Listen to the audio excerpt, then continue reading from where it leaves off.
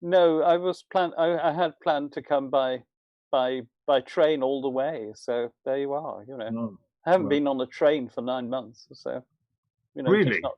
Well, going to London is not a good idea at the moment. Hmm. Hmm. So, which has a lot of drawbacks, of course.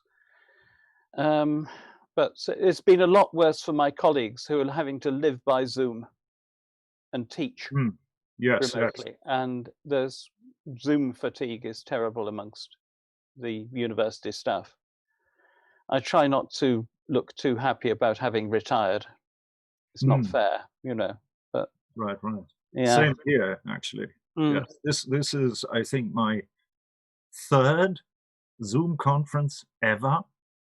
mm, So considering that, I feel, that this is going very well, actually. yes. So far, fingers crossed.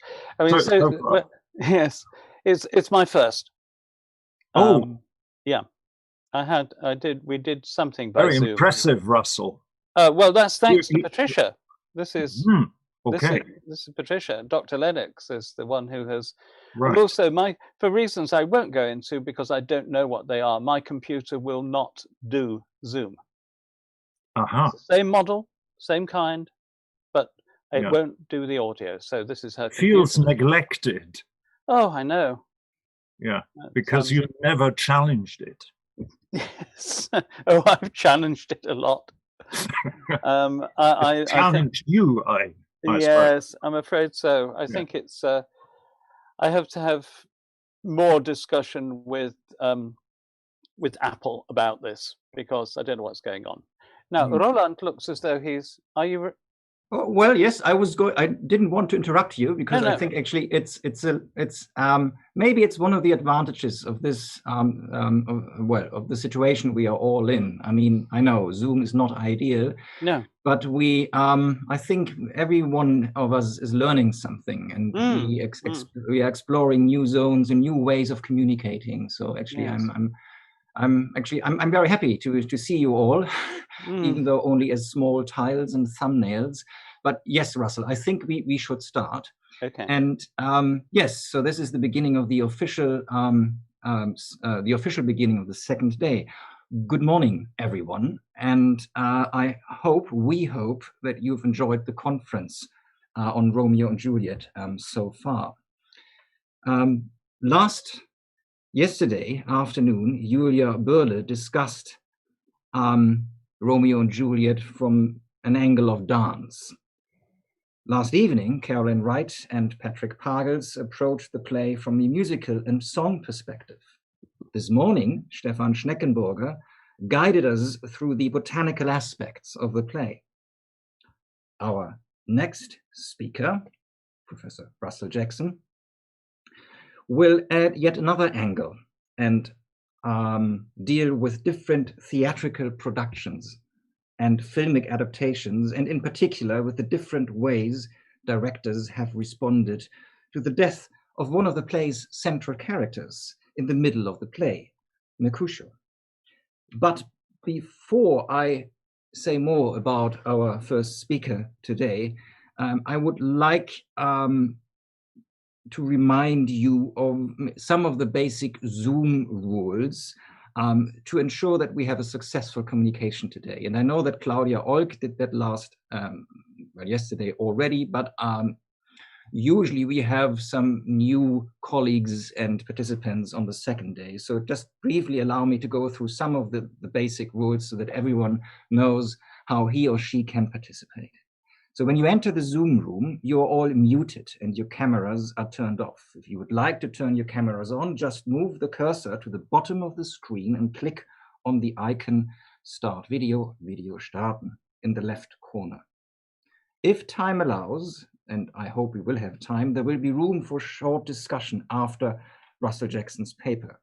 If you would like to ask a question, please click on the blue hand symbol, which you find at the bottom of the Teilnehmer participants window. Again, move the cursor to the bottom of the screen, click on Teilnehmer, and then on either Hand heben, raise hand, or depending on the device you have, Zuschauern gestatten, die Hand zu heben, which is rather confusing, but I think that's one of the options actually to raise your own blue hand. Before you ask, and this is very important now, before you ask your question, please unmute your microphone first. And again, you find that on, at the bottom of the screen on the left-hand side, Audio ein. Afterwards, after you've asked your question, please mute yourself again. You can also ask a question via the chat function, also at the bottom of the screen. If you need help, please send a short chat message and we will try to help. And maybe another note regarding what you actually see and how you see what you see on the screen. There are two viewing modes. In the top right corner, you find the symbol Ansicht. And if you click on that, you can change between the Galerie modus, Galerie Ansicht, the gallery view, and the speaker view. So if you would like to see the speaker in full, whoever is speaking in full, then you would have to activate the Sprecheransicht. And I would also like to take the opportunity and the moment right now to extend our thanks to the technical team. First and foremost, Udo Nauber from the Culture Care Company in Weimar, who's listening to us, who's ensuring that we can actually communicate. So at this point, I really would like to thank and extend my warmest thanks to Udo Nauber, but also to actually my three assistants who are also on various days and different days either here on Zoom or who have actually answered a few questions on the technical hotline. These are Sarah Tuckwell, Jan Willing, and Marvin Kruse. Thank you very, very much. I'm very grateful to welcome and announce our first speaker for today, Professor Russell Jackson from the University of Birmingham. He is Emeritus Professor of Drama at the Department of Drama and Theatre Arts and one of the leading figures in research on the relationships between text and performance of Shakespeare's plays. Professor Jackson received his PhD with a monograph on Pictorial Shakespeare, 1880 to 1890, a study of major London productions. From 1978 to 2004, he was first a fellow and then director of the Shakespeare Institute before joining the Department of Drama and Theatre Arts as Allardyce Nicholl Chair in 2004. He retired in 2016. There is really not enough time to mention even only the most prominent research interests and publications of Professor Jackson. Hence, I will only give you a hopefully representative selection. Apart from critical editions of plays by Henry Arthur Jones and Oscar Wilde, Professor Jackson has authored and edited a number of what have now become standard works on Shakespeare on stage and screen. To name only a few: the Cambridge Companion to Shakespeare on Film, 2000, the Oxford Illustrated History of Shakespeare on Stage, co-edited with Jonathan Bate, 2001, in addition of Romeo and Juliet in the Shakespeare at Stratford series under the New Arden imprint, 2003, Shakespeare Films in the Making, Vision, Production and Reception, Cambridge University Press, 2007, Theatres on Film, How the Cinema Imagines the Stage, 2013, Shakespeare in the English-Speaking Cinema and the Oxford Shakespeare Topic Series, and Shakespeare in Theatre, Trevor Nunn, 2018. And these are just a few titles. His most recent work, however, is due to come out, as Russell told me, any day now, the Cambridge Companion to Shakespeare on Screen. Professor Jackson is currently working on a study of Noel Coward's work as a playwright, drawing on the extensive archive material in the Cadbury Research Library in Birmingham. For many decades, Professor Jackson has also worked as text advisor on many stage and radio productions as well as films, most prominently with the honorary president of our society, Kenneth Branagh, but also with other directors such as Oliver Parker and John Madden. He's also acted as advisor to many theatrical productions and worked with actors like Judi Dench, Michael Pennington, Ian McKellen, Tom Hiddleston, Derek Jacobi, Jude Law, to name only a few. And, as I learned from somewhere, Russell Jackson's favorite line from Shakespeare is not from Romeo and Juliet, but from Hamlet. Let be. Dear Russell Jackson, now I will ask you not to let be, but to let go, and to talk about Romeo and Juliet in performance, energy, pace, and the Mercutio factor. The stage is yours. Thank you. And I'll share the screen. Yes. There we go. Thank you very much, Laurent, for a very generous introduction. And it gives me a great pleasure to be in what I think we should call virtual Weimar. It's a strange set of circumstances for us all, and I'm very impressed by the way it's been overcome by my colleagues here, and of course my colleagues who are present there, so to speak, virtually. I'm going to be talking about Romeo and Juliet, as the title says, so I won't repeat it. And this is a combination of thinking about productions, other people's productions I've not been involved in, but also some productions I have been involved in. And there are 3 of those, and I'll mention those as we go along and as is appropriate. But I've been struck for a long time, especially since my involvement as a kind of dramaturg, and at least in the English version of that, meaning somebody who is allowed to stay in the room and drink the coffee, of the problem that occurs in the second half of the play. It's what in terms of Broadway musicals is called second act trouble. And it comes, I think, from the fact that the play changes very radically after the crisis, obviously it does in terms of the narrative, but also in terms of pace, in terms of kind of writing. And for a play that is so capacious and has so many exciting variations of kinds of writing, there's a danger, I'm afraid to say, of audience attention flagging. I do think that happens, and I've seen it happen, and I've been involved in discussions about it. But I want to start by just reminding ourselves, in case we needed reminding, and I've just got to find I have to click on there we go. Of the cliches about the play, it's a play that has, this Hamlet is a man in black, he talks to himself and he holds a skull. Romeo and Juliet is a balcony play. Hence this New Yorker cartoon recently, you have a mouse named Juliet. But also that balcony, which is not mentioned in the play as a balcony, it's a window, it's above, is part of what you could call the Romeo and Juliet imaginary. Of course, it's there with a cigar adverts. I'm rather pleased that Google provides us not only with the Romeo y Juliet cigar label, a wonderfully 19th century romantic version, but also with a warning about the dangers of smoking them.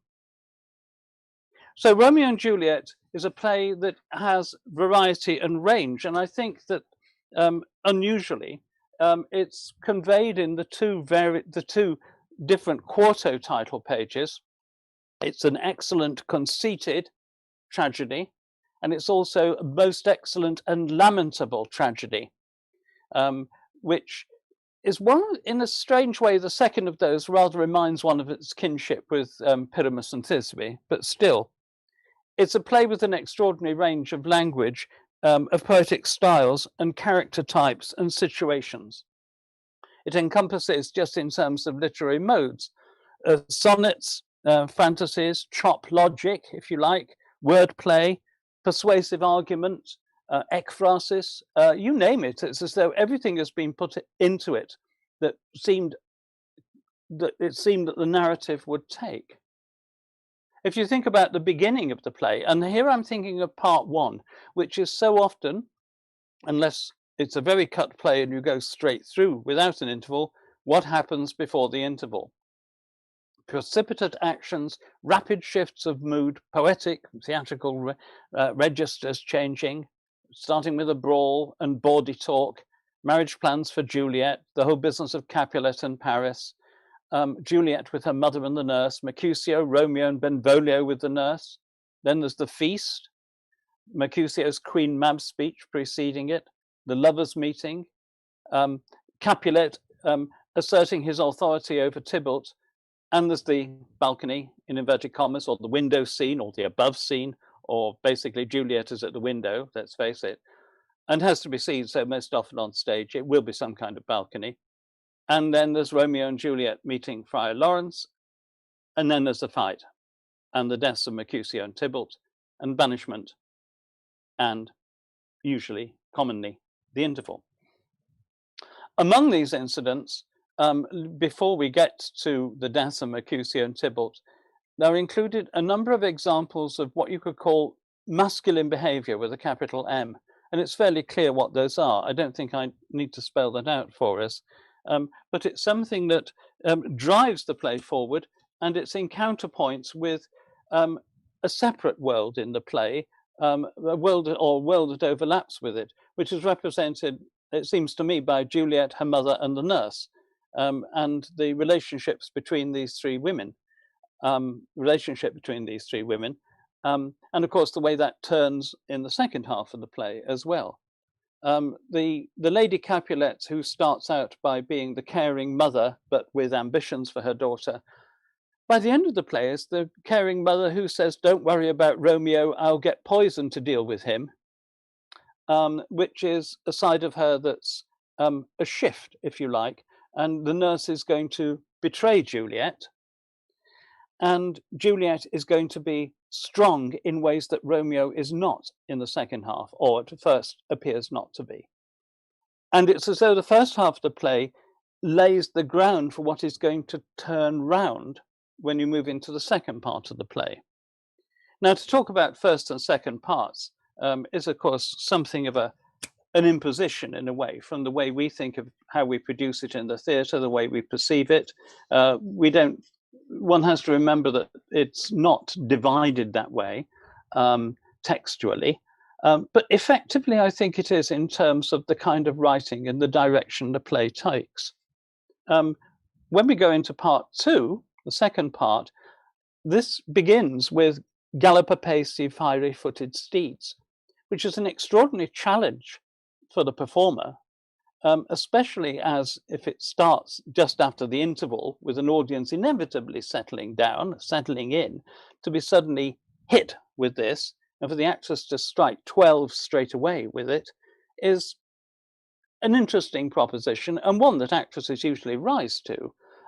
But it does indicate a degree of a kind of tension, a sense that we start this scene knowing something that the speaker does not know and is about to be told, and it takes us into another plane.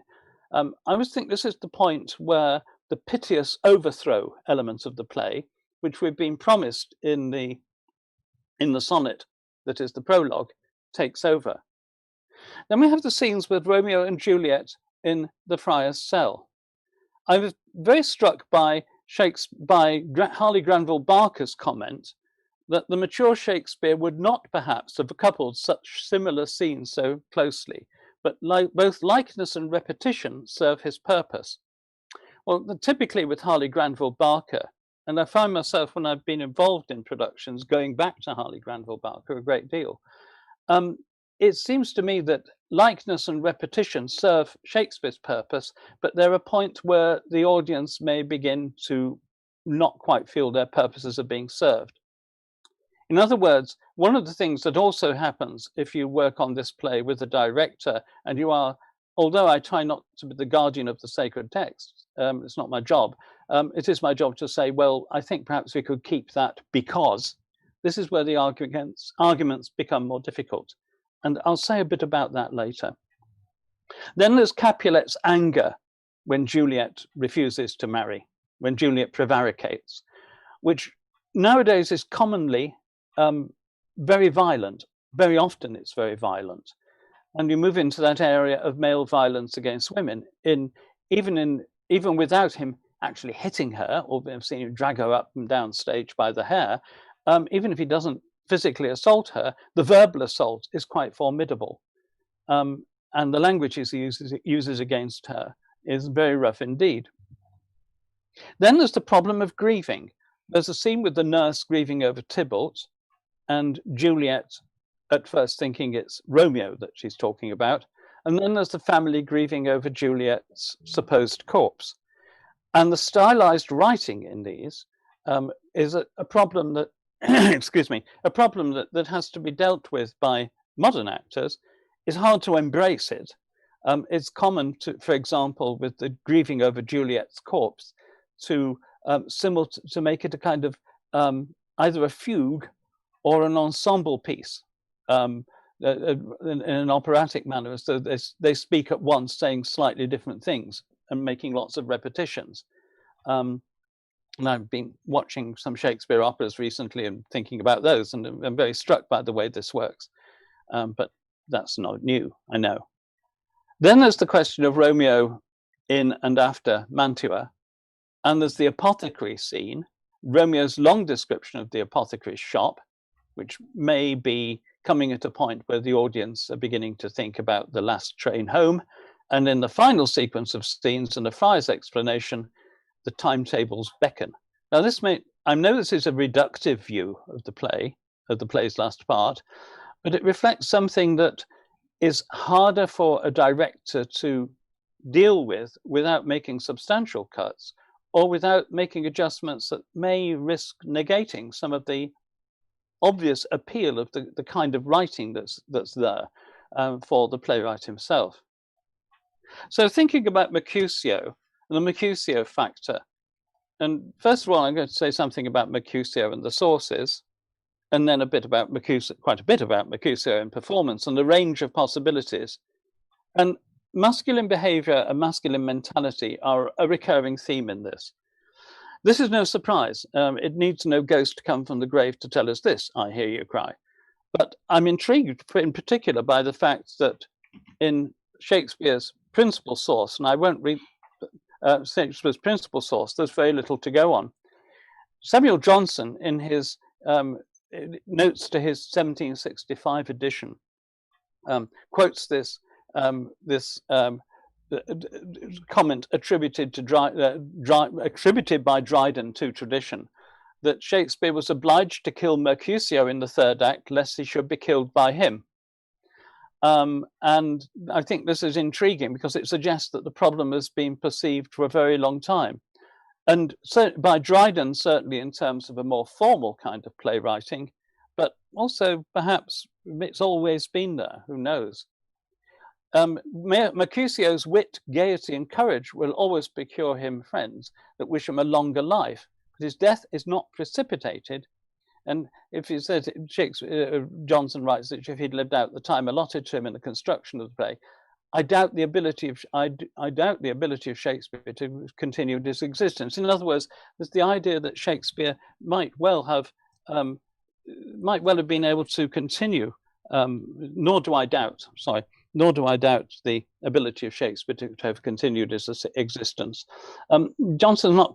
I get a feeling here Johnson is not quite sure what to make of this character at this point in the play, and characteristically, he deflects things a little bit by bouncing the idea off Dryden. Michael Pennington, who's one of the most acute critics of the play from an actor's point of view, has interesting comments about the lovers existing in a mocking world. And again, I'm not going to read through the whole of this quotation, it's there, but I think it's intriguing that he comments on Mercutio's obsessive debunking, wit, gaiety, and courage. Sorry, I beg your pardon, that's Johnson. His obsessive debunking of romance and the petit guignol, as distinct from grand guignol, of the apothecary. Now, this is something comes from Pennington's own experience as an actor. Indeed, his remarkable book, Sweet William, 20,000 Hours with Shakespeare, is one of the most entertaining books about Shakespeare published very recently. But there's a sense in which Mercutio, as part of a mocking world, has a particular quality in it, and it comes from that gaiety that Johnson had referred to. Now, I said that the sources for the play gave Shakespeare very little to go from. And it's intriguing that this extraordinary character is based on a reference which in Arthur Brooks' poem Romeo and Juliet amounts to this, more or less. What we learn is that Mercutio had cold hands. It's an extraordinary piece of information. It's not the first thing you'd ask about a chap, but still.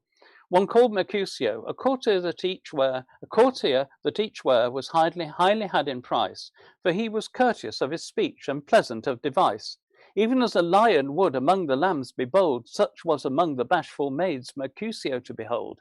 With friendly gripe he seized fair Juliet's snowish hand, a gift he had that nature gave him in his swathing band, that frozen mountain ice was never half so cold as were his hands, though ne'er so near the fire he did them hold. Well, he's a ladies' man, but he has very cold hands. And Juliet is sitting between the two men, between Romeo and Mercutio. And this distinguishing mark goes for nothing in either the novella sources or indeed in Brooks' poem. It's very peculiar, and certainly it's not referred to by Shakespeare. It's the last thing he says, or it's the last thing he doesn't say. So Hazlitt, writing in the early 19th century, in 1817, writes in Characters of Shakespeare's plays, the character of Mercutio in this play is one of the most mercurial spirited of the productions of Shakespeare's comic muse. One of the most important studies of Mercutio is that by Joseph Porter, Shakespeare's Mercutio, in 1980. And I just summarized here, rather than quote directly, some of the points that Porter makes. He's an equivocal figure. He's named after the messenger of the gods. He's a psychopompos who leads souls into the next world, and is also a symbol of liminal states and equivocal sexuality. Now, liminal states and equivocal sexuality have been explored in a number of productions, and in a few moments I'll be coming with illustrations. Don't worry, this won't be all text on screen, which is the most boring version of PowerPoint, but never mind. There'll be pictures in a few moments, and so we'll go to a point. But the liminal states and the equivocal sexuality have attracted quite a number of actors and directors. But they also seem to be a way of, again, producing a turning point in the play, a sort of, not an axis on which the whole play turns, but a change of direction, an ingredient that's not otherwise present or not explicitly present. The range of possible Mercutios I just thought I'd represent by a couple of images. And I should apologize now for the fact that most of the images I'm using are from Royal Shakespeare Company productions in Stratford. This is a simple reason of availability. And as a result of not being able to get into the Institute's library in Stratford, or indeed not to mention the Birthplace Trust, I haven't been able to range very far beyond these in pictorial evidence that I know anything about. So I must apologize for that. I know other Romeos and Juliets are available, and one of them will feature later in this talk. But just to represent the range, Roger Allam at the RSC in 1984 was a notably urbane Romeo, really persuasive. Here with the nurse, the kind of man that the nurse would refer to as a gentleman, even if he's a bit rude. Tim McInerney at the RSC in 1991 was loutish, as you can see from the way the nurse is being treated by him. And this is what you might call the other extreme of the Mercutio range. On the one hand, the elegance and the courtier-like behavior of Mercutio, at least partly, the ability to use words wittily, and on the other hand, this misogynistic dimension. The courtier-like version was for long the predominant one, if only because the other would not be available and would not be acceptable. Here in 1750, in Garrick's production of the play, and again, more of that later, is Henry Woodward, very much the gentleman Mercutio, the debonair man about town, elegant, witty, and it's a line that is reflected, and that approach to the play, it's reflected in a lot of comment. Coleridge, quite typically for Coleridge, I think it's fair to say, develops the theme in a very eloquent way. It's very hard to quote bits of Coleridge without quoting a whole paragraph of Coleridge. But nevertheless, within this, having said, how shall I describe that exquisite brilliance and overflow of youthful life wafted on over the laughing wavelets of pleasure and prosperity, waves of the sea like a wanton beauty that distorted a face on which she saw her lover gazing enraptured, had wrinkled her surface in the triumph of its smoothness. You think, well, he's having a pretty good go at trying to describe it. And with ever wakeful fancy, busy and procreative, courage, an easy mind that without cares of its own was at once disposed to laugh away those of others and yet be interested in them, these and all congenial qualities, melting into the common copula of all, the man of quality and the gentleman, with all its excellencies and faults. It's as a sort of introduction for a lecturer to be a hard one to follow, and this was a lecture by Coleridge, but the idea is the man of quality and the gentleman who can do all this, that Coleridge is saying, I can't really describe him, but I'll have a good go at it. And some performers in the early 19th century exemplified that, notably Charles Kemble as Mercutio, which could easily be mistaken for a picture of Charles Kemble as Benedick, because the two were very often placed side by side. Of the popular characters on stage, Mercutio and Benedick had, in this interpretation, very similar qualities. Shaw was dissented from this, George Bernard Shaw. And Shaw refused also to accept Benedick as being an exemplary wit and gentleman. Perhaps the most difficult character in the play, as far as finesse of execution goes, is Mercutio. We see Mercutio in his first scene as a wit and fantasist of the most delicate order.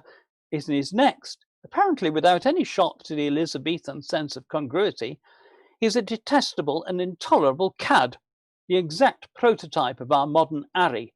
And Ari is a lower class cad, a rude boy, so to speak, not in the modern sense, in the 1890s. So Shaw refuses to accept that Beatrice and Benedick, for example, are witty and admirable characters. They're not ladies and gentlemen, gentlemen and ladies. So I'm going to move rapidly forward into some Romeo and Juliet performances and some Mercutios within them.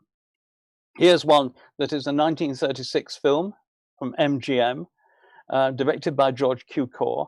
On the left-hand side of the screen, you have the press book. Now, this is very big. This is an elephant folio book of, I'm trying to indicate this within the screen, but you know what I mean. It's very large. And it was distributed to the distributors of the film and the exhibitors of the film. And like a lot of press books, which are very valuable things, it describes exploitation, which is Hollywood speak for publicity. And it's the world's greatest love story becomes your guaranteed box office attraction when backed by exploitation. And of course, it has the balcony, and so does the cover of the published script of the film. Rather handy thing to have. And in it, in the film, MGM goes to town on producing the kind of opulent historical spectacle that MGM enjoyed doing and which the 19th century theatre only wished it could do.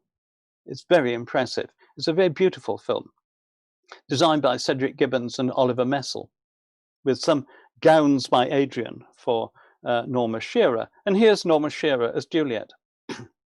Problem number one, Norma Shearer as Juliet is in her mid to late 30s and is unremittingly unconvincing, I think, as the young girl straight out of the father's, whatever she'd been in, straight out of the house, the coming of age party.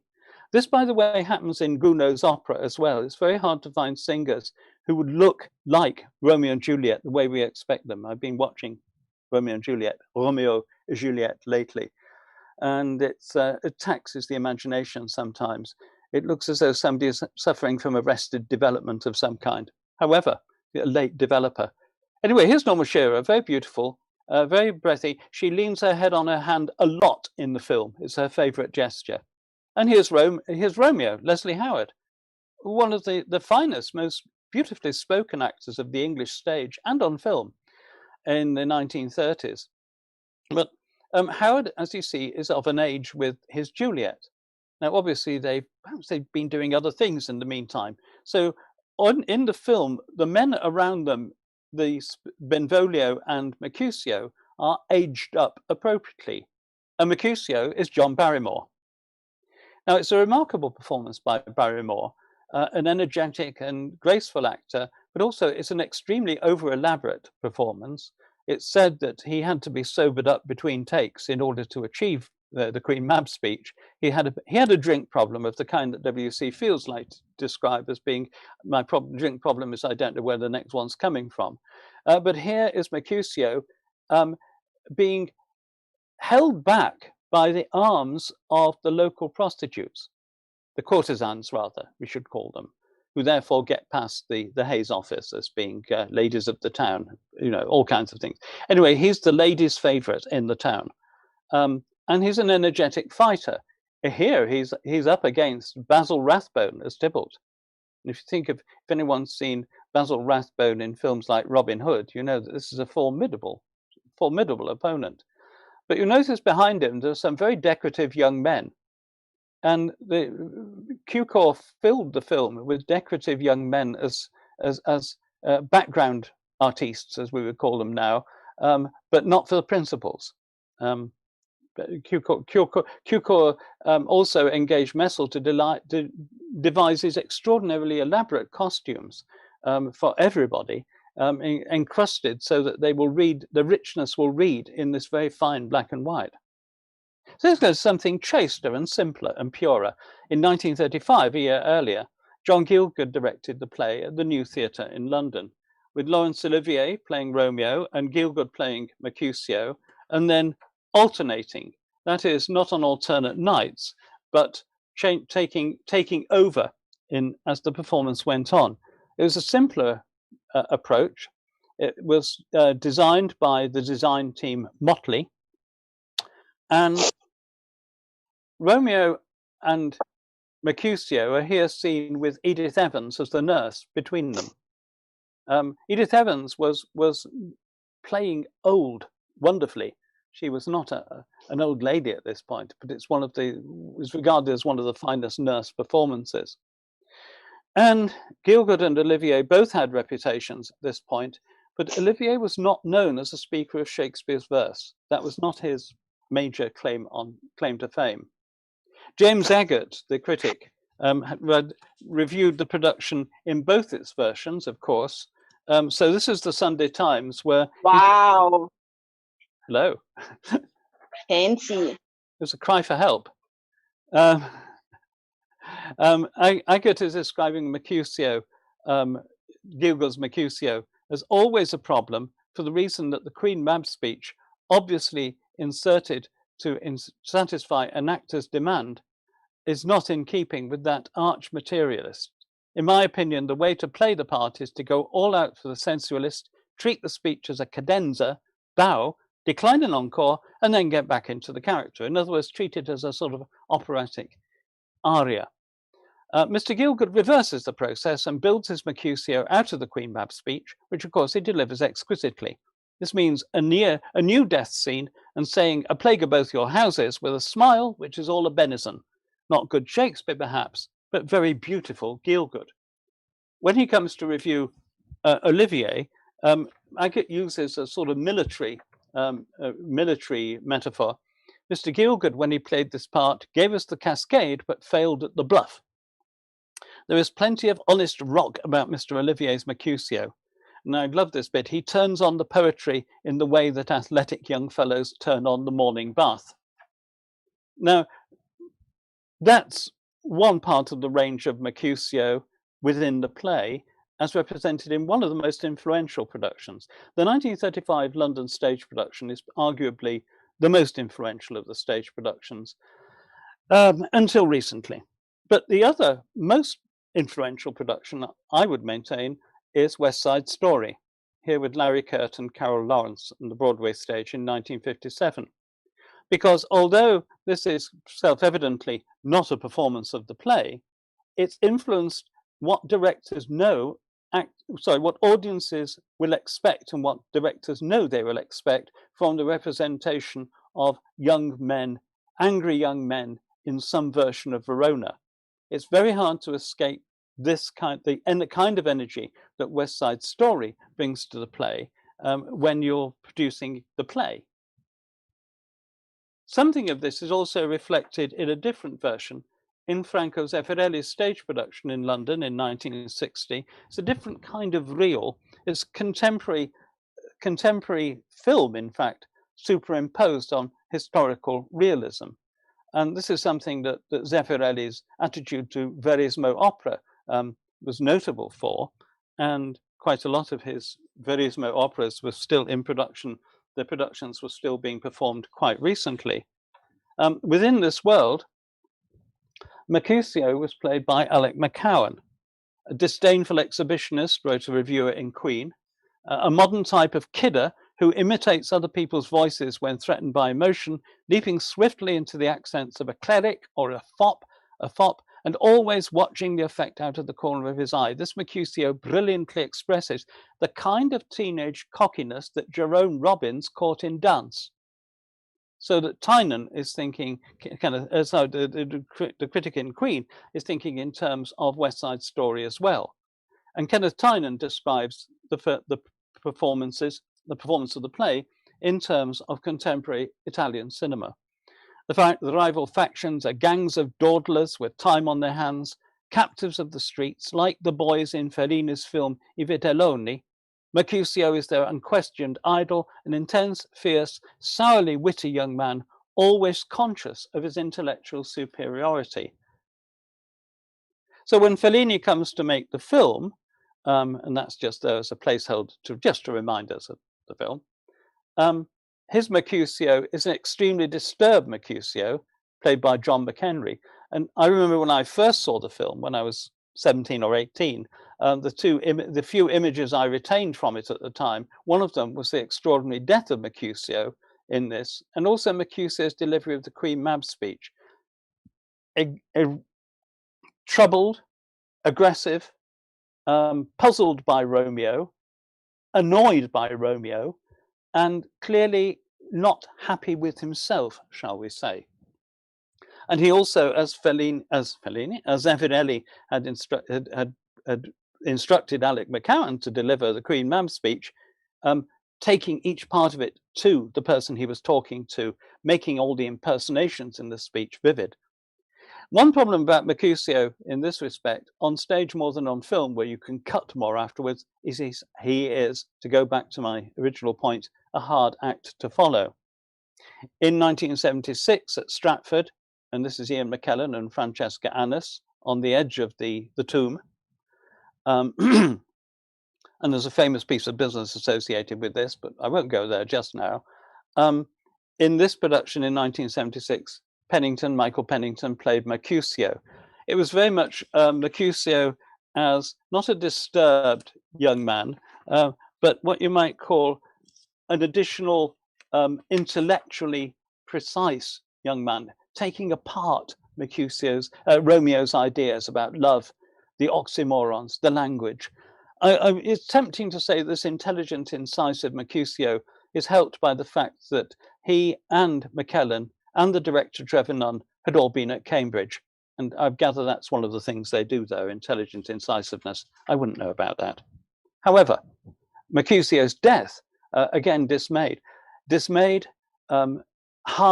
it hard to believe what's happened to him as much as angry. Here surrounded by the other young men in what can only be described as a great display of mid-1970s haircuts. We'll move on. So more anti-romantic Veronas, hints of A Clockwork Orange, two versions of La Dolce Vita, without its accent, I'm afraid, a Latin American fantasy, and Karin Bayer's Teenagers in Love, which for me is one of the most memorable productions, if only I could remember more of it. In Stratford in 1980, Ron Daniels' production, is designs by Ralph Coltai, was very much a production in which the world we were in was not post-apocalyptic, but certainly post almost anything representing the Italian Renaissance.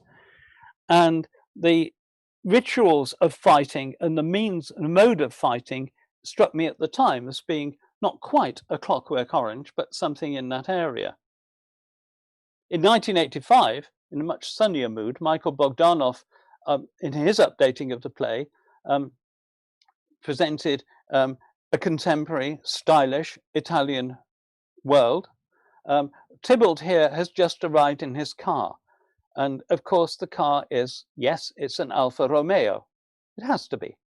And Tybalt, Hugh Quashie in leather, is challenging Mercutio, Michael Kitchen, who is intensely hungover. One of the nice touches that when he came on, he took a glass of wine and then dropped an Alka-Seltzer into it, which is one of those things that's guaranteed to make an audience express shock. And the fight was comic, but it's a comic fight that turns tragic. And this brings me back to another Mercutio element. Mercutio's death, Mercutio's dealing with Tybalt, precipitates the tragedy, is also hinges on a turn from comic to tragic, from formal Mercutio's mockery of Tybalt into something that's very dangerous and very frightening. And by the end of the first part of the play, we've already reached the end of a tragedy in some respects. Oh yes, and then there's the lovers. I'd forgotten about them. This is just a reminder because this is so well known. But in Luhrmann's film in 1996, in Verona Beach, this imprecisely located Latino and Latina city, Mercutio, here's the back of his car, is of course, on occasion can be an outrageous liminal character, shall we say. Go back to the business about the ambivalent sexuality. It's not that there's ambivalent sexuality about the Mercutio performance itself. It's just that he does turn in an impressive drag act, which typically for Luhrmann is juxtaposed in this moment at the party with one of the many, many devotional images. So for Catholicism and weirdness, Luhrmann takes you a long way. And here's where I come to Karim Bayer. And this is an homage, and I think a lot of us will remember this. I saw it in Bochum, and it was one of those productions where you think, I'd never thought of the play this way, and I want to see it again. And unfortunately, I didn't. Romeo. As for balconies, well, there you are. Romeo and Juliet on their trapezes, very impressive. But at the end, and I've quoted here. I haven't been able to get access to the British reviews of the play when it came to London, but here I will not shame myself by repeating this to you. You can see what's there, but I'm very impressed by the fact that Wilhelm Hauptmann, in his review in Shakespeare Jahrbuch, and also in his book on Shakespeare in Germany, refers very specifically to aspects of the performance that I find particularly interesting.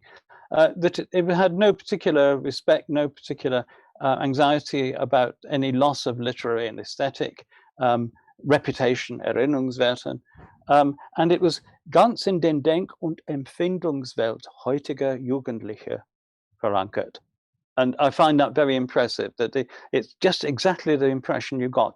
Even if you were not yourself one of these young people in that world, the play was convincingly fixed in it, with a great gain in energy from the lovers, which is very important.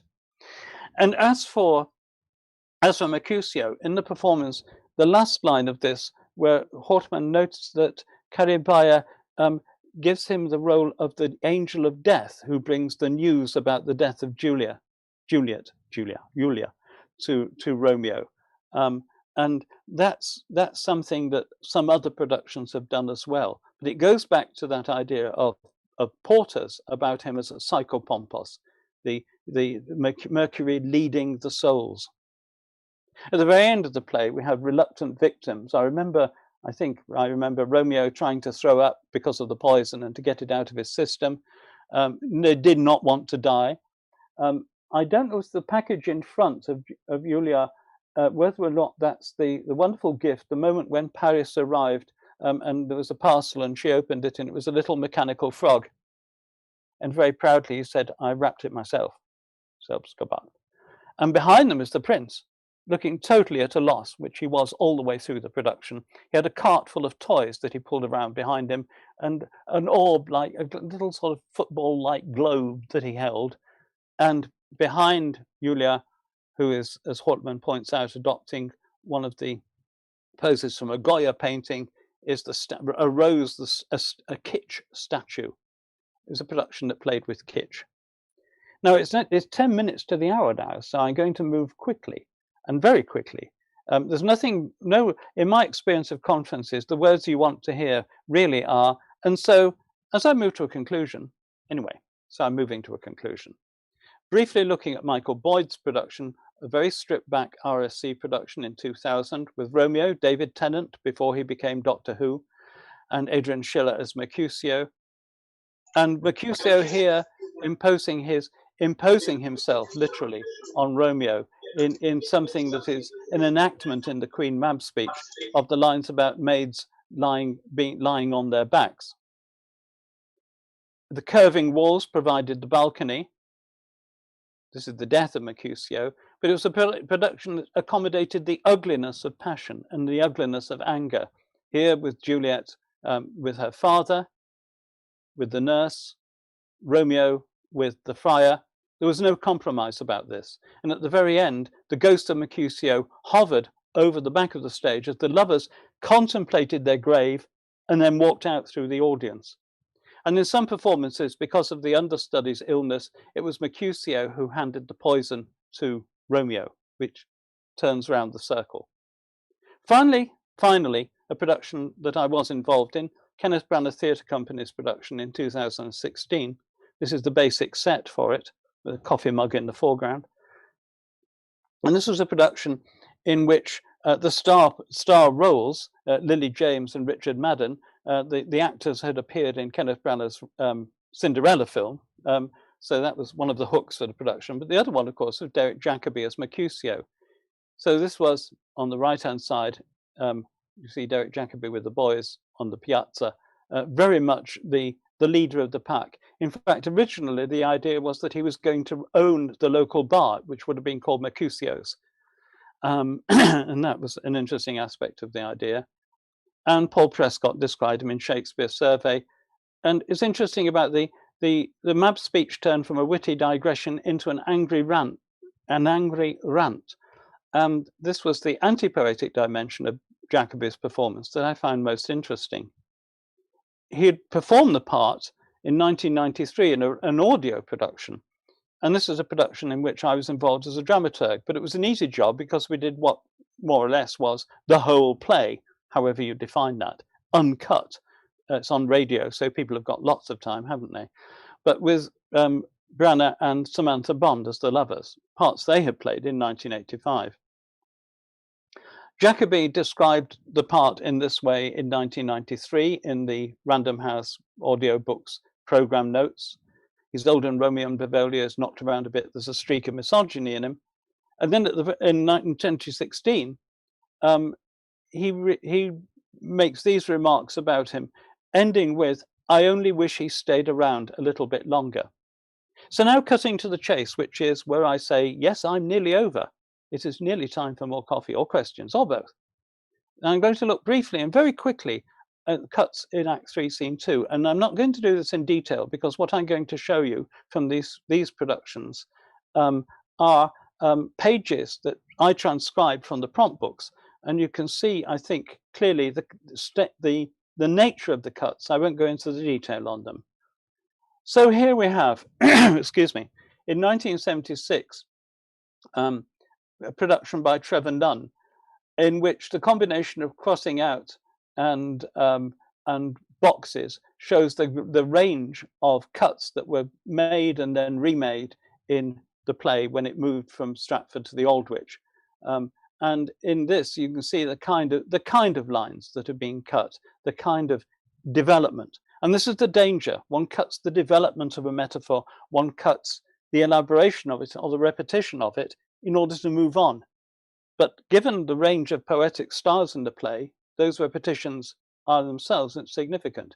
But you can see on the top left-hand side here, page 174, both the production both in Stratford and in London cutting a chunk of Juliet's speech.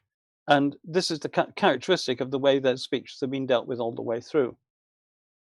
My favourite example of a cut to the chase is Garrick's Drury Lane production in 1750, where Garrick brings the lovers together in the final scene. It's because you're not going to waste time on not having them do a proper death scene together. And my favourite lines in this, my favourite line in this is that when Romeo has suddenly remembered, oh dear, I took the poison, I'd forgotten all about that. Fatal speed, drank poison, kissed thy cold lips, and found within thy arms a precious grave. But in that moment, oh, and Juliet says, did I wake for this? With, I always think, some degree of indignation. Something similar, by the way, happens in Gounod's very efficient opera. And here's Garrick and Garrick and Juliet. Her name escapes me, just Mrs. Bellamy, in that scene. I don't know if this is the moment where, I think it's the moment before Romeo tells her that he's actually taken the poison. They're living in a very, what looks like a very desirable residence as tombs go, it has to be said. Finally, in the final scene, these productions, RSC 1973, 76, and the Kenneth Branagh Company one. And this is where you really are up against the time, up against the moment when people are going to be shifting in their seats. So how much of the explanation do you want? How much can an audience take? The audience knows everything. The actors on stage, the characters on stage, don't know everything, except for the friar, of course, who has discovered things. So these cuts are typical. You can see that's a relatively light cut of the play.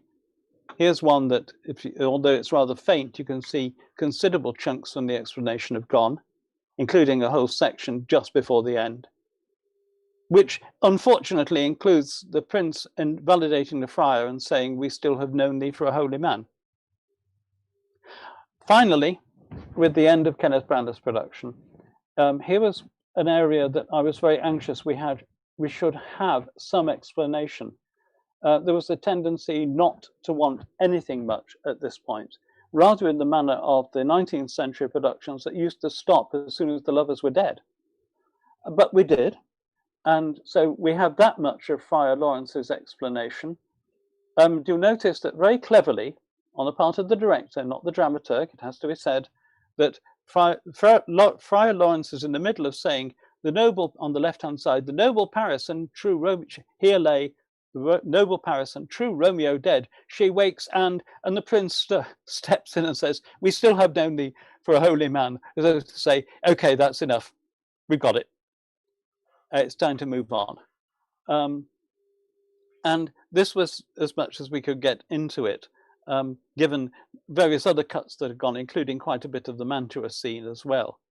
But I think it was intriguing to find that with what you could describe as the conditions, I'm afraid to say, of a West End theatre and the condition of actually needing to make cuts, this is the part of the play from which most was removed. In other words, most of the second half of the play. And my experience of looking at other productions has been that this has been the case for a very long time. And perhaps if we go back to what Dryden quoted, that Shakespeare may well have regretted losing Romeo and thought that he had to lose him rather than lose himself. But Mercutio, that would change the plot.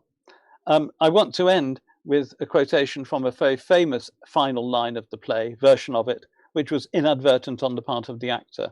I think it's attributed to one or two actors.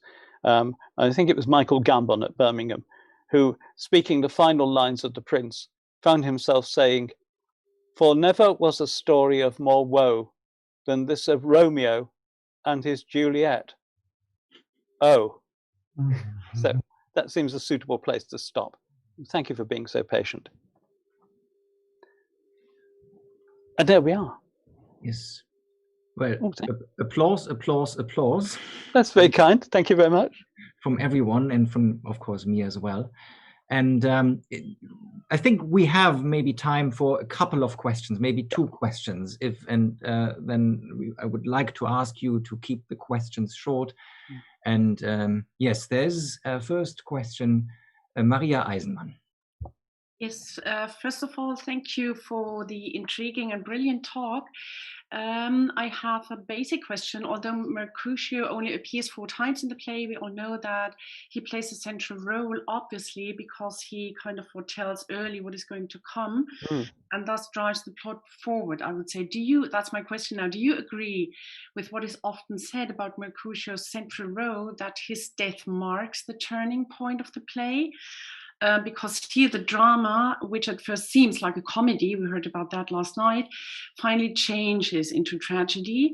First question. Second one, how is this, or how do you see this implemented in the adaptations you mentioned? No, I think you're absolutely right about the business of it being the turning point in the play. There's no question of that. I think it's a way of thinking about it is when you start finding the sources of comedy in the second part of the play, where they do exist, they're of a different kind. Yeah. And oddly enough, one of them is the description of the apothecary, which is a sort of comic scene. So I think comedy leaves the play with Mercutio to a great extent. And oddly enough, and I find myself keeping saying this, when Juliet thinks the nurse is talking about Romeo, not about Tybalt, the situation might have been a comic situation, a mistaking, but of course it's not. It's a tragic mistake and a devastating one. So I think, yes, Mercutio, it's as though the removal of Mercutio also turns the dial on comedy and tragedy quite radically. Thank you. Thanks. Yes, actually, I have a question, and maybe that's then because I see no other hands, blue hands or real hands or texts. Just out of curiosity, because when you talked about the Trevor Nunn production, 1976, and you showed that still with Ian McKellen, you mentioned you're referring to a piece of business that you... Oh, yes, and I should have done that. Very simply, this was a production in which Juliet, as Romeo embraced Juliet, and as Romeo was dying just before the moment, as he took the poison, you saw her arm moving behind his back. She had her arm round his back, and as he took the poison, you could see it. And that's been done in a number of ways. I thought this was a very clever way of getting enough of the Garrick ending as you'd want without, did I wake for this? But that's what it was, and it was very fine. And of course, that was a production with a pseudo-Elizabethan stage. There was no all the staging questions about the final scene we don't have time for, but there are many, including what the geography of the stage should be, either in Shakespeare's theatre or in ours. But this was one where it was simply a hole in the stage, which creates its own problems and opportunities. Well, thank you once again very much, Professor Jackson, Russell, for... Not Patricia Lennox, no. And Patricia Lennox. Thank you, Patricia. Yes. For this very illuminating talk. And unfortunately, yes, we do not have time for more questions or maybe for talks over coffee. I mean, this is one of the drawbacks of the situation. And we will be moving straight on to our next speaker. And so we need half a minute or so, maybe, to change the co-host rights and to have Angelika Zirker share her screen with us. Okay, thank you very much and goodbye. Auf Wiedersehen.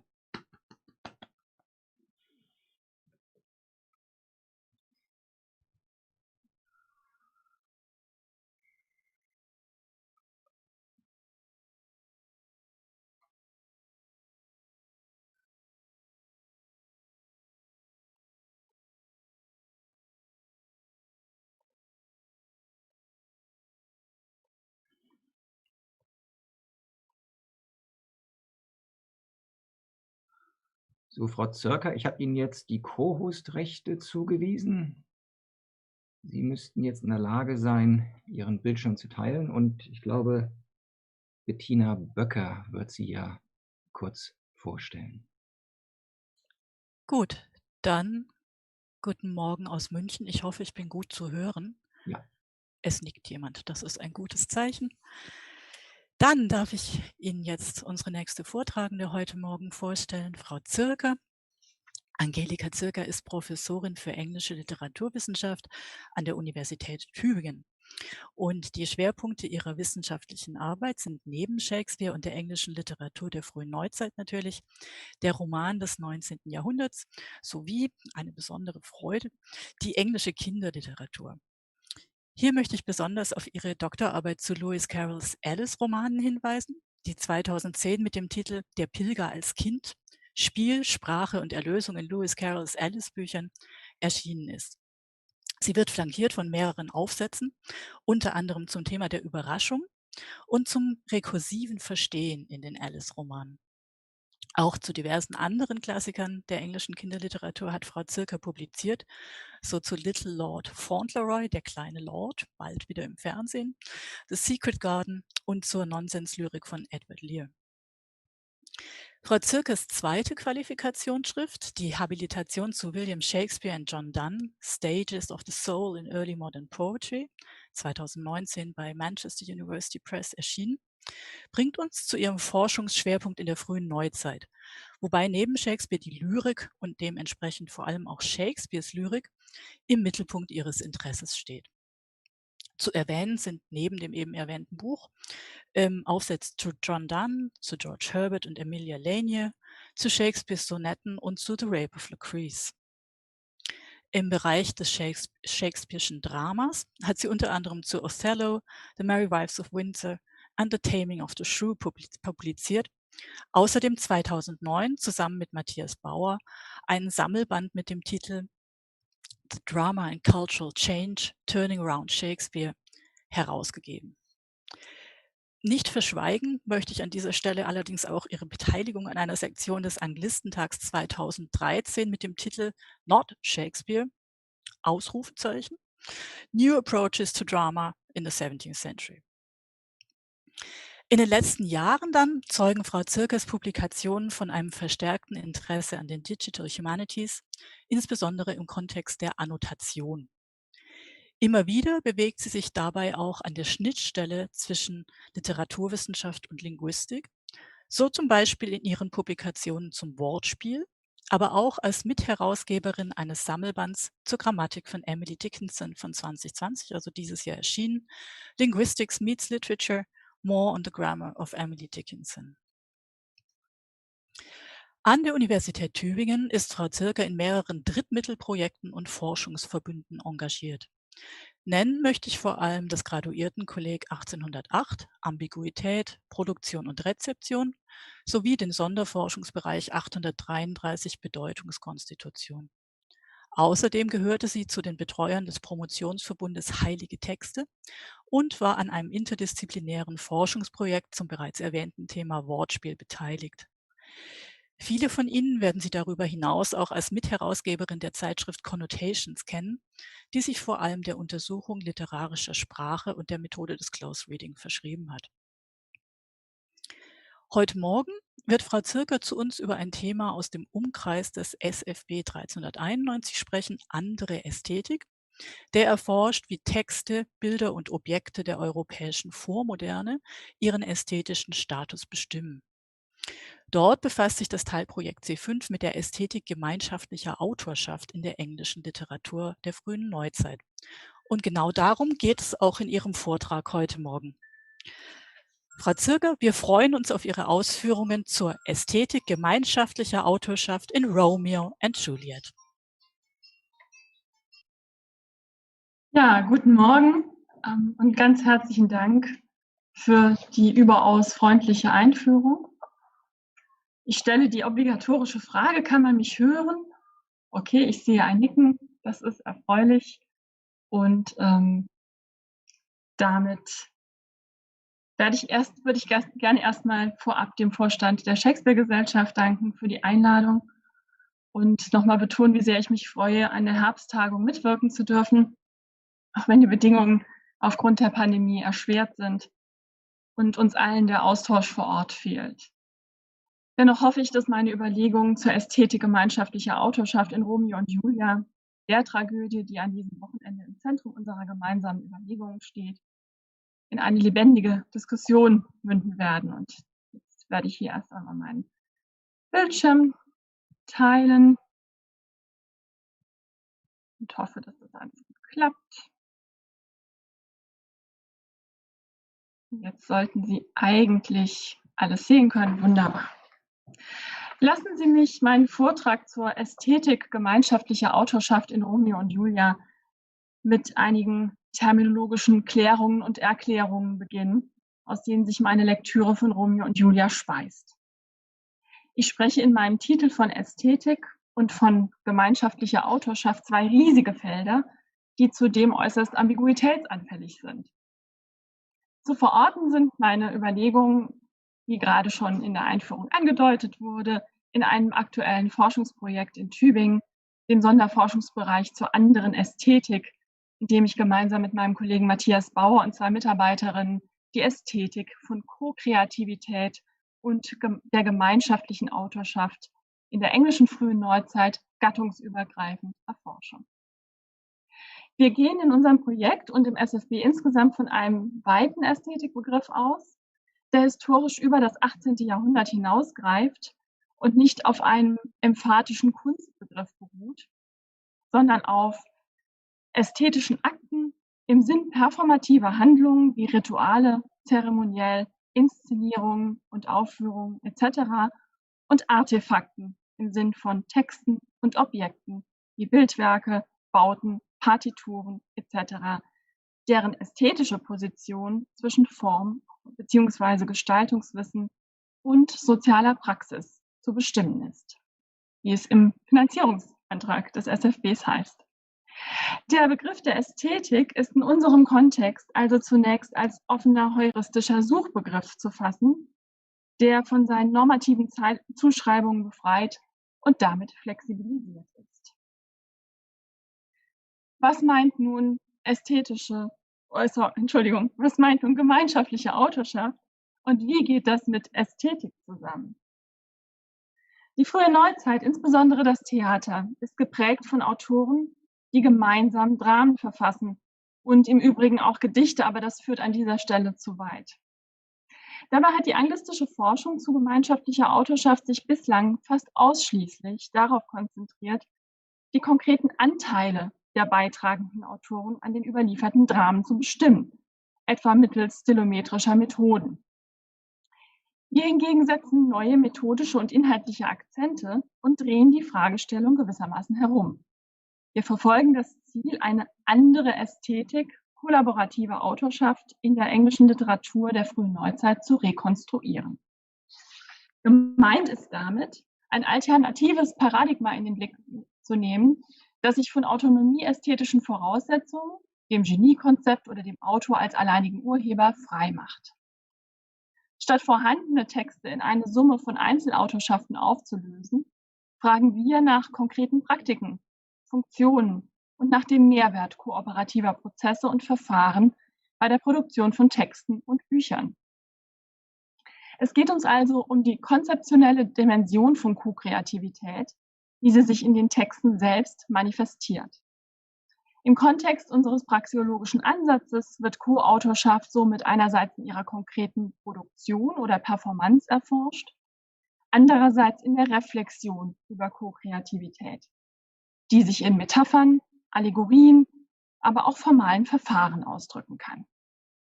Reflexion bezieht sich dabei auf gemeinschaftliche Produktionsvorgänge auch in Texten, die nicht manifest von mehreren Verfassern stammen.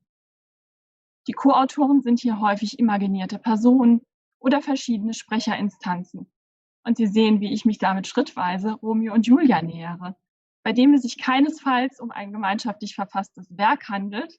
Ich möchte an dieser Stelle also keine Debatte anstoßen, wie es sie um so viele andere Shakespeare-Dramen gibt, in dem aber prominent eine Ästhetik gemeinschaftlicher Autorschaft reflektiert und umgesetzt wird.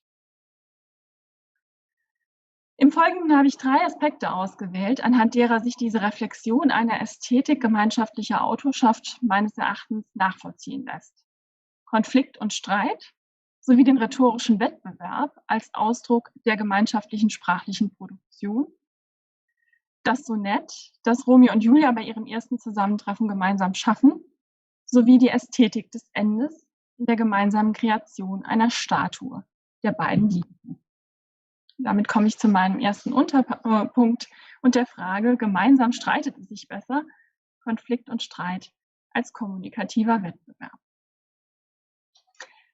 Wir lernen bereits im Prolog zur Tragödie, dass wir es mit einer Geschichte zu tun haben werden, die in Verona spielt, wo zwei verfeindete Familien, die Foes im Prolog, from ancient grudge break to new mutiny.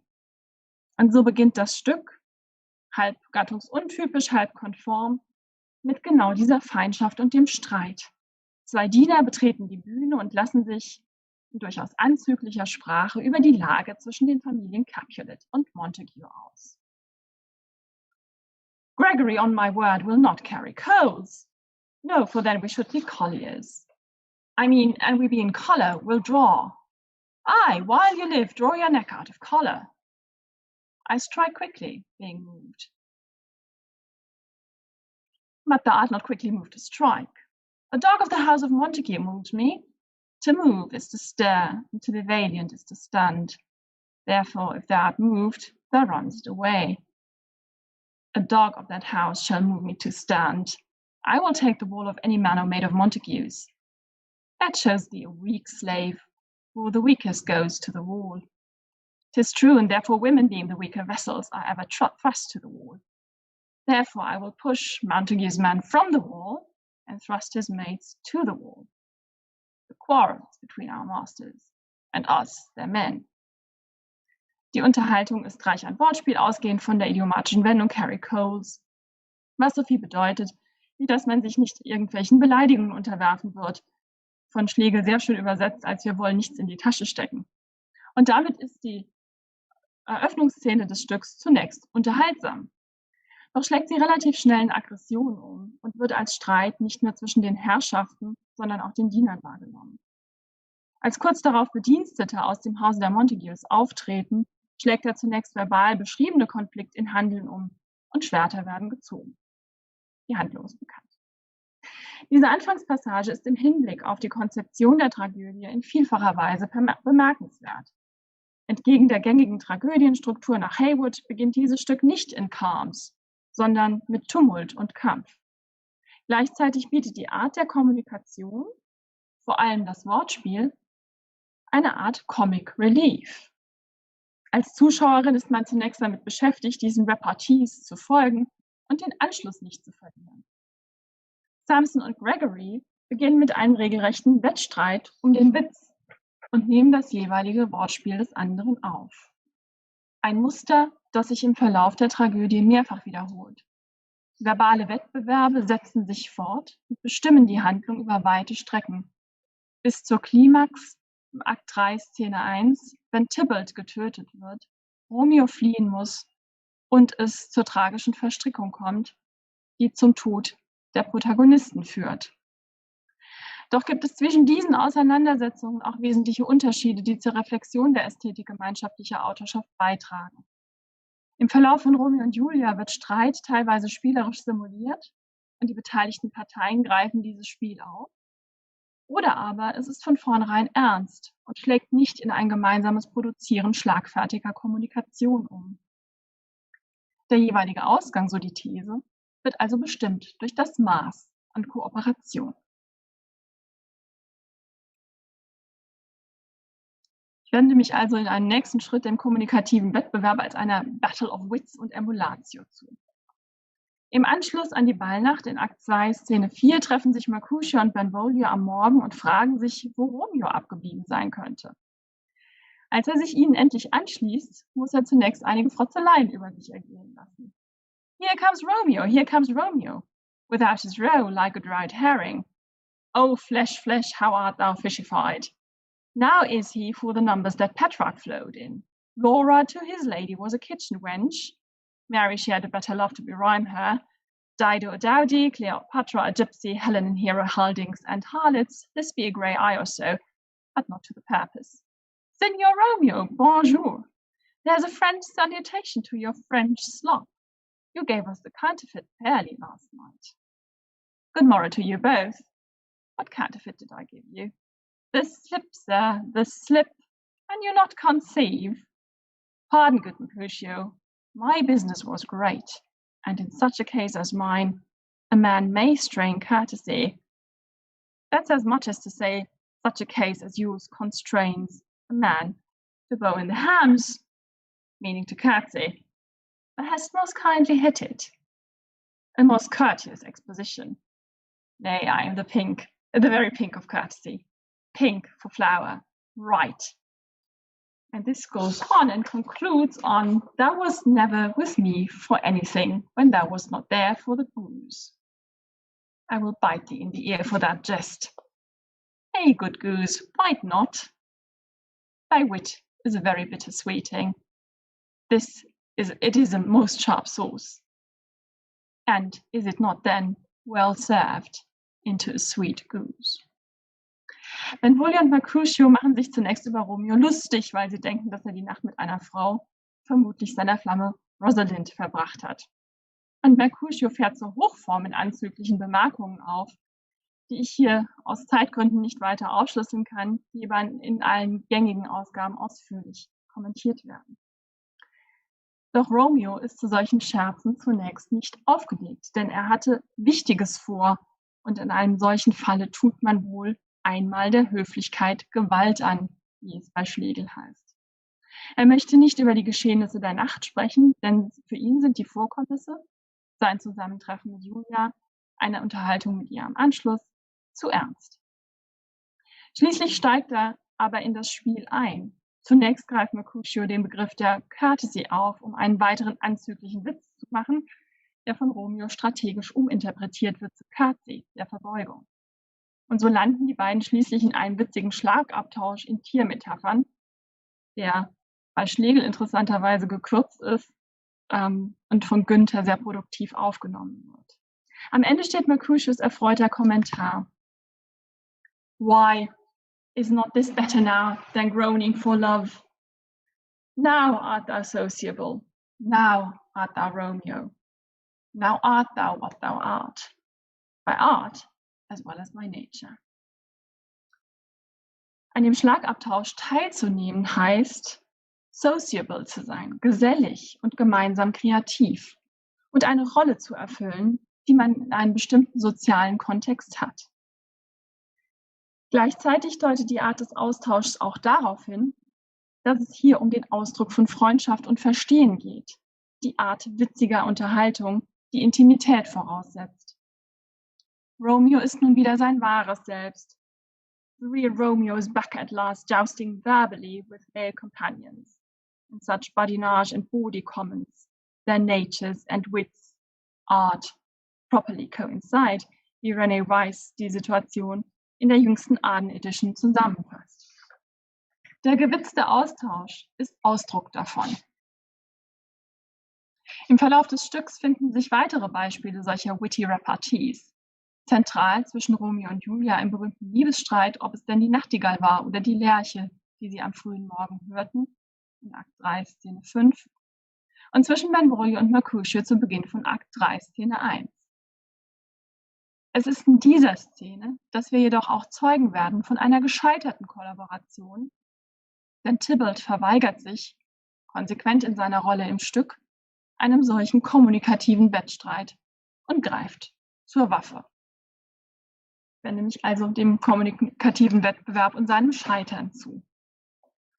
In Akt 3, Szene 1, kurz nach der Hochzeit Romeos und Julias zum Ende des zweiten Akts, sind Benvolio und Mercutio gemeinsam unterwegs und setzen ihre gemeinschaftlichen Frotzeleien fort, wobei Benvolio warnend spricht und Mercutio auffordert, sich lieber zurückzuziehen.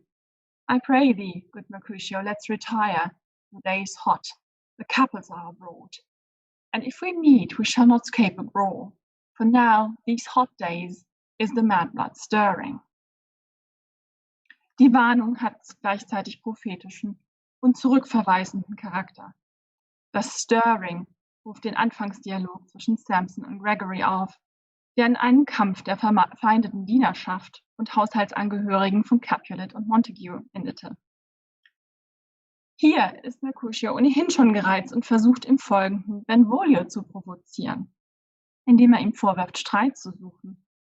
Er spiegelt also seine Selbstcharakterisierung auf einen Charakter, der sich ja gerade durch seinen guten Willen auszeichnet, Benvolio. Es ist kein Zufall, dass Shakespeare hier einen neuen Charakter gegenüber seiner Quelle von Arthur Brooke einführt, der als Kontrast zum unter dem Einfluss Merkurs stehenden Mercutio fungiert, wie wir von meinem Vorredner gehört haben, der sich eben durch seinen lebendigen Witz, aber auch durch seine Sprunghaftigkeit auszeichnet. Mercurial wird im OED definiert als born under the influence of the planet Mercury, lively, quick-witted, volatile, sprunghaft also. Und so kommt es trotz der erneuten Warnung und Charakterisierung Benvolios so, wie es kommen muss. And I were so apt to quarrel as thou art, any man should buy the fee simple of my life for an hour and a quarter. The fee simple, oh simple. Enter Tybalt, Petruchio, and others. By my head, here comes the Capulets. By my heel, I care not. Follow me close, for I will speak to them. Gentlemen, good e'en. A word with one of you. And but one word with one of us. Couple it with something, make it a word and a blow. You shall find me apt enough to that, sir, and you will give me occasion.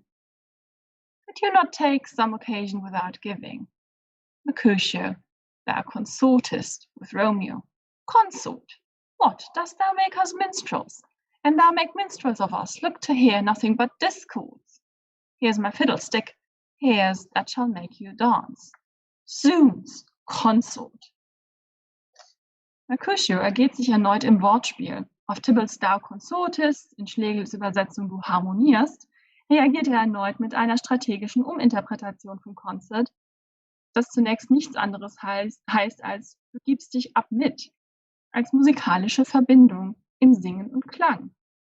To combine in musical harmony, to play, sing or sound together, nach der OED-Definition. Das hiermit eröffnete semantische Feld der Musik wird von ihm weiter verfolgt mit Fiddlestick und Dance, doch in provozierender Absicht. Tybalt bleibt davon jedoch zunächst völlig unberührt und konzentriert sich darauf, dass nun das eigentliche Subjekt seines Zorns die Szene betritt, Romeo. Well, peace be with you, sir. Here comes my man. But I'll be hanged, sir, if he wear your livery. Marry, go before to field, he'll be your follower. Your worship in that sense may call him man. Romeo, the love I bear thee can afford no better term than this. Thou art a villain. Tybalt, the reason that I have to love thee doth much excuse the appertaining rage to such a greeting. Villain am I none, therefore farewell. I see thou knowest me not. Boy, this shall not excuse the injuries that thou hast done me. Therefore turn and draw. Mercutio reagiert erneut mit einem Wortspiel, in dem er man als Diener disambiguiert. Tybalt hingegen ist gänzlich auf Romeo fixiert und beschimpft ihn. Thou art a villain, ein Lump nach Günther oder Schurke bei Schlegel. Es kommt eben nicht zum gewitzten Schlagabtausch, sondern zur Beleidigung.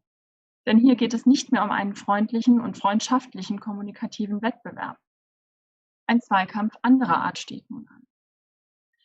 Romeo verweigert sich eben dieser Auseinandersetzung und äußert sich in einer Weise, die sich in dramatischer Ironie nur den Zuschauern erschließt. In der Tat hat Romeo nun nach seiner heimlichen Vermählung mit Julia Grund, Tybalt als Familienmitglied zu lieben. Und in der Tat kennt Tybalt Romeo nicht. Doch erneut zeigt Tybalt sich nicht kooperativ. Der verbale Wettstreit kommt nicht zustande. Es fehlt überhaupt die Basis für die freundschaftliche Verständigung und die Szene endet im Zweikampf. Zunächst zwischen Tybalt und Mercutio, der tödlich verletzt und schließlich von Romeo gerächt wird.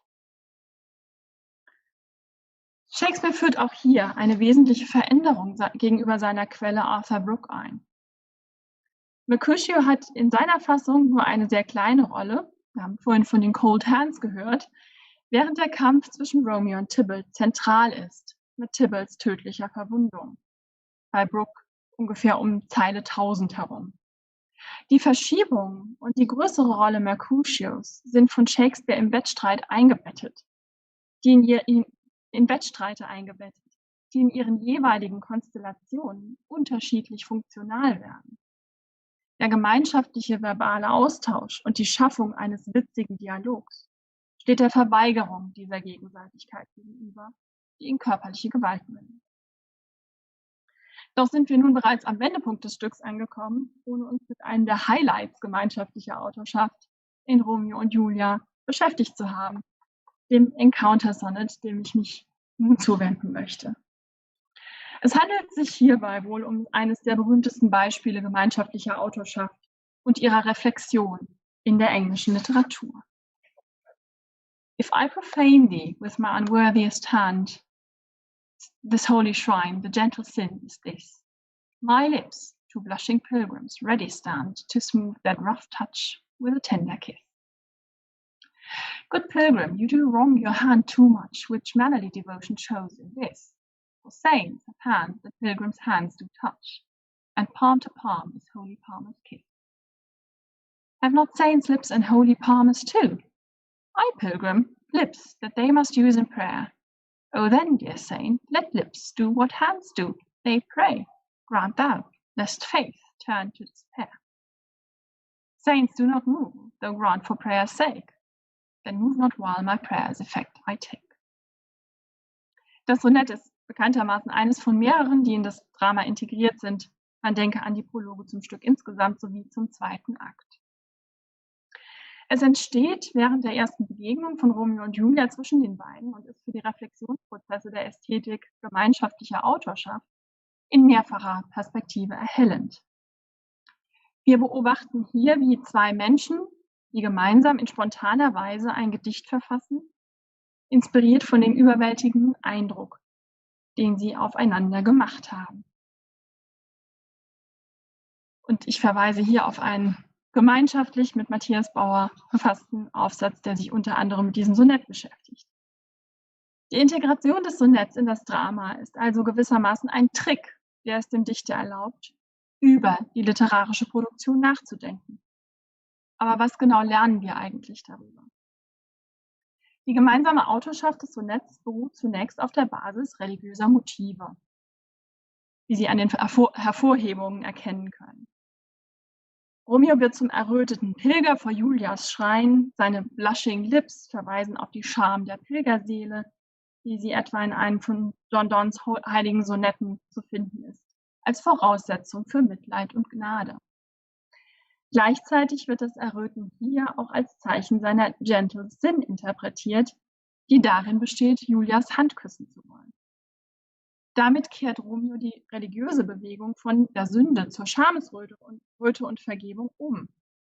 Er möchte vielmehr den umgekehrten Weg gehen, von der Scham zur Sünde. Zudem erhöht er Julia in die Position Gottes, den er darum bittet, ihn vor der Verzweiflung zu bewahren. Ähnlich dem Sacrum Commercium von Glaube und Gnade handelt es sich auch hier um ein Geben und Nehmen mit der Bitte um Gnade und der Wirkung des Gebets. Passivität und Aktivität sind auf beiden Seiten vorhanden. Julia wiederum greift die Motivik auf und erinnert ihn im folgenden Quartett des Sonetts an die Voraussetzung für die Gnade, das Gebet. Schließlich wird der Chiasmus am Ende von Grant thou, thou grant, and not move, move not, zur ikonischen Repräsentation des gegenseitigen Gebens und Nehmens. Gebet und Gedicht basieren auf dem mündlichen Austausch. Lips do what hands do. Und damit verweisen die beiden Autoren des Sonetts auf die Ambiguität von Lippen und Händen, die so zum metapoetischen Kommentar über die gemeinschaftliche literarische Produktion. Ein weiterer metapoetischer Verweis findet sich in der Anspielung auf eines der zentralen Konzepte von Sir Philip Sidneys Apology for Poetry aus dem Jahr 1586, der schreibt, "Moving is of a higher degree than teaching." Romeo und Julia verweisen mehrfach darauf, dass sie gerade nicht bewegt werden wollen. Schließlich nimmt sie die Rolle eines unbeweglichen Pilgerschreins ein. Doch zeigt das Sonett gleichzeitig ihre innere Bewegung, die es ihnen ermöglicht, die Form des Sonetts zur Perfektion zu bringen, indem sie es gemeinsam erschaffen. Und Romeo deutet ihre Haltung letztlich so witzreich, dass sie während des seines Kusses stillstehen muss. Then move not. Die Gattung des Sonetts trägt dabei wesentlich zur gemeinschaftlichen Autorschaft bei. Aufgrund seiner antagonistischen Grundstruktur, 2 Quartette und der Synthese im Paarreim zum Schluss, kann es hervorragend zwischen 2 Sprechern aufgeteilt werden. Das Sonett als Form wird somit ebenfalls zum Co-Autor des Gedichts und die Form erlaubt es den Liebenden somit, ihren Gedanken und Gefühlen Ausdruck zu verleihen. Der Antagonismus mündet schließlich in Einverständnis. Damit zeigt Shakespeare die Motivation der dichterischen Form. Er bettet das Gedicht in ein Drama ein, um zu zeigen, wie die Lyrik aus dem Leben heraus entsteht, und zwar insbesondere aus einem Leben, in dem Gedanken, Gefühle und Worte zusammengebracht und geteilt werden. Inwieweit diese Implikationen der Form Auswirkungen für die Tragödie im Ganzen haben mögen, ist eine bislang unbeantwortete Frage. Aber lassen Sie mich genau mit diesem Ausblick zum Ende des Stücks kommen. Und zur Ästhetik des Endes und der Versöhnung im Tod. Aufgrund der unglücklichen Verstrickungen im Verlauf des 4. und 5. Akts kommt es zur Katastrophe, die beiden Liebenden sterben und sie werden den Verbliebenen zur Warnung. Es ist letztlich aber auch der Tod, der die Versöhnung der verfeindeten Familien ermöglicht, wenn nicht gar zur Notwendigkeit macht.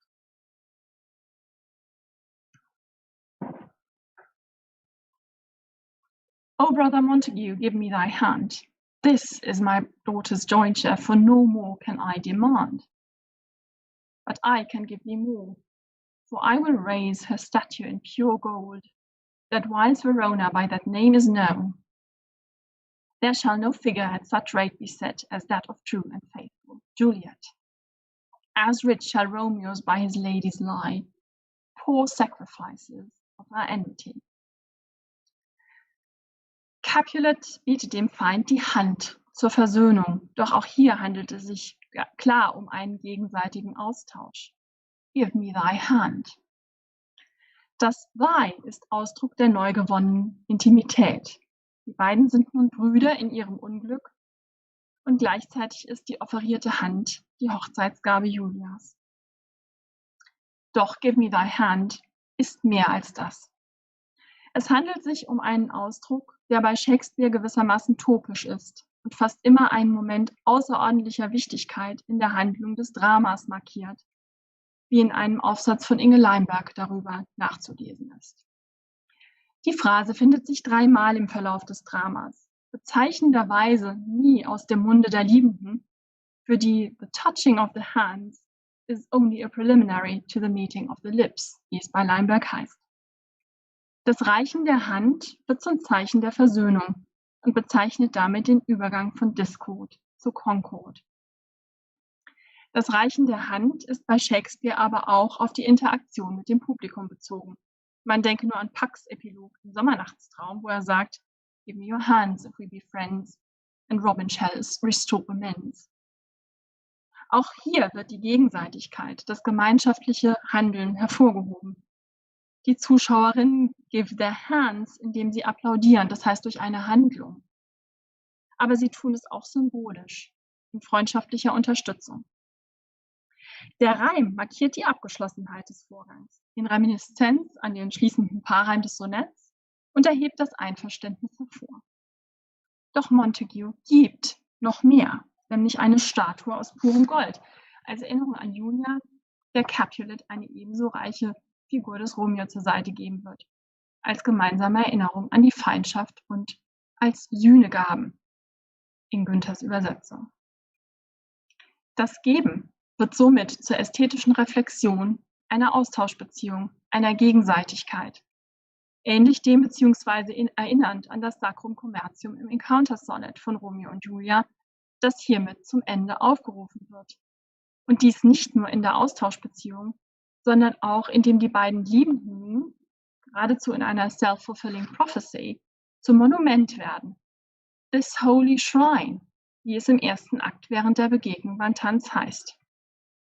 Nun ist es nicht mehr Julia allein, die zur Statue wird, sondern sie wird es mit Romeo gemeinsam.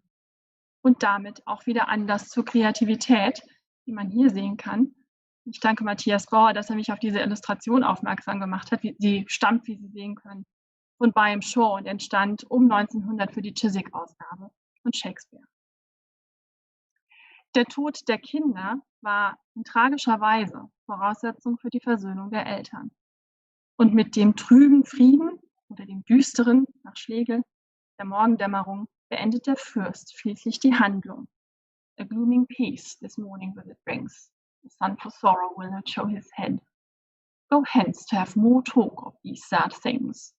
Some shall be pardoned and some punished. For never was a story of more woe than is of Juliet and her Romeo. Romeo und Julia werden zur Geschichte, zum Talk of these sad things, zur Story. Und sie übertreffen alle anderen Liebestragödien, alle Stories of woe, denn nie gab es mehr Leid als für sie. Sogar die Sonne scheint nicht vor Sorge und Leid. Und Tübingen schließt sich gerade an. Mit der Story werden sie aber auch zum Anlass gemeinschaftlicher Autorschaft zwischen den Vätern, die gemeinsam ein Monument errichten, zwischen den Bewohnern Veronas und für uns. In Romeo und Juliet finden wir zahlreiche Reflexionen darüber, wie gemeinsame Autorschaft gelingen kann und auch wie sie scheitert. Grundlage ist ein gemeinsames Verstehen, die verbale Interaktion, die teils spielerisch, teils ernst ein Wort oder ein Motiv aufnimmt und es thematisch integriert, ein Thema weiterspinnt, gemeinsam etwas schafft. Das Misslingen ist damit verbunden, dass nicht mitgespielt wird, dass eine Entspannung der Situation nicht mehr möglich ist und danach auch gar nicht gesucht wird, wie wir am Beispiel Tybballs sehen konnten. Vor dem Hintergrund der Frage nach der Ästhetik gemeinschaftlicher Autorschaft könnte man Romeo und Julia also auch als Handlungsanweisung für gelungene Kommunikation lesen. Nur wenn man sich aufeinander einstellt, kann man weiterkommen und erfolgreich gemeinsam etwas schaffen. Doch Kommunikation, etwa die Überbringung entscheidender Nachrichten und Briefe, kann auch an äußeren Gegebenheiten scheitern, die jenseits des Einflusses der Beteiligten liegen.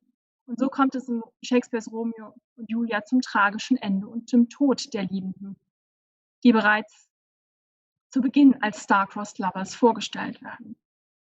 Doch bei einem Schmerz à la Woe zeigt das Ende auch die Versöhnung und das Fortleben der Liebenden in der Kommunikation. Sie sind eine Geschichte geworden, eine Story. Und solange sie erzählt wird, leben die beiden fort. Damit werden auch wir, die Leserinnen und Zuschauerinnen, in den gemeinschaftlichen kreativen Prozess involviert. Wir verfolgen das Schicksal und das, obwohl wir von Anfang an wissen, wie es ausgehen wird. Wir leiden mit, wir hoffen, wir bangen und wir trauern am Ende mit den Charakteren und um die Charaktere des Bühnengeschehens. Wir sind Teil der gemeinschaftlichen Kommunikation, untereinander heute und, so die Hoffnung, auch in Generationen nach uns. Und mit diesem optimistischen Ausblick in unseren trüben Zeiten danke ich Ihnen für die Aufmerksamkeit und freue mich auf die gemeinsame Diskussion.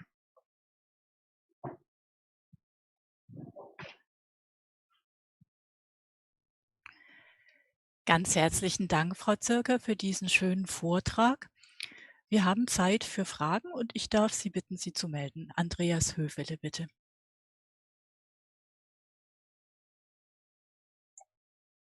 So, ja, vielen Dank, Frau Zirker, für Ihre Analyse von Kommunikationsverläufen in diesem Stück, diese sehr genauen Lektüren einzelner Passagen. Wo ich ehrlich gesagt ein grundsätzliches Problem habe, ist die Übertragung auf die höhere, auf die Meta-Ebene. Das heißt, bluntly put, was hat das mit Autorschaft zu tun? Etwa in diesen Streitdialogen, diesen Battles of Wits, die Sie im ersten Teil Ihres Vortrags vorgestellt haben. Wo ist Autorschaft hier nicht rein metaphorisch verwendet von Ihnen? Das heißt, ist jeder Dialog ein Dialog, also auch, sagen wir, Alltagsdialoge, ein Dialog unter Autorinnen bzw. Autoren. Ich sehe nicht, dass diese Dialoge irgendwie zwingend als Metadialoge, das heißt als Dialoge über Gelingen von Dialogizität oder gar als Metadialoge zur Frage von Autorschaft zu lesen sind. Am naheliegenden, am nächstliegenden, denke ich, ist das Autorschaftskonzept auf das geteilte, also gescherte Sonett der beiden Liebenden zu beziehen.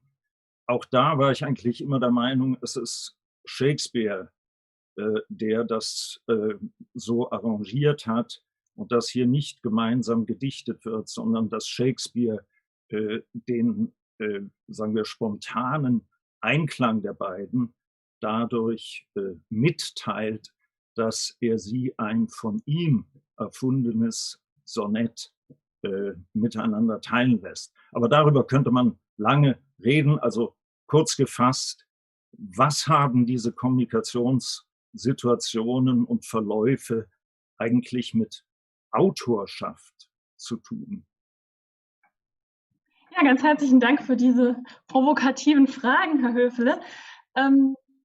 Ich denke, ich würde hier zum Beispiel im ersten Schritt keine Generalisierung vornehmen. Also ich würde nicht sagen, alle Dialoge in Shakespeare sind Ausdrücke von Autorschaft.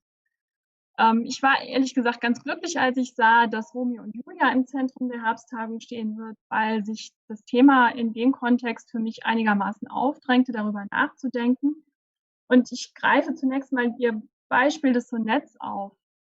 Wenn wir im Theater sitzen oder auch das Stück lesen und die beiden reden miteinander, denken wir ja nicht, das ist jetzt Shakespeare, der das gemacht hat, sondern für uns ist in dem Moment der Inszenierung oder der Lektüre, glaube ich, relativ eindeutig, dass das zwei Menschen sind, die gerade aufgrund des Eindrucks, den sie aufeinander gemacht haben, miteinander ein Gedicht entwickeln und kreativ werden.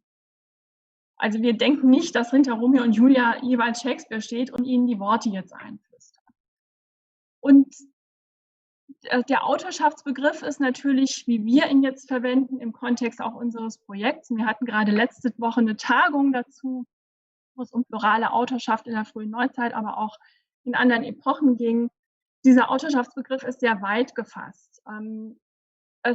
Ich finde es im Englischen etwas glücklicher, von Co-Creativity zum Beispiel zu sprechen. Das hat gleich einen etwas anderen Klang und weniger Konnotationen, die man spontan damit verbindet. Dennoch würde ich sagen, dass gerade das Encounter-Sonett, das ja relativ früh im Stück platziert ist, in Akt 1, Szene 5, als Reflexion der gemeinschaftlichen Produktion von Texten gesehen werden kann. Und wenn ich das als Einladung begreife, über die gemeinschaftliche Produktion von Texten nachzudenken, dann kann ich mir im weiteren Verlauf des Stücks andere Dialoge anschauen und schauen, wie funktioniert das eigentlich und wie wird hier eigentlich gemeinsam was geschaffen. Und insofern denke ich schon, dass diese Dialoge jetzt natürlich nicht in erster Linie Autorschaftsreflexionen sind, aber sie sind auf jeden Fall Reflexionen von der gemeinsamen Erschaffung von Texten, der gemeinsamen Produktion. Und vor dem Hintergrund würde ich eigentlich an meiner Lektüre dann doch festhalten. Aber wie Sie sagen, das ist sicher Stoff für etwas längere Debatten, als wir jetzt Zeit haben.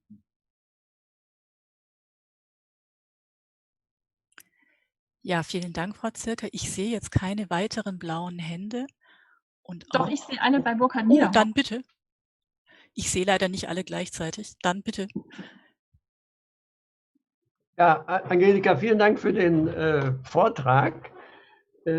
Ich möchte mal eine ganz andere Frage stellen, die aber auch jetzt mit so einer gewissen Skepsis zusammenhängt, die gerade Herr Höfle sehr deutlich artikuliert hat. Also diesen Schritt zu machen von der Analyse von Dialogstrukturen jetzt gleich auf so eine Metaebene zu gehen und Shakespeare denkt hier über gemeinsame Autorschaft nach. Da will ich aber gar nicht jetzt weitermachen, sondern ich frage mich, und das ist eine recht banale Frage, gab es eigentlich zur Zeit Shakespeares ein Bewusstsein beim Publikum dafür, dass diese Stücke gemeinsam geschrieben wurden. Also wenn jemand wie Shakespeare jetzt also im Stück, in der impliziten Poetik über gemeinsame Autorschaft nachdenkt, dann sollte das ja ein Thema sein, das ihn und andere Autoren um ihn herum irgendwie beschäftigt. Und war das überhaupt bekannt, dass die ihre Stücke zusammengeschrieben haben? Wurde das auch irgendwie, wurde darüber geredet, wurde darüber kommuniziert? Das scheint mir so ein bisschen eine Voraussetzung dafür zu sein, dass jemand das praktisch so implizit auch nochmal in seinen Stücken reflektiert. Man könnte sich ja auch denken, die wollen das in erster Linie einfach die wollen das als Geheimnis behalten, wollen es gar nicht, dass man das weiß, dass sie zusammen Autoren sind. Ja, also ich glaube, es gab ein relativ großes Bewusstsein dafür. Dafür gibt es auch mehrere Beispiele. Das eingängigste ist für mich, das ist natürlich ein bisschen später als Romeo und Julia, The Night of the Burning Pestle von Beaumont und Fletcher, wo eben vorgeführt wird, was passiert, wenn mehrere Autoren bei der Kreation eines Stückes mitmischen.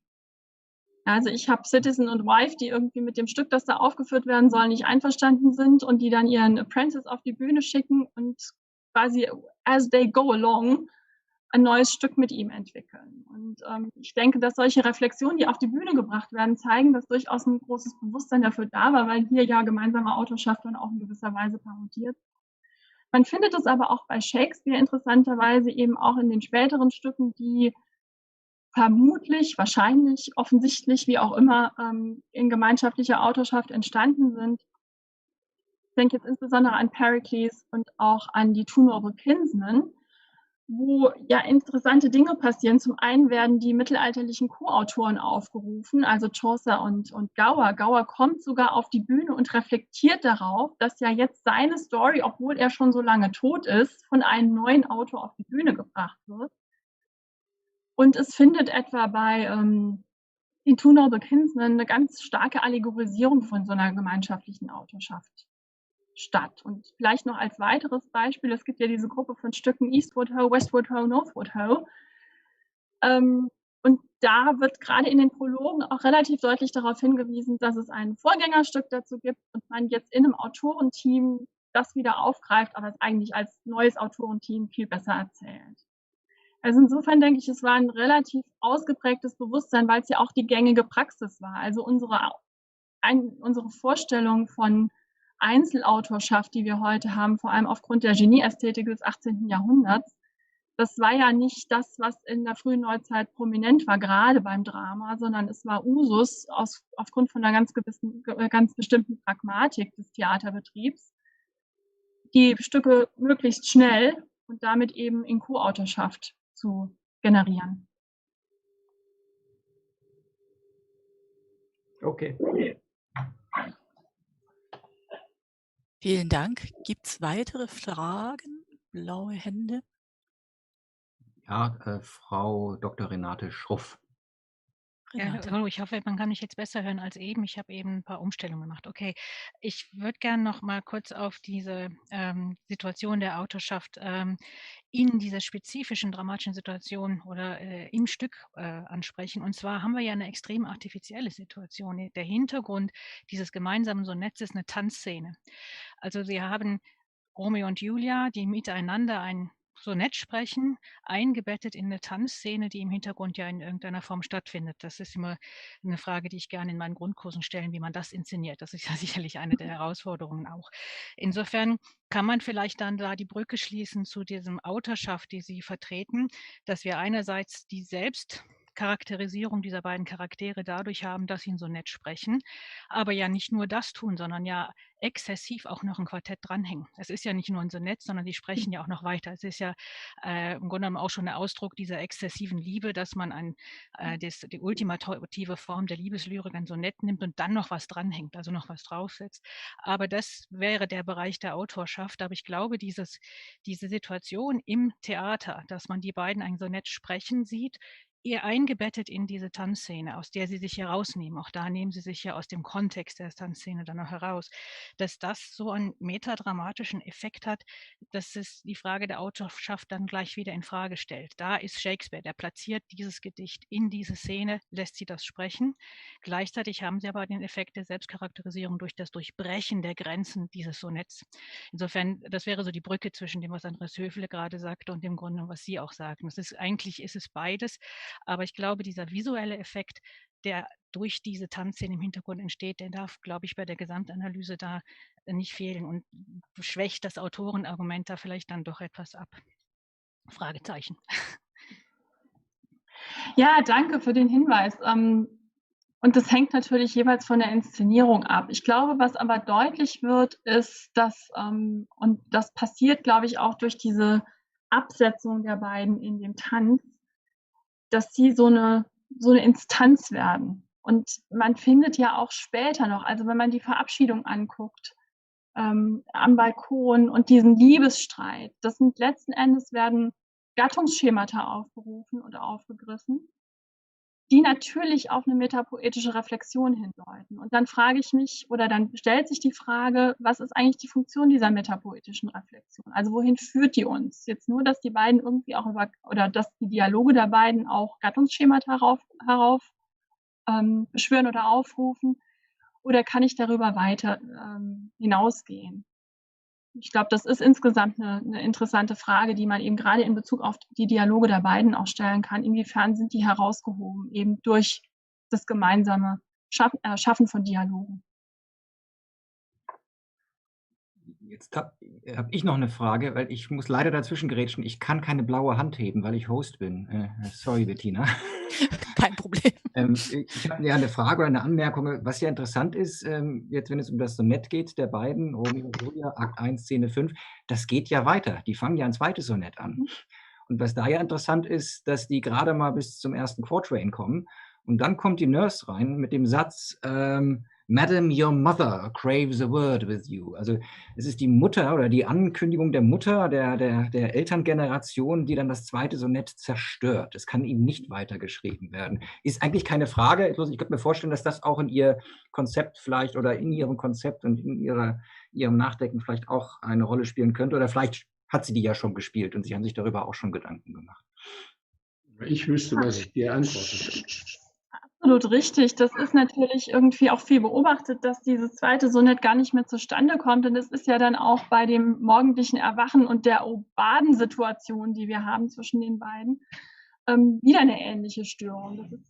Deswegen finde ich auch das Ende eben so markant und dann in doppelter Weise tragisch. Also nicht nur sterben die beiden, sondern es ist tatsächlich auch die Notwendigkeit des Todes, der überhaupt die Eltern dazu bringt, mal darüber nachzudenken, was sie da eigentlich die ganze Zeit angestellt haben.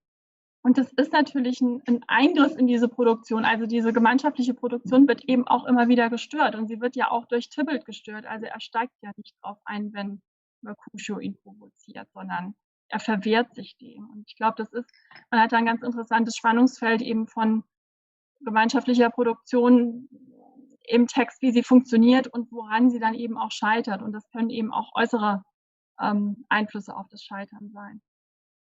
Ja, danke. Danke. Ich sehe keine weiteren Wortmeldungen, lass mich aber gern korrigieren. Ich weiß nicht, ich kann keine Hand heben. Kann ich mich dazwischen schalten? Sie können, bitte. Ja, wunderbar. Eine Anregung noch an Frau Zirker. Sie war doch oder ist sehr textfokussiert, aber wenn es um Co-Creativity geht, müsste man das auch in Hinsicht auf den Plot sehen, denn gerade in dem gemeinsam geschaffenen Sonett wird ja auch die Liebe erschaffen zwischen beiden. Und die Liebe ist eigentlich der Motor der gesamten Handlung.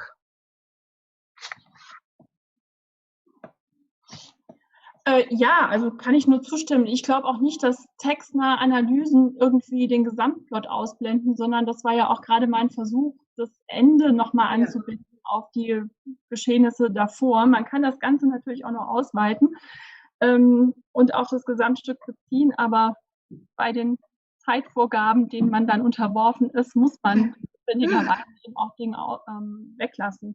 Ja. Aber absolut richtig, ja. Also das ist natürlich, deswegen habe ich auch eben nochmal diese Verabschiedungsszene am Morgen, also das berühmte, das war die Nachtigall und nicht die Lerche, erwähnt, weil das auch so eine Situation ist, die natürlich den Plot entscheidend vorantreibt. Also wenn Romeo jetzt nicht gehen würde oder gehen müsste und dieser Notwendigkeit unterwerfen wäre, seines Banishments, würde sich natürlich alles anders entwickeln. Und gleichzeitig wird uns aber auch nochmal eben die Stärke dieser Liebe eben auch wieder in dem gemeinsamen Dialog vorgeführt. Und wie gesagt, in dem Dialog werden eben auch gewisse Gattungskonventionen wieder aufgerufen.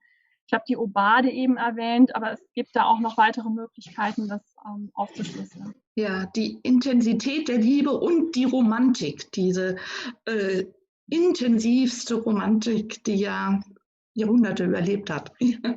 Gut, vielen Dank. Ja, vielen Dank.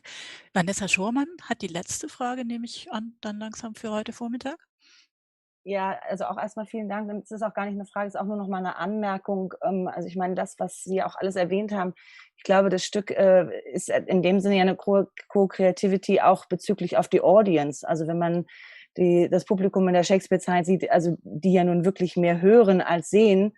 Und all das nimmt Shakespeare ja durch die verschiedenen Sprachstil und Elemente auf. Also das, was Sie natürlich alles erwähnt haben, also das Sonett kommt mehrfach vor. Und wenn wir uns die Audience-Zusammensetzung ansehen, dann sind die zu hörenden Unterschiede beim Sonett oder bei der derben Sprache der Dienerschaft oder auch den sexuellen Anspielungen von den Freunden, das ist ja das, was das Publikum eben hört. Und ich glaube, da ist doch eher die Kreativität Shakespeares, die da zum Vorschein kommt, dass er in den verschiedenen mit den verschiedenen Sprachmöglichkeiten und Stilebenen hier versucht zu zeigen, wie kreativ er sein kann. Und deshalb würde ich auch Herrn Höfele da eher zustimmen, dass es doch schwierig ist zu sagen, dass jetzt die Protagonisten, also die Schauspieler, die Männer in der damaligen Zeit, dass jetzt diejenigen sind, die da etwas schaffen, sondern es ist eigentlich Shakespeare, der in dem Sinne dann mit den Zuschauern zusammen etwas schafft, weil die ja die verschiedenen Ebenen eben hören. Und nicht jeder im Zuschauerraum wird es so verstanden haben, dass das jetzt ein Sonett ist. Ja und nein. Also ich will ja gar nicht ausschließen, dass Shakespeare irgendwie eine Rolle spielt. Das ist auch überhaupt nicht mein Ansatz. Und ich denke, dass auch ein gewisses Priming stattfindet innerhalb des Textes. Ja, also ich höre das erste Sonett und dann mag ich es vielleicht noch nicht, aber beim zweiten Sonett höre ich es dann vielleicht schon. Und dass natürlich auch dieses Give me thy hand dadurch ein gewisses Priming stattfindet. Aber ich glaube trotzdem, ich meine, Coleridge hatte irgendwie recht mit seiner Willing Suspension of Disbelief. Ich sitze nicht im Theater und denke, jetzt hat Shakespeare denen ein Sonett gegeben. Das mache ich vielleicht einen zweiten Schritt. Erstmal sehe ich zwei Liebende, die total ergriffen sind und hoffentlich bin ich es dann auch. Also wie gesagt, mir tut jeder leid, der im Theater sitzt und denkt, da hat jetzt aber Shakespeare irgendwie dem Romeo die Worte in den Mund gegeben. Ich glaube nicht, dass Theater so funktioniert. Ich bin auch eher der Meinung, ich meine auch eher von der Entstehungszeit heraus gesehen. Also ich glaube, dass das Publikum in der Shakespeare-Zeit anders Theater aufgenommen hat, als wir das heute tun. Und da muss man, glaube ich, einen Unterschied machen. Ja, das sehe ich auch so. Und trotzdem denke ich, dass man eben, also man ist ja hingegangen to hear a play. Das heißt, es war eine andere Hörgewohnheit. Und ich denke, dass gerade darüber eben auch Priming gut funktioniert hat. Ja, also dass ich eben bestimmte Hinweise gebe, worauf ich jetzt achten soll. Ich erinnere mich noch bei der Othello-Tagung vor 2 Jahren, sprach Sibylle Baumbach über Aufmerksamkeitslenkung.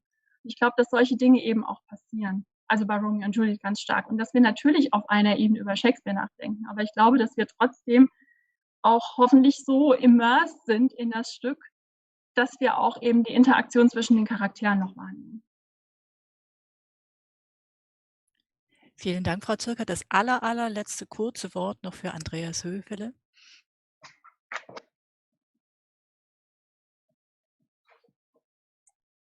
So, ich wollte kein Schlusswort sprechen. Gerade weil Sie sagen, dass wir so immersed sind, da würde ich Ihnen voll zustimmen. Gerade weil das so ist, und zwar auch schon zur Shakespeare-Zeit wahrscheinlich, wollen wir doch hoffen, würde ich sehr bezweifeln, dass ich oder irgendjemand sonst in die Audience merkt, dass hier ein Sonett gesprochen wird. Ich glaube, was wir gebannt verfolgen, ist der Beginn einer Liebe, aber nicht, ein Sonett, 14 Zeilen, das war jetzt hier das zweite Quartett. Also das würde ich auch eben, würde für mich auch diese Allegorisierung zu einer Autorschaftsreflexion eher verhindern. Aber ich habe meine Skepsis ja schon vorher geäußert. Ja, vielen Dank nochmal. Man müsste vielleicht mal irisch untersuchen, dann kämen wir vielleicht ein bisschen weiter. Frau Zirker, ganz, ganz herzlichen Dank für den schönen Vortrag und vor allem auch für die ausführliche und produktive Diskussion. Wir schließen an dieser Stelle für heute Vormittag und treffen uns um 13:30 Uhr dann wieder zur Podiumsdiskussion. Bis dahin eine schöne Mittagspause. Ja, ganz herzlichen Dank.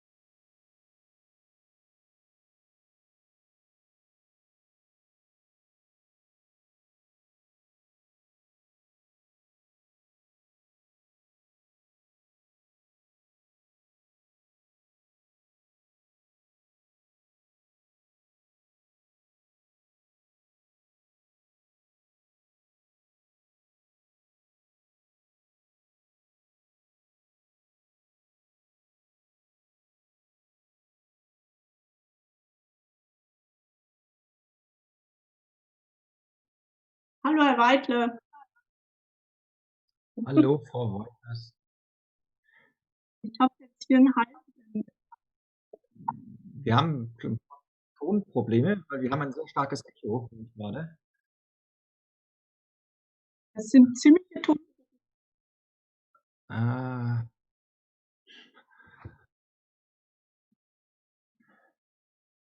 Also irgendwas stimmt mit dem. Der kommt immer doppelt. Ja. Ich frage mal Herrn Nauber.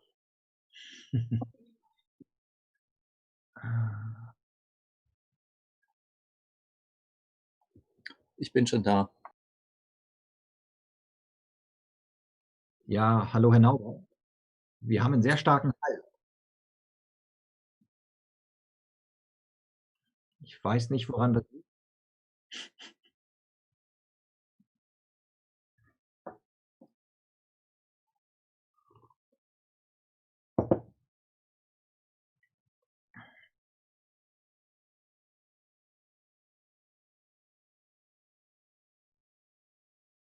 Roland, hörst du mich? Ja, ich höre dich. Herr Nauber versucht gerade das Problem zu lösen und hat uns deswegen alle Stimmen geschaltet. Ah, alles klar.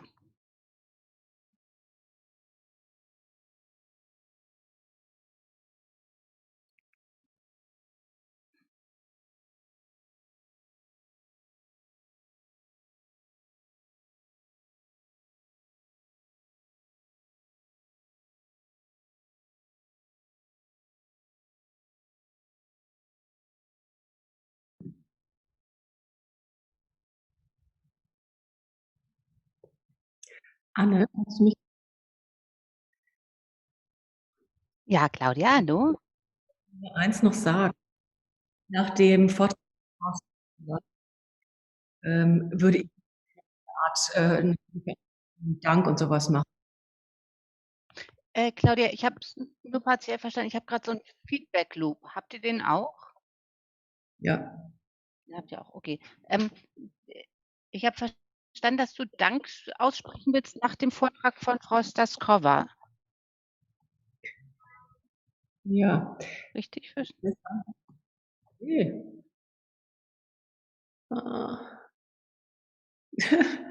Also. Ich sag's gleich nochmal. Oh, jetzt ist es aber besser. Jetzt Ja. ist es besser. Ja, nur wir sollten beachten, dass nach dem letzten Vortrag natürlich noch die Verabschiedung und Danksagung kommt, dass wir das, Roland, Herr Nauber und Anne, dass wir das im Blick behalten. Auf jeden Fall. Ja. Prima. Prima. Und jetzt ist der Ton repariert, oder? Sehe ich Der das Ton ist richtig? repariert, genau. Ich glaube, Frau Wolters hatte vorhin eine Frage. Ich hatte keine Frage, ich wollte nur den Ton testen. Ach so, ja. Haben Also wir Ihrer gemacht. funktioniert. Jetzt funktioniert es ja.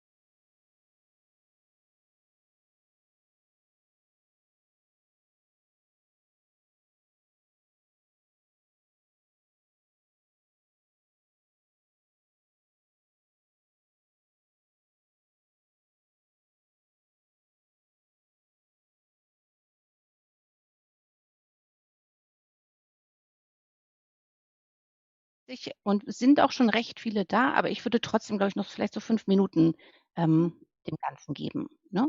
Ja. Also kann man ja auch gerne noch zum informellen Austausch nutzen. Also, Ja. weil diese Gelegenheit haben wir ja eigentlich nicht so richtig. Ja, das stimmt. Aber wir haben doch eine Kaffeepause, in der wir alle zusammenkommen. An einem virtuellen Stehtischchen. Genau. Ja, ach, gute Idee, ja. Muss man jeder mit Kaffee oder so. Es geht natürlich dann, muss man in so Breakout-Sessions gehen, damit wir dann die einzelnen Grüppchen zusammenbringen. Ja, ja. Der Raum ist ja da, ne? Den kann man wahrscheinlich einfach weiter nutzen.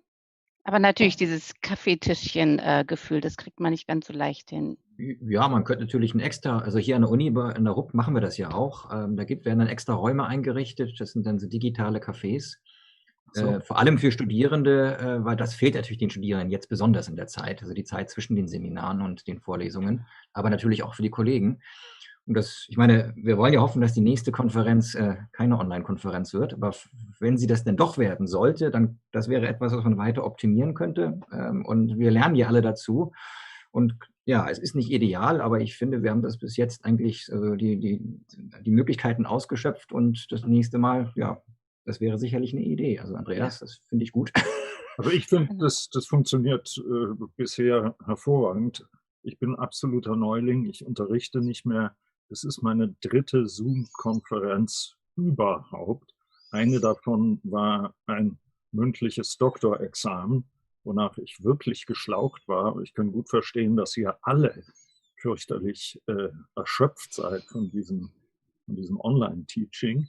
Aber ich finde dieses ausgezeichnet, läuft ausgezeichnet. Und wenn das sogar bei mir läuft, dann ist damit bewiesen, dass es im wahrsten Sinne des Wortes idiotensicher ist. Naja, fürs Frühjahr, Roland, könnte man auch noch mal überlegen, es gibt noch so andere Tools wie GatherTown, die so ein bisschen eher diese informelle Kaffeetisch, Stehtisch-Situation nachbilden. Also da hat man so, da kann man quasi an Tische rantreten und auch wieder weggehen und hört die nur, wenn man da ist. Und das ist bei so einer großen Gruppe vielleicht gar nicht schlecht. Ja, das ist so eine Art Videospiel oder wie, wo jeder sein kleines Avatar hat. Ja, man hat so einen kleinen, genau, man muss da hinlaufen und so. Ja.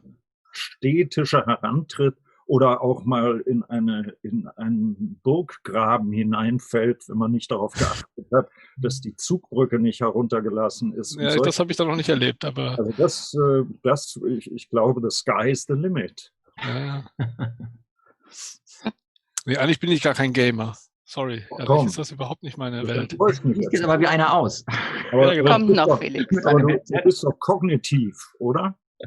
Nee, sorry. Nicht so kognitiv. Du bist so kognitiv. Nicht so. Nee. Kognitive Literatur und so. Ja, ich weiß, diesen Stempel habe ich mal aufgedrückt bekommen, aber wir machen das richtig. Wir machen das als. Ich glaube, ich mache das nicht kognitiv. Nee. Oder spontan kognitiv. Keine Ahnung. So, nun geben wir uns vielleicht noch 2 Minütchen. Ja, es werden auch nach wie vor mehr, also weiterhin mehr. Wir sind jetzt bei 63 und Zahl weiterhin steigend.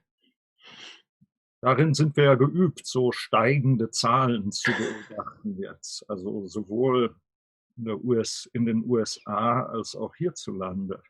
Ganz verschiedene Weise. Viele Zahlen. Aber immerhin wachsen wir nicht exponentiell.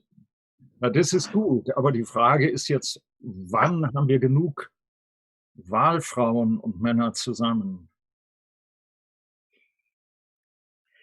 Ja, ich hätte nichts gegen ein exponentielles Wachstum der Shakespeare-Gesellschaft. Überhaupt nicht.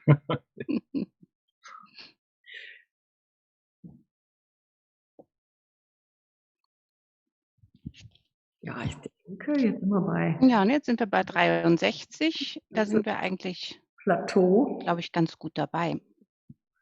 Gut, dann würde ich sagen, machen wir es mal etwas formeller. Wir sind jetzt alle zurück aus der informellen Mittagspause und ich darf Sie alle ganz, ganz herzlich zu unserem Podiumsgespräch begrüßen, alle, die wir daheim vor den Bildschirmen sitzen. Ich bin tatsächlich versucht, Sie im Shakespeare TV willkommen zu heißen. Das wäre aber ein wenig irreführend, denn das Forum war ja immer schon eine Möglichkeit, sich auch interaktiv auszutauschen. Und das wollen wir auch in diesem Medium so halten. Es wird also so sein, dass Sie auf jeden Fall, so wie immer, nachher Gelegenheit für Fragen und Kommentare bekommen. Wir knüpfen mit diesem Podiumsgespräch an das Thema unserer Frühjahrstagung an, die ja nicht stattfinden konnte, an das Thema also Shakespeare und Tanz. Und wir wollen zugleich den Bogen zu unserem heutigen Tagungsthema schlagen, zu Romeo und Julia. Wir haben zwei sehr profilierte Wissenschaftlerinnen zu Gast, Frau Professor Monika Woiters aus Bochum und Dr. Iris Julia Böhle aus Paris. Esther Ambrosino, das hat Claudia Olk gestern schon erwähnt, die Leiterin des Tanztheaters in Erfurt, kann leider heute nicht dabei sein. Frau Woiters und Frau Böhle, Ihnen gebührt wirklich ein ganz besonderer Dank aus verschiedenen Gründen. Ihnen, liebe Frau Woiters, weil Sie bereits im Frühjahr dabei gewesen wären und uns noch immer die Treue halten. Und Ihnen, liebe Frau Böhle, dass Sie bereit sind, an diesem Podium mitzuwirken, obwohl Sie gestern schon für uns gearbeitet haben. Wir wollen die Zeit heute dafür nutzen, noch einmal gründlicher darüber zu sprechen, was es eigentlich bedeutet, eine verbale Kunstform wie das Drama in eine nonverbale Form wie das Ballett zu überführen. Wir wollen natürlich auch an gestern anknüpfen und uns über einige Romeo und Julia Choreografien noch einmal unterhalten. Schließlich wollen wir den Bogen etwas weiter spannen und auf andere Choreografien und Liebespaare Shakespeares zu sprechen kommen. Wir werden wie immer zunächst auf dem Podium diskutieren und dann öffnen für die Tagungsteilnehmer. Und Sie wissen es bereits, ich wiederhole das jetzt nicht im Detail. Sie können sich mit der kleinen blauen Hand dann melden. Sie können uns aber auch Fragen oder Kommentare, Anmerkungen über den Chat schicken. Ich will unsere Gäste wenigstens kurz vorstellen, damit unsere Zuschauerinnen wissen, mit wem sie es zu tun haben. Ich halte das kurz, denn angesichts des digitalen Mediums, das ja doch eine nicht ganz so lange Aufmerksamkeitsspanne ermöglicht, wollen wir diese Podiumsdiskussion ein wenig kürzer halten. Ich plane jetzt im Moment ungefähr mit einer Stunde. Wenn es viele Fragen gibt, dann können wir das natürlich noch ausdehnen. Frau Woiters ist Professorin für Tanzwissenschaft in Bochum. Sie interessiert sich unter anderem für Darstellungskonzepte des Musik- und des Tanztheaters und auch für das Verhältnis von Musik und Tanz. Ein besonderer Schwerpunkt sind die Bühnenwerke Igor Strawinskys. Frau Woiters hat selbst eine Ausbildung als Querflötistin und hat lange in einem Ensemble für alte Musik und alten Tanz mitgewirkt. Sie hat dort Tänze rekonstruiert und tatsächlich auch einstudiert. Habilitiert hat sie sich an der LMU in München zum Thema Im Zeichen des Tanzes, zum ästhetischen Diskurs der darstellenden Künste zwischen 1760 und 1830. Jüngst hat sie gemeinsam mit Annette Hartmann das große Tanzlexikon herausgegeben, das für meine eigene Vorbereitung unheimlich wertvoll war. Ich kann mir kaum eine bessere Gesprächspartnerin als Frau Woiters vorstellen, um der Frage nachzugehen, wie und was Tanz eigentlich kommuniziert und wie sich eben eine verbale Kunstform in nonverbale Formen übertragen lässt. Julia Böhle haben viele von Ihnen gestern schon kennengelernt. Sie hat Komparatistik, Kunstgeschichte und internationale Beziehungen studiert und ist tatsächlich als Literaturwissenschaftlerin zum Tanz gekommen. Sie war Fellow in Oxford und ist in Paris für verschiedene Universitäten tätig gewesen. Momentan ist sie Stipendiatin am Deutschen Studienzentrum in Venedig. Sie hat Praxiserfahrung in großen Häusern gesammelt, in der Bayerischen Staatsoper sowie in der Pariser Oper. Sie ist Tanzjournalistin, schreibt Programmheftbeiträge unter anderem auch für das Royal Opera House in London und hat eben ein Buch über den Tänzer Robert Tuesley veröffentlicht. Promoviert hat Julia Böhle in Stuttgart und Paris zum Thema Literatur und Tanz, die choreografische Adaption literarischer Werke in Deutschland und Frankreich vom 18. Jahrhundert bis heute. Wie Sie vielleicht gestern schon gehört haben, arbeitet Frau Böhle ganz aktuell an einem Buch über Ballettadaptionen von Shakespeares Werken seit dem 18. Jahrhundert. Als Expertin für das, was Sie, Frau Böhle, in Ihrem Buch als Literaturballett bezeichnen und ganz spezifisch für Shakespeare-Adaptionen, sind Sie für unser Podium wirklich ein großer Gewinn. Eine Frage, die Shakespeare-Experten in Talkrunden gern gestellt wird, Sie kennen diese Frage alle: ist die Frage danach, was Shakespeare heute noch so attraktiv macht. Warum lesen wir seine Dramen noch? Warum schauen wir uns seine Stücke an? Eine der üblichen Antworten ist, auch diese Antwort kennen Sie, dass es die poetische Sprache Shakespeares sei, seine Wortkunst, die uns an diese Stücke bindet. Wenn wir uns mit Ballettadaptionen befassen, etwa von Romeo und Julia, ist diese Antwort ganz klar unbefriedigend. Denn diese kommen ja gerade ganz ohne Worte aus und sind dabei aber unheimlich anrührend und auch unheimlich erfolgreich. Wie oder warum funktioniert das überhaupt, Shakespeare in nicht verbaler Form zu adaptieren? Frau Wolters, können Sie uns das vielleicht ein bisschen erklären? Also wie kommuniziert Tanz und was genau lässt sich eigentlich tänzerisch kommunizieren? Das ist die Königsfrage und die ist sehr komplex. Ich versuche das mal etwas auseinanderzunehmen. Im Alltag kommunizieren wir ja auch mehrheitlich unbewusst wahrscheinlich über nonverbale Zeichen. Und genau hier kann natürlich getanztes Theater, das ist so ein bisschen ein bestellster Begriff, aber der umfasst für mich dann eben nicht nur Ballett, sondern auch die vielen anderen Ausprägungen. Genau hier kann getanztes Theater anknüpfen, während es, und das hat Julia Bürle gestern auch schon kurz erwähnt, bei allem, was diskursiv ist, Probleme bekommt. Also bei Reflexionen, bei Dingen, die berichtet werden müssen, was bei Shakespeare ja auch oft passiert, die in der Vergangenheit oder in der Zukunft liegen. Tanz findet immer in der Gegenwart statt. Da aber kann Tanz natürlich auf gleich mehreren Ebenen Stimmungen übermitteln, Charaktere darstellen, die man dann auch sofort erfassen kann. Also das ist der große Vorteil bei nonverbaler Kommunikation, dass ich mit einem Blick sozusagen sehe, wen ich vor mir habe oder sehr schnell eine Stimmung erfassen kann, einen Charakter erfassen kann. Ich muss das alles nicht lange erklären. Also das ist ein Vorteil.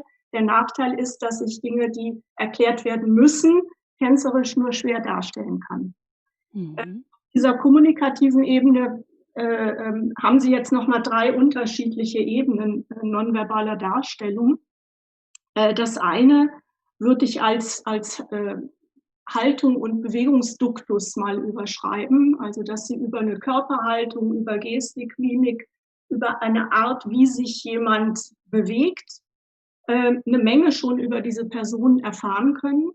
Das zweite ist sehr wichtig, das würde ich als Interaktionen betiteln, dass Sie über das Verhältnis von 2 oder mehr Personen eine Menge erfahren können, allein darüber, wie nah oder wie weit stehen diese Personen auseinander, bewegen die sich in Harmonie oder gibt es kontroverse, gegensätzliche Bewegungsmuster, die möglicherweise eben dann auch in Kollision geraten. Hier haben Sie natürlich, auch das wurde gestern schon erwähnt, und das ist vielleicht auch ein Punkt, der bei Shakespeare besonders schön ist oder womit wir uns heute beschäftigen, dass natürlich der Pas de deux, also der Tanz zu zweit, ganz besonders geeignet ist, um das Verhältnis oder auch die Entwicklung von Liebesbeziehungen darstellen zu können. Eine dritte Ebene, und die ist vielleicht die älteste und ist mir auch sehr wichtig, ist, dass Tanz schon immer Gemeinschaft etabliert hat. Das gemeinsame Tanzen verbindet eine Gruppe von Menschen, schafft in gewisser Weise Gleichklang, Identität. Denken Sie an die vielleicht älteste Tanzform, den Reigen, oder eben im griechischen Choros. Und da kommen wir jetzt auch schon ins Theater rein, das natürlich nicht ohne Grund Choros und Chor irgendwo auch zusammenhängen, dass in der antiken Tragödie der Chor eben tanzend und singend, rezitierend in Erscheinung trat. Also Sie können über tänzerische Aktion, über Anordnung im Raum, über Formationen eine Menge über Gruppen erfahren. Hier würde ich ein erstes Beispiel zu Shakespeare nennen oder 2 erste Beispiele. Sie kennen vermutlich alle West Side Story. Und da spielt es eine ganz große Rolle, wie sich die Jets und wie sich die Sharks bewegen. Also denen werden unterschiedliche Bewegungsmuster, unterschiedliche Tanzformen zugeordnet, über die man als Zuschauer dann sofort erkennt, dass das unterschiedliche Gruppen sind, die auch miteinander rivalisieren. Oder es gab hier im Ruhrgebiet vor einiger Zeit vom Renegade Theater eine Hip-Hop-Version von Romeo und Julia, Rumble 2004, wo man sich zunutze gemacht hat, dass im Hip-Hop mit Battles, sogenannten Battles, Gruppen sich gegenseitig zu überbieten versuchen, tänzerisch. Und ein Schwerpunkt dieser Version lag dann eigentlich gar nicht so sehr auf dem Liebespaar, sondern eher auf der Konfrontation dieser rivalisierenden Gruppen. Also da haben Sie schon so 3 Ebenen, mit denen Tanz arbeiten kann. Sehr, sehr spannend, Frau Wotters. Vielen Dank. Das heißt also, wir müssen uns den Körper anschauen, die Bewegung und sowas wie Verteilung oder Dynamik im Raum. Es gibt ja jetzt so Begriffe wie Ballettvokabular, die wirklich nahelegen, dass man, so wie in der Sprache, eigentlich sowas hat wie eine Denotation. Also eine Geste bedeutet X. Gibt es gerade von Kodierbarkeit, also gibt es tatsächlich Figuren, die festgelegte Bedeutung haben, fast so wie Wörter festgelegt bedeuten? Nicht ganz so 1:1, würde ich sagen. Also das betrifft dann eher, da sind wir dann in diesem Feld der Haltungen, der Positionen, was wir aber auch aus anderen Formen kennen, zum Beispiel der Commedia dell'arte. Da agieren ja die Zanni vor allem auch mit einem ganz festgelegten Bewegungsvokabular, mit Körperhaltungen, mit Aktionen. Es gibt natürlich dann vor allem in dem Moment, wo Handlungsballette aufkommen, und das ist in der Tanzgeschichte relativ spät der Fall, nämlich erst Mitte des 18. Jahrhunderts. Und dann vor allem im 19., im 20. Jahrhundert verschwindet es dann zeitweise schon wieder und man will gar nicht Handlungen erzählen. Aber in dem Moment, wo ich dann beginne, Handlungen zu erzählen, Tanzdramen auf die Bühne stellen will, habe ich dann genau dieses Problem. Ich muss ein Vokabular etablieren, mit dem ich eine dramatische Handlung möglichst klar herüberbringen kann. Und das ist ein Riesenproblem, das wurde damals schon erkannt. Die Semantisierung von Bewegungen ist nicht so ganz einfach, weil Gestik, Mimik, Haltungen, ich habe gerade gesagt, man kann sehr schnell erkennen, was das für eine Figur ist oder in welchem Verhältnis die zueinander stehen. Aber alles, was darüber hinausgeht, kann dann oft sehr vieldeutig sein. Wir haben gestern diesen schönen Ausschnitte gesehen aus Romeo und Julia. Sie erinnern sich vielleicht, wo Julia dann die Hand nach oben streckt im Pas de deux. Und Frau Bürle hat das ja auch dann so anschaulich geschildert, dass es einmal im ersten Pas de deux als Sehnsucht oder als eine Sehnsuchtsgeste deutbar ist und im zweiten, wo sie dann schon eigentlich, wo es negativ eingefärbt wird und tragisch wird, dann eigentlich als ein Verweis auf das Jenseits dann schon. Also das sind so Punkte, wo man sich eben im Tanzdrama schon im 18. Jahrhundert dessen durchaus bewusst war, dass Tanz da in dieser konkreten Semantisierung und Benennung und in einem konkreten Vokabular sehr schnell an Grenzen stößt. Also deshalb tut es, glaube ich, auch schwer, zum Beispiel explizit politische Botschaften zu vermitteln. Wenn man das genau anschaut, dann erfolgt das eigentlich immer über andere Medien, also gar nicht über die Bewegung, sondern über Titel, über die Musik, über unterlegte Texte oder was auch immer. Ja, vielen Dank, Frau Wotters. Frau Böhle, Sie nicken, wollten Sie da auch noch was anfügen? Ja, also gut, Frau Wotters hat das ja schon sehr anschaulich und gut erklärt über die Bewegung an sich, aber ich denke natürlich, wie sie als allererstes weiß, dass er ein Buch über Ballettmusik geschrieben hat, ist natürlich nicht die reine Bewegung jetzt das Ausdrucksmittel im Tanz. Es ist eigentlich relativ ähnlich wie im Theater. Wir hatten ja gestern schon das Hamlet jetzt nicht oder Romeo und Julia nicht nur ein Text ist, sondern eine Aufführung und die Mittel sind im Grunde sehr ähnlich, nur fällt eben ein Mittel weg, der Text, und andere werden halt wichtiger, wie die Bewegungssprache und die Musik natürlich. Und ich denke, diese Ausdrucksprobleme, die das Ballett hat, sind relativ ähnlich mit denen, die die Oper hat. Deswegen habe ich eben angefangen, als ich eben diesen Prozess studiert habe, zu sehen, weil da eben der Schwerpunkt immer mehr zu den Bildern und zu der Musik sich verschiebt und dann im Tanz geht es praktisch noch weiter. Und natürlich hat sich da auch das Problem, wie man eben erzählt, vor allem abstrakte Inhalte, ist das Grundproblem des Handlungsballetts seit dem 18. Jahrhundert und Noverre kämpfte schon sehr damit, vor allem weil er ja auch noch auf die Idee kam, dass man klassische Tragödien umsetzen muss, in denen nicht viel auf der Bühne passiert. Und da gab es natürlich dann verschiedene Arten, das zu machen. Die Beispiele, die wir gestern gesehen haben, also im 20. Jahrhundert und was auch Sie schon genauer erklärt haben, sind eben dieser Versuch, das durch Bewegungssprache und die Leute zu charakterisieren. Aber im Grunde ist das Bewegungsvokabular des klassischen Balletts bezieht sich, wie Sie auch schon sagten, wirklich mehr auf die Positionen, auf die Bewegungen, die der menschliche Körper im Ballett ausführen kann und die sagen an sich nicht viel aus. Und die Frage ist, wie man das eben entweder dramaturgisch verwendet, also eine rein klassische Bewegung wie in Schwansee, die Tänzerin dreht sich dann 32 Mal und um dem Prinz die Sinne zu verwirren, oder wie sie eben versuchen, das anders auszudrücken, zum Beispiel durch Pantomime, was ja im 18. Jahrhundert oder im 19. auch noch, da könnte man jetzt sagen, es gibt Gesten, die ganz klar etwas bedeuten, wie heiraten, also zeigt auf den Finger, Liebe, König, schön, aber das bringt sie natürlich nicht sehr weit. Aber im 19. Jahrhundert zum Beispiel gab es wirklich lange Pantomime-Passagen, die heute in Balletten wie Giselle oder so jetzt nicht mehr so aufgeführt wurden. Und dann gab es eben auch also denke ich, dass sich ab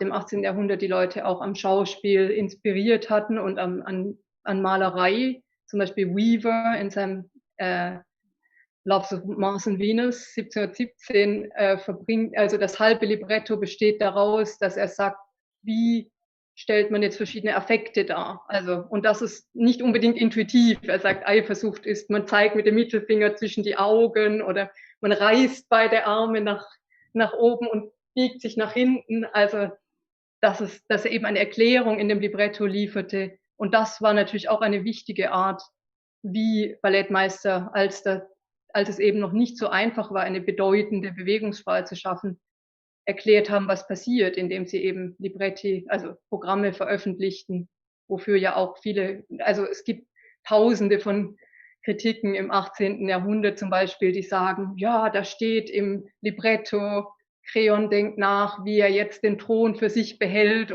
und überlegt sich, dass er Jason mit seiner Tochter verheiraten könnte und dass man das überhaupt nicht sieht. Also das ist eben das große Problem, das sich stellt seit Beginn des Handlungsballetts.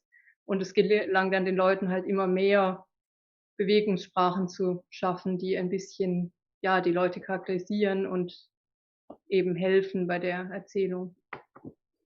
Vielen Dank, Frau Wolter. Sie wollten gerade noch was anmerken. Ich kann noch einhaken. Also es gibt natürlich diese Integration von Pantomime oder rhetorischer Gestik, gerade im 18. Jahrhundert. Oder man erfindet dann Gesten, also die dann nicht auf den ersten Blick verständlich sind, wie ich schwöre oder auf den Finger zeigen, sondern dieses berühmte so, ich will tanzen. Ja, das wird irgendwie mal eingeführt und dann wissen Ballettgänger, was das bedeutet. Aber das ist ein sehr kleiner Teil. Und die eigentliche Geschichte wird dann durch Hilfsmittel sozusagen gestützt, weil man eben nicht alles über Tanz, jetzt vor allem auch Tanz im engeren Sinne, erzählen kann. Und da hat Frau Böhle gerade schon natürlich die Musik erwähnt, die im 18. Jahrhundert, der große Konkurrent von Noverre, Gasparo Angiolini, hat das so schön formuliert, das ist die Dolmetscherin der Szene.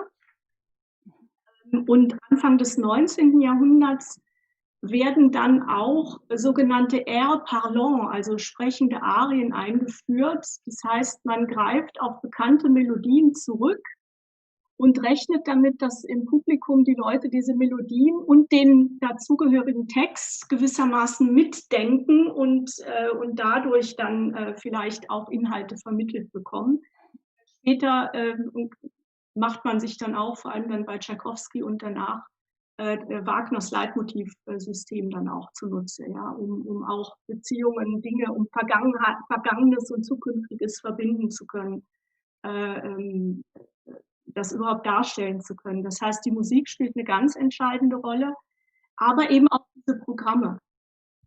Und das ist ja heute noch so. Also das fällt mir immer auf, oder ich mache es selber auch, wenn irgendein unbekanntes Stück im Tanztheater gezeigt wird, fragen Sie sich mal selber, Sie haben ein Programmheft gekauft, was schlagen Sie als erstes auf, wo lesen Sie nach? Handlungszusammenfassung, ja? Damit Sie sich im Stück dann, was gezeigt wird, einigermaßen orientieren können.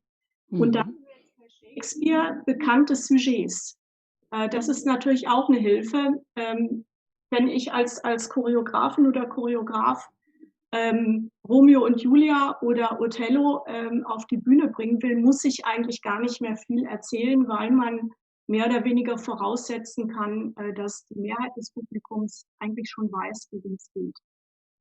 Und vielen Dank, Frau Wollers. Ja. Die dazugenommen werden, um dann tänzerisch eine dramatische Handlung vermitteln zu können. Sehr interessant. Ich habe jetzt auch zum ersten Mal verstanden, also wirklich verstanden, dass die Musik und die einzelnen Figuren und die Wiederholung von bestimmten Motiven dann tatsächlich auch diese Zeitstruktur ein Stück weit in die Aufführung hineinholt, die der Tanz mit seiner reinen Gegenwärtigkeit sonst schlecht ausdrücken kann. Ne? Also das wäre dann auch eine Art und Weise, da irgendwie so einen Zeitrahmen mitzugeben. Nun darf ich nur noch mal ganz kurz fragen, also das könnte ein etwas amateurhafter, laienhafter Eindruck sein. Aber mein Eindruck ist, dass doch oft eine gewisse Spannung besteht zwischen dem Tanz als Ausdrucksform, der auch von dieser Expressivität lebt und von der Gegenwart und von der Körperlichkeit und der Anforderung, ein Narrativ herzustellen. Ja, also ist es sozusagen nur mein Eindruck, dass es nicht ganz leicht ist, diese Linearität des Narrativs zusammenzubringen mit diesem reinen Ausdruck und dieser reinen Gegenwärtigkeit? Oder besteht gerade da sozusagen dramaturgisch die Kunst darin, dass für das Handlungsballett dann auch ästhetisch Gewinn bringt und schön und narrativ stimmig hinzubekommen? Also soll ich mal was sagen? Gerne, Frau Blöd. Man könnte sagen, vielleicht, dass früher eben es eine größere Trennung gab zwischen den narrativen Passagen, wie das Rezitativ im Grunde, diese Pantomimenpassagen, und dann den reinen Tanzmomenten. Also die jetzt wie eine Arie zum Beispiel in der vielleicht eher eine, also wo die Handlung eben nicht wirklich weitergeht, die eben diese Moment des Ausdrucks vielleicht, was Sie meinen, einer Emotion, einer dominanten Situation sozusagen ähneln. Aber die Choreografen seit dem 19. Jahrhundert, wenn man jetzt an Vigano zum Beispiel denkt, haben immer schon versucht, praktisch das zu integrieren. Also dass wirklich Ausdruck und Erzählung im Grunde, es gibt immer natürlich diese Momente wie Mercutius Tod oder der Liebespas de deux, wo etwas, wie in der Oper eine große, wo etwas, eine Linse auf eine Szene gerichtet wird und das ausgedehnt wird. Aber es gibt auch natürlich den Versuch in solchen Stücken wie den Romeos, die wir gestern gesehen haben, wirklich da jetzt das praktisch ein bisschen nahtlos miteinander zu verbinden. Also dieser Spagat, nenne ich es mal, zwischen Ausdruck und Narration, der lässt sich auf sehr unterschiedliche Art, denke ich, lösen. Und das kann man auch in der Tanzgeschichte beobachten. Frau Böller hat gerade Salvatore Vigano genannt, der Anfang des 19. Jahrhunderts dann vor allem in Mailand etwas schuf, was er Choreodrama nannte. Und er versucht wirklich eine Integration, so eine sogenannte dramatische oder Tanzpantomime zu etablieren, also wo pantomimische Schritte und Tanz eigentlich ineinander fließen. Wenn Sie aber die berühmten Klassiker des 19. Jahrhunderts, die heute immer noch getanzt werden, Schwanensee, wenn Sie sich das anschauen, da haben Sie eher eine strikte Trennung. Sie haben pantomimische Szenen, in denen dann auch über die Musik par d'action, in denen dann die Handlung gewissermaßen vorangetrieben wird. Und das mündet dann immer in große, also rein quantitativ viel ausladendere Tanzszenen. Beispiel, das kennen Sie, haben Sie alle vor Augen, diese Horde der weißen Schwäne, die dann ewig lang wunderbare Formationen tanzen. Da passiert dramatisch ja nichts. Es wird eine Atmosphäre, eine Stimmung evoziert. Und das passiert eigentlich über sehr stilisierte Bewegungen, über geformten Tanz, über Formationen in Zeit und Raum, wenn Sie so wollen, die aber eine ganz eigene Struktur haben, also die dann eben genau diese Linearität einer klassischen Erzählung durchbrechen. Frau Böller hat gerade gesagt, so eine Linse draufrichten, eine Großaufnahme sozusagen eines bestimmten Moments. Also im Film würde man vielleicht sagen, ein Close-up, oder es würde sogar in Zeitlupe dann irgendwas plötzlich gezeigt. Ja? Also so ein Stillstehen von Zeit, die sich dann die eine Stimmung entfalten kann. Ja. Für mich persönlich ist das aber genau der Mehrwert von getanztem Theater. Und ich überspitze jetzt mal ein bisschen. Je mehr sich diese Szenen oder je mehr sich eine Choreografie von diesen dramatischen Vorgaben und diesem Zwang, ich muss das jetzt genau logisch nacherzählen, je mehr die sich löst, umso größere Assoziationsräume für die Zuschauer öffnen sich dann. Ja? Das ist auch ein ganz großer Vorteil, dass wie bei einer Sinfonie, also niemand wird sagen, Mozart berührt mich nicht oder Beethoven, ja, jetzt großes Jubiläumsjahr gewesen. Aber sie werden sich vergleichsweise schwer tun, genau zu benennen, was sie denn da eigentlich berührt und was der Inhalt ist. Wenn ich mit Studierenden darüber rede, benutze ich dann auch immer lieber das Wort Gehalt, um das von diesem dramatischen Inhalt, von dem, was erzählt werden kann, zu lösen. Beim Inhalten denke ich dann schon an Romeo und Julia und die Balkonszene. Auch an sozusagen die große Tanzszene, die im Stück ja auch vorkommt. Und denke an die Frage, die Sie gestern schon kurz angerissen haben, Frau Böhle. Warum eignet sich Romeo und Julia so gut für das Ballett? Und Sie haben uns schon einige Antworten gegeben, an die ich mich auch gut erinnern kann. Das schöne junge Liebespaar, das so hervorragend zu den Solisten im Ballett passt. Dann auch vielleicht die Dynamik zwischen diesen Individuen oder diesem Liebespaar und den verfeindeten Gruppen, die dann immer wieder für schöne Arrangements auch sorgt.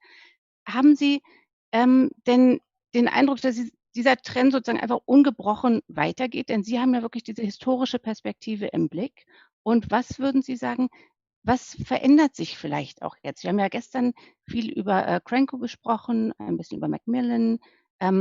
Was sehen Sie da irgendwie Trends, die vielleicht auch dazu führen, dass wieder neue Partituren geschrieben werden oder mit anderen Partituren gearbeitet wird? Also ja, historisch gesehen würde ich sagen, ist Romeo und Julia, Entschuldigung, ich will das nicht sexistisch abkürzen hier, aber ist es gar nicht so ein erstaunlicherweise ein Thema, das so viel mehr auftaucht als andere Ballette. Also im 18., 19. Jahrhundert kann man sagen, es gibt eigentlich fast genauso viele Hamlets und Othellos. Und ich denke, warum hat es angefangen? Das war in Italien, diese ganzen Romeo und Julia Ballette, die es in Italien gab, sind zum Teil, basieren gar nicht zum Teil auf Shakespeare, sondern das ist einfach, weil das in Italien eine ganz wichtige Geschichte war und die inspirieren sich von mehreren Quellen und inspirieren wiederum Opern und werden von Opern inspiriert und all das. Aber es ist jetzt gar nicht ein so überragend wichtiges Thema bis Prokofjew, würde ich sagen, dass diese Partitur, die so, wenn man das so sagen darf, das kann Frau Wolters besser beschreiben, aber die so narrativ ist und die so genau vorgibt, was passiert in den Szenen, dass das natürlich eine ganz große Hilfe ist für Choreografen. Und ich denke, dass das ein Auslöser war dafür, dass jetzt wirklich, also fast jeder Choreograf ein Romeo und Julia Ballett irgendwann in seinem Leben macht, weil das praktisch, man hat schon die Musik, das Thema, das sich sehr gut eignet, die Leute kommen, weil sie denken, oh, ein Romeo und Julia Ballett, schön. Und ich denke, dass das überhaupt nicht geringer wird, im Gegenteil. Aber es hat sich natürlich doch einiges verändert. Es ist wie Inszenierung von Hamlet, würde ich sagen. Man kann es nicht immer gleich machen und im historischen Kostüm. Und da stoßen natürlich die Choreografen auf gewisse Probleme, weil die Musik sehr genau vorgibt, wie die Atmosphäre ist, wer auf der Bühne ist, was passiert. Und deswegen ist es gar nicht so leicht, ein Romeo und Julia Ballett zu machen, das jetzt ganz anders aussieht wie Lavrowski auf diese Partitur. Und da haben wir ja gestern schon ein bisschen drüber gesprochen. Es gibt Leute, die haben das anders versucht, zum Beispiel Frederick Ashtons, sehr wenig bekannter. Das Romeo und Julia Ballett war anscheinend überhaupt nicht so tief leidenschaftlich und bedrohlich und eher ein bisschen mehr klassisch, ein bisschen 19. Jahrhundert wurde es bezeichnet, ein bisschen und da haben die Kritiker sich schon beschwert, das sei eigentlich gegen die Musik.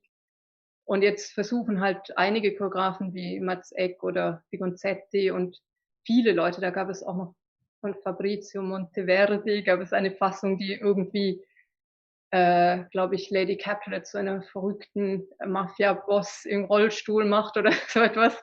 Also es gibt natürlich diese ganzen, oder schon eben davor Tom Schilling, der aus Romeo und einen armen Fischer macht, der durch eine Klassenbarriere von Julia getrennt ist. Also es gibt eben in den letzten Jahrzehnten wie durchs Theater auch inspiriert viel, also den Versuch, das in neue Kontexte zu versetzen, wobei man immer dann irgendwie mit der Musik verhandeln muss gewissermaßen, dass das noch irgendwie Sinn und Zweck ergibt. Und ansonsten eben innerhalb dieser Struktur, der Lavrowski-Struktur, sagen wir, diese ganzen Innovationen, die wir gestern gesehen haben, in den 60ern auch, diese vom Theater auch inspirierten, die neue, realistischere Weise, diese Geschichte zu erzählen in Macmillan und auch schon in Cranko, diese Moment, wo das sieht man jetzt nicht, habe ich gestern nicht gezeigt, zum Beispiel, wenn sie das Gift nimmt und dann hat sie wirklich ganz realistische Magenkrämpfe. Also man versucht halt eben die Grenzen des Balletts zu erweitern innerhalb dieses Rahmens oder es in völlig neue Kontexte zu verlagern. Aber ich muss sagen, dass es trotzdem auch die allerneuesten Romeo und Julia Ballette, ich kenne wenige, die nicht zu Prokofjew sind. Also es gibt eben die paar Berlioz Ballette, Sascha Waltz, die Sie auch schon erwähnt hatten, und noch Malandin, Béjart fallen mir jetzt gerade ein, aber es gibt natürlich noch viele andere. Aber neue Partituren, es gibt Leute, die mischen eben, die nehmen Prokofjew und dann ein bisschen, was weiß ich, Elektro, um eben manche Szenen zu untermalen, aber diese Partitur ist wirklich, soweit ich das überblicken kann, noch die Romeo und Julia Adaptation wirklich dominiert. Also könnte man zugespitzt sagen, wir verdanken Romeo und Julia eigentlich nicht Shakespeare, sondern Prokofjew. Als Ballett ist es schon, und Lavrowski natürlich. Der ist wirklich ein Modell, das immer noch extrem einflussreich ist, auch über die Nachfolger eben. Mhm. Vielen Dank, Frau Böhle. Frau Wolters, wir haben gestern schon gelernt, dass Frau Böhle den Cranko favorisiert. Haben Sie da sozusagen eine Position, Cranko oder Macmillan oder Neumeier? Ich komme jetzt nicht aus Stuttgart, aber ich schließe mich völlig an. Also Cranko ist für mich die ideale. Und vielleicht noch ergänzend, also es ist wirklich Prokofjew, mit dem dann auch dieser Romeo und Julia Boom, glaube ich, wieder anfängt. Also bis dahin gibt es ja gar nicht so viel Romeo und Julia Ballette. Also ich habe noch in Vorbereitung jetzt noch mal geguckt. Es gibt eine ganz witzige, sehr, sehr modernistische Romeo und Julia Variante von 1926 von Bronisława Kinska. wo die beiden am Schluss dann mit einem Flugzeug entfliehen. Also irgendwie völlig abgedreht eigentlich. Und ich kenne das leider auch wahrscheinlich für die meisten nur aus Fotos, also wo dann Serge Lifar auch tatsächlich mit so einem Piloten-Cappy und Piloten, also so aus ganz Brille dann auftritt. Aber der richtige Hype, der geht eigentlich mit Prokofjew los. Und das hat sicher auch mit dem sozialistischen Realismus zu tun. Das gilt ja als eins der Vorzeigestücke, der sich ja aufs Programm geschrieben hatte, es sollen eben wieder Geschichten erzählt werden und die sollen dem Volk, dem einfachen Volk verständlich sein. Und da knüpft natürlich diese Partitur auch an. Und wählt eine Musiksprache, die wirklich sich mitteilt. Und ja, ohne Prokofjew hätten wir jetzt, glaube ich, nicht so viel Romeo und Julia Ballette. Vielen herzlichen Dank. Ich würde gerne noch mal ein Schrittchen weitergehen, weil ich auch die Zeit im Auge habe. Wir haben ja vorher kurz gesprochen und Sie hatten sich sozusagen noch 2 Choreografien ausgeguckt, die für unsere Tagungsteilnehmer interessant wären. Jetzt weiß ich nicht, ob Frau Böhler anfangen möchte mit der widerspenstigen Zähmung oder ob sich jetzt Othello besser anbietet.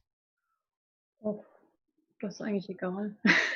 Frau Böhler, dann fangen wir doch mal mit der widerspenstigen Zähmung an, wenn es Ihnen recht ist. Ja, also gut, warum? Ja, Sie haben mich gefragt, was ich sonst noch für Choreografien und Paare interessant finde. Und dann habe ich natürlich die Gelegenheit ergriffen, die Cranko-Fahne nochmal zu schwenken, die nicht genug geschwenkt wird, finde ich. Ja, und also ich finde halt dieses Paar Katharina und Petruchio sehr interessant, weil es ist natürlich ein sehr schwieriges Stück, auch im Theater, und alle Gegensätze lassen sich auch im Ballett natürlich nicht lösen, obwohl Cranko eben in seinem vom Text unabhängigen Medium sich einiges herausnehmen kann, um seine Interpretation kohärent zu machen. Und was ich daran zeigen wollte, ich wollte Ihnen einen kleinen Ausschnitt also einen Zusammenschnitt des ersten Pas de deux zeigen, weil das meiner Meinung nach Crankos Beitrag zur Ballettgeschichte ist, wirklich diese Entwicklung innerhalb eines Pas de deux und von einem Pas de deux zur nächsten. Also Sie sehen, der Pas de deux ist kein statischer Moment, sondern passieren sehr viele Dinge dort. Und auch ansatzweise zu versuchen, da versucht er eben diesen Dialog, die erste Begegnung zwischen Katharina und Petruchio eben in Tanz umzusetzen, was ja wirklich nicht ganz einfach ist, weil es ist natürlich ein Dialog voller Wortspiele mit dieser Stichometrie, dass er fängt einen Satz an, sie nimmt ihn auf und wirft ihn eben verändert zurück. Und das lässt sich also nicht so leicht tanzen, weil eben, wenn Sie einfach ein verbales Duell in ein körperliches umwandeln, dann kann es natürlich leicht sehr grob wirken. Und außerdem hatte natürlich Katharina, die ungefähr halb so groß ist wie Petruchio oder halb so breit, wenig Chancen gegen ihn. Und deswegen wollte ich Ihnen da kurz zeigen, wie Cranko das macht.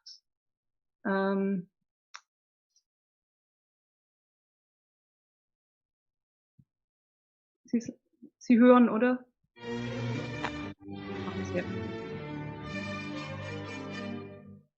Da steht noch Gremio in der Ecke, dem sie gerade das Maul gestopft hat.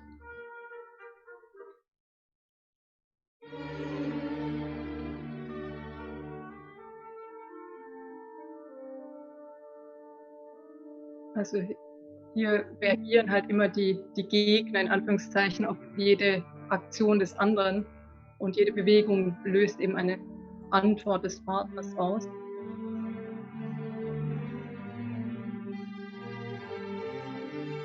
Da sehen Sie hier auch die sehr ballettuntypischen Füße zum Beispiel. Also, und dann attackiert sie mit ihren Krallen. Also das spielt natürlich auf das Stück an, wo das Wortspiel Cat, wo er sie zu einer Household Kate machen will.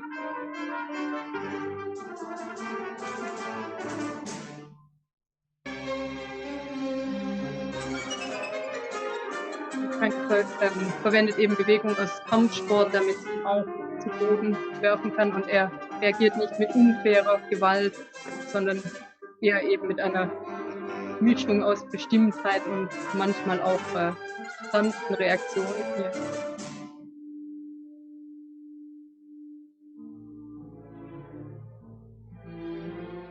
Jetzt erwartet sie gleich einen Gegenangriff und er verbeugt sich, wie er im Stück sagt er ja, say that she rail, why then I'll tell her plain, she sings as sweetly as a nightingale. Und dann scheint sie eben im Laufe des Stücks, das ist jetzt sehr schwer zusammengeschnitten, im Laufe des Pas de Deux scheint sie eben etwas Gefallen an ihm zu finden. Sie beginnt dann freiwillig, sie nimmt seine Hand und beginnt mit ihm zu tanzen.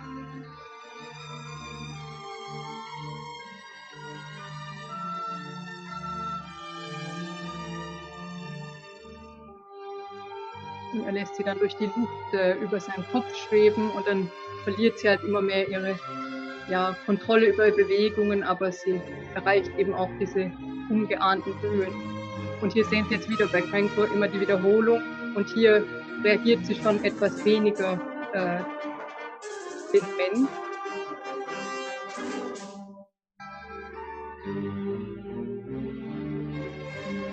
Und hier, das ist jetzt wirklich das Ende, wo man schon sieht, dass sie etwas für sich gewonnen zu haben scheint.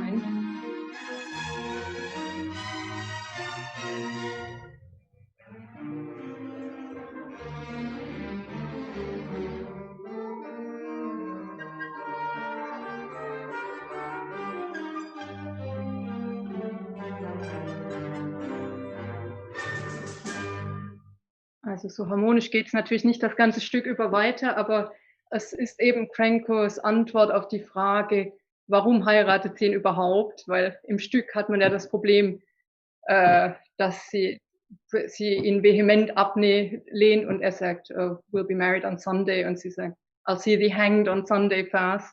Und dann arrangieren sie aber die Ehe und sie sagt nichts mehr, also scheint irgendwie zuzustimmen und Cranko interpretiert das eben auf seine Weise. Und das muss man ja in jedem der Inszenierung im Grunde irgendwie fühlen. Also das nochmal dazu, dass ein Text natürlich nie alle Antworten gibt, dass eben immer irgendwie durch die Bühne gefüllt werden muss, was nicht so klar ist. Und da sieht man ja die Entwicklung auch wirklich sehr schön hier. Das haben Sie uns ja sehr schön auch durch diesen Zusammenschnitt deutlich gemacht, dass sich die Beziehung der beiden wirklich hier durch den Tanz entwickelt, ja, im Körpereinsatz. Genau, und das ändert sich dann natürlich immer, diese 3 Pas de Deux, die 3 großen Pas de Deux, und dann sehen Sie immer mehr, wie sie sich entwickeln. Natürlich geht es dann immer wieder durch alle möglichen Konflikte, sonst wäre das Stück ja schon aus. Aber also man sieht ganz ziemlich klar, denke ich, durch reine Bewegungssprache, wie sich das Verhältnis verändert. Und das ist natürlich nicht so einfach, wie es aussieht, das zu choreografieren. Ja. Wunderbar, Frau Böhle. Frau Wolters, jetzt würde ich gerne den Ausschnitt noch mal eben teilen, den Sie uns mitgebracht haben und würde dann auch die Diskussion öffnen wollen. Ja, Sie wollen aber noch was sagen. Vorab noch was dazu sagen, weil es ist ein Trailer zu Othello von Neumeier. Und das ist fast ein bisschen peinlich in dieser Runde. Es wird dann von einer Stimme aus dem Off die Geschichte von Othello nochmal erzählt. Versuchen Sie das mal auszublenden und schauen Sie eher auf die Bewegungen und hören Sie auf die Musik, die man im Hintergrund hört. Ich gebe nur 3 Hinweise. Also man wird einen Ausschnitt aus diesem mittlerweile fast ikonischen Pas de Deux sehen zu Musik von Arvo Pärt, wo sie aus meiner Sicht ein sehr schönes, da sieht man schon den Beginn, Beispiel für diesen Mehrgewinn, den ich vorhin nannte, der entstehen kann, wenn Tanz und Musik gut zusammengreifen. Es entsteht so eine hypnotisch-meditative Wirkung. Dann, so wie Iago dargestellt wird, den werden wir auch kurz sehen, wirklich der so als brutaler Militarist eingeführt wird, der selber exerziert, der aber auch sehr brutal seine Frau exerzieren lässt. Und ganz wichtig, da können wir dann nachher auch gerne in die Diskussion einsteigen. Neumeier gibt eine Deutung, wie er diese Geschichte, diese Tragödie liest, indem er Othello und Desdemona jeweils ein alter Ego zur Seite stellt. Othello wird ein schwarzer Mann, ein schwarzer Krieger zur Seite gestellt und Desdemona eine Figur Primavera aus Botticellis Gemälde. Jetzt können wir reingucken. Vielen Dank, Frau Wolters.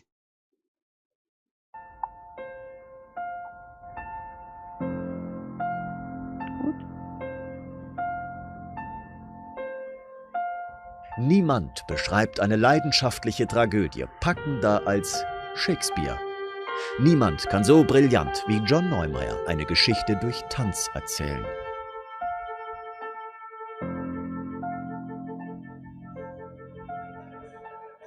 (1985) wurde John Neumeiers Ballett nach Shakespeares gleichnamigen Drama auf Kampnagel uraufgeführt und avancierte schnell zum Kultstück. Nun kommt es erstmals auf die Bühne der Hamburgischen Staatsoper.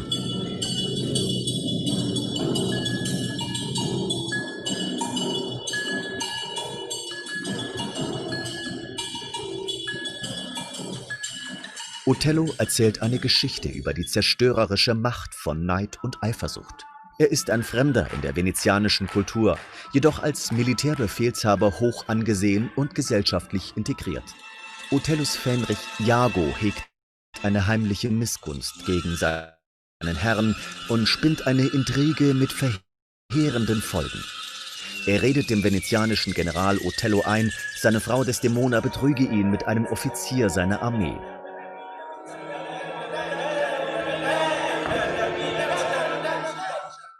Durch raffinierte Manipulationskünste spielt er mit Othellos Wahrnehmung.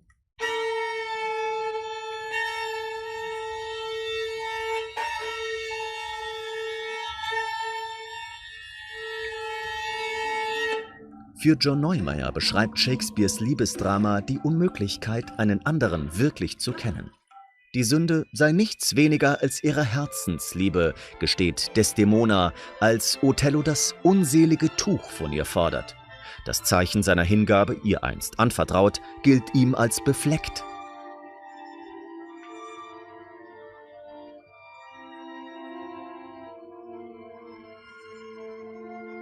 Noch immer gilt John Neumeiers Adaption als eine der bedeutendsten Umsetzungen für die Ballettbühne.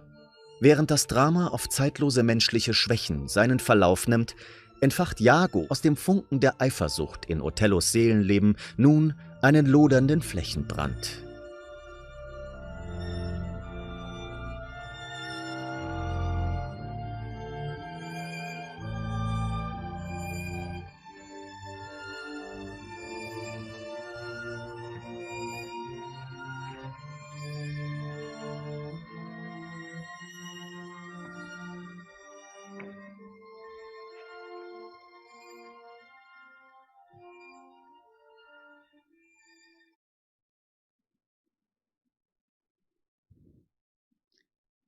Vielen Dank. Frau Wolters, während ich die Teilnehmerliste im Auge behalte und schaue, ob es Fragen gibt, und während Felix Sprang den Chat im Auge behält und schaut, ob es da vielleicht Fragen gibt, wollen Sie noch ein paar Worte dazu sagen?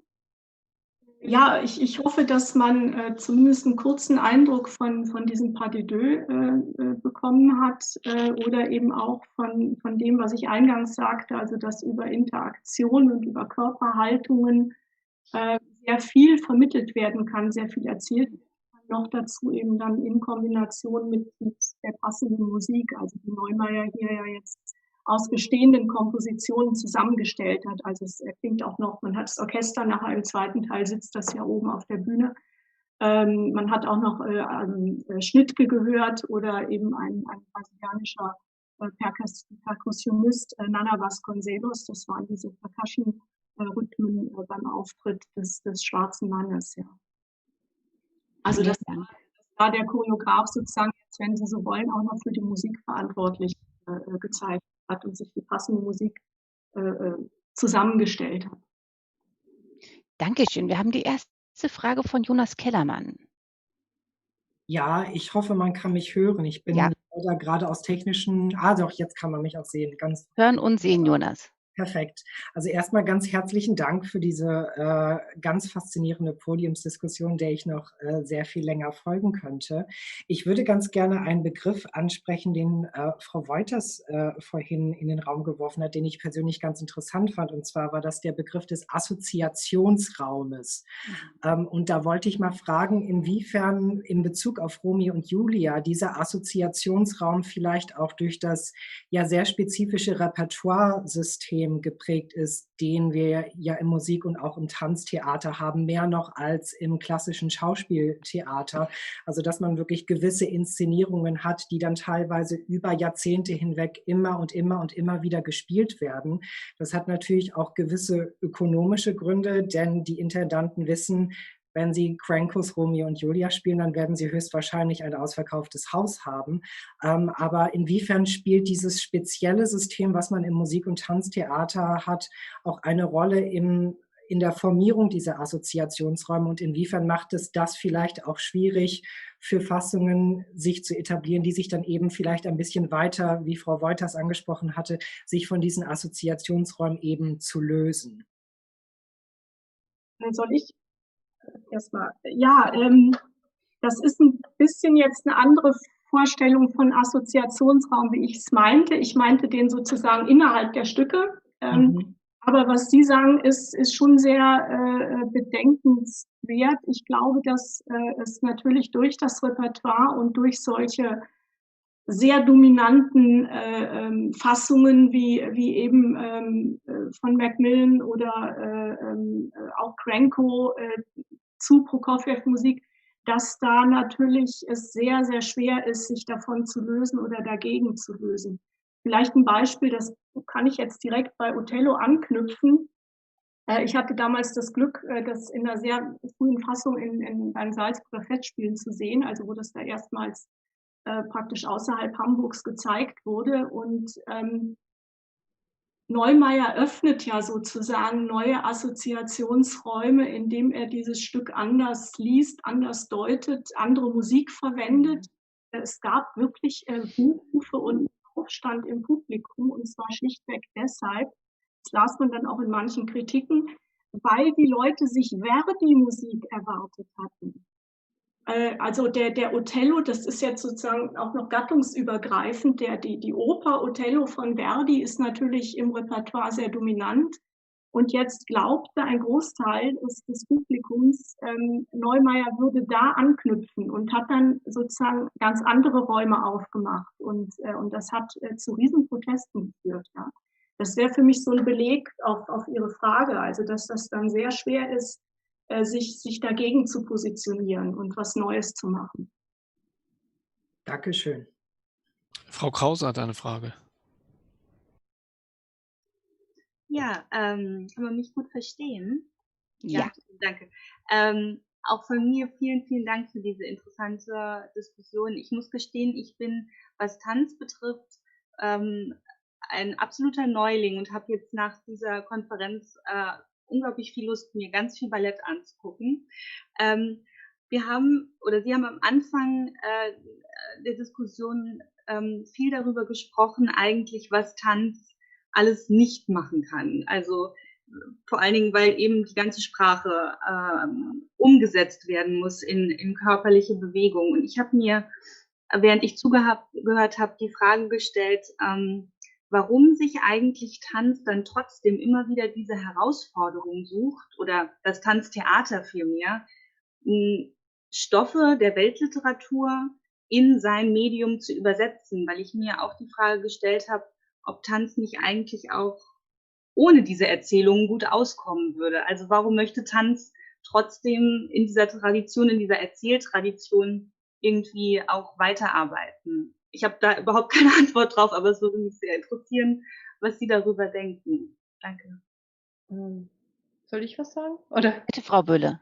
Ja, ich denke, es geht immer hin und her in der Tanzgeschichte, was jetzt gerade also als das neue Ziel sozusagen gilt im 18. Jahrhundert, über das wir eben sprachen, wo das Handlungsballett aufkam, ging es halt darum, diese Kunstform würdig zu machen und zu etablieren, dass es nicht nur ein sinnloses Divertissement in Opern sein kann, sondern der Tanz wie eine Tragödie, sagen wir, eine Racine-Tragödie umsetzen kann und das Publikum genauso bewegen wie eben diese. Also es handelt sich da zum Teil um eine Legitimierungsstrategie, aber auch wirklich darum, den Status des Tanzes zu heben und zu zeigen, dass der Tanz auch eine imitative Kunstform ist, die eben im Diskurs der Künste auch ihren Platz haben sollte.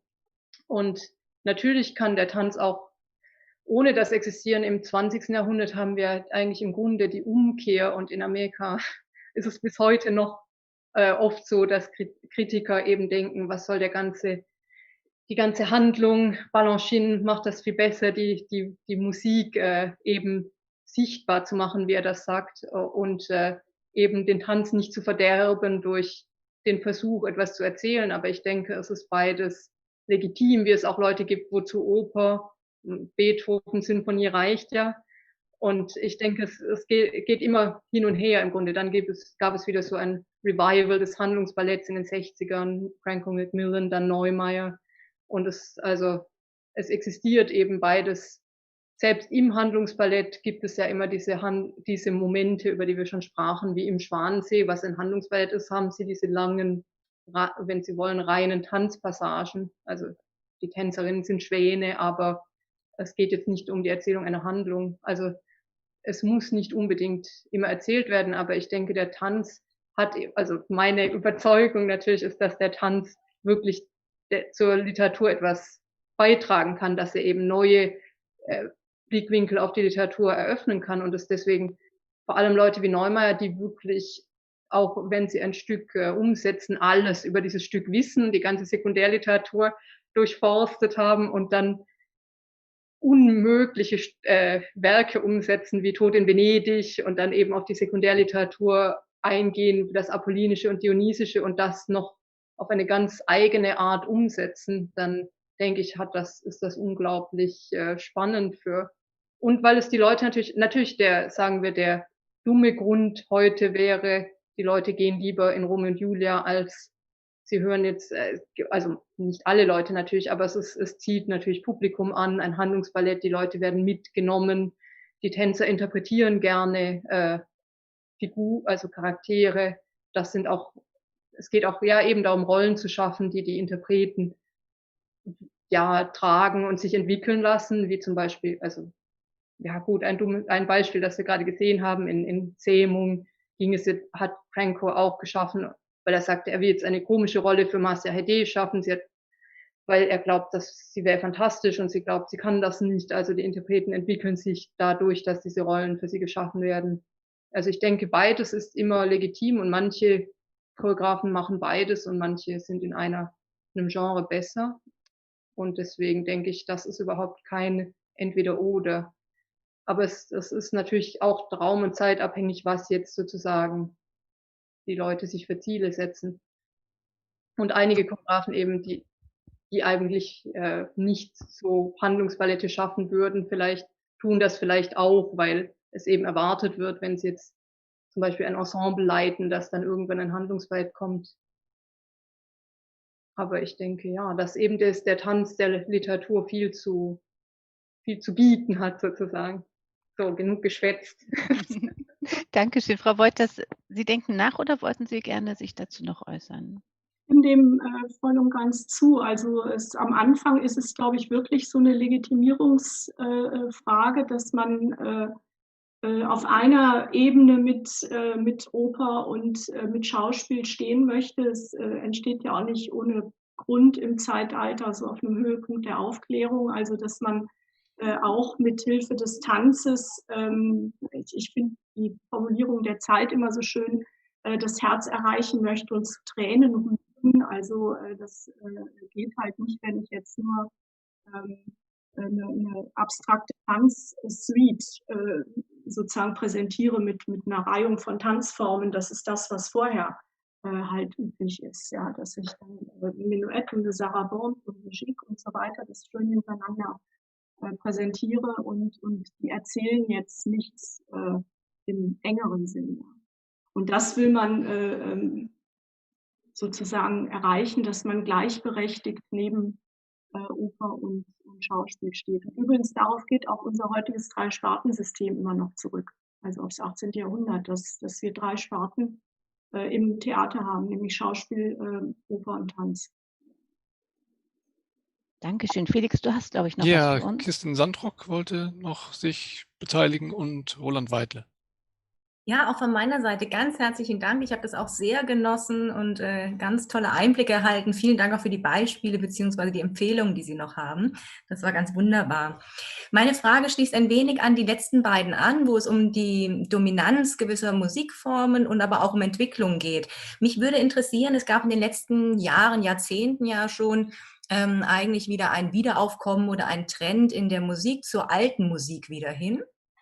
Ob es das in irgendeiner Art und Weise auch im Ballett wieder gibt, also ob alte Musikformen da wieder Einzug gehalten haben und auch, ob das vielleicht auch wieder mit einem Wiederaufkommen von alten Tanzarten einhergeht. Ich kenne mich nicht aus. Morgen werden wir im Shakespeare-Seminar unter anderem einen Vortrag haben zu den Jigs und wie die Aufführungspraxis heute ist, dass das wieder aufkommt, aber das ist ja dann in einer anderen Aufführungsform sozusagen. Also meine Frage wäre, ob es das auch im Tanztheater gibt und wenn ja, ob Sie da auch vielleicht Beispiele haben oder kennen. Fühle ich mich jetzt mal direkt angesprochen, weil ich vor Jahren ja selber in dem Bereich auch ein bisschen tätig war. Das ist eine eigene Szene. Das ist so ein bisschen ähnlich wie im Musikbereich, wo Sie ja wirklich auch Ensembles haben, mittlerweile eine ganze Reihe, die diese historisch informierte Aufführungspraxis pflegen. Das hat sich mittlerweile auch ausgedehnt, eben auch auf szenische Darstellungen. Wobei ein Schwerpunkt, soweit ich das überblicke, vor allem auf Barocktanz ist. Und da sind wir eigentlich noch vor diesen Handlungsballetten. Das heißt, es gibt wunderbare Rekonstruktionsversuche und das geht ganz gut, weil wir aus der Zeit tatsächlich auch Aufzeichnungen haben, also choreografische Notationen, die können Sie wirklich rekonstruieren von 1700 plus, ja.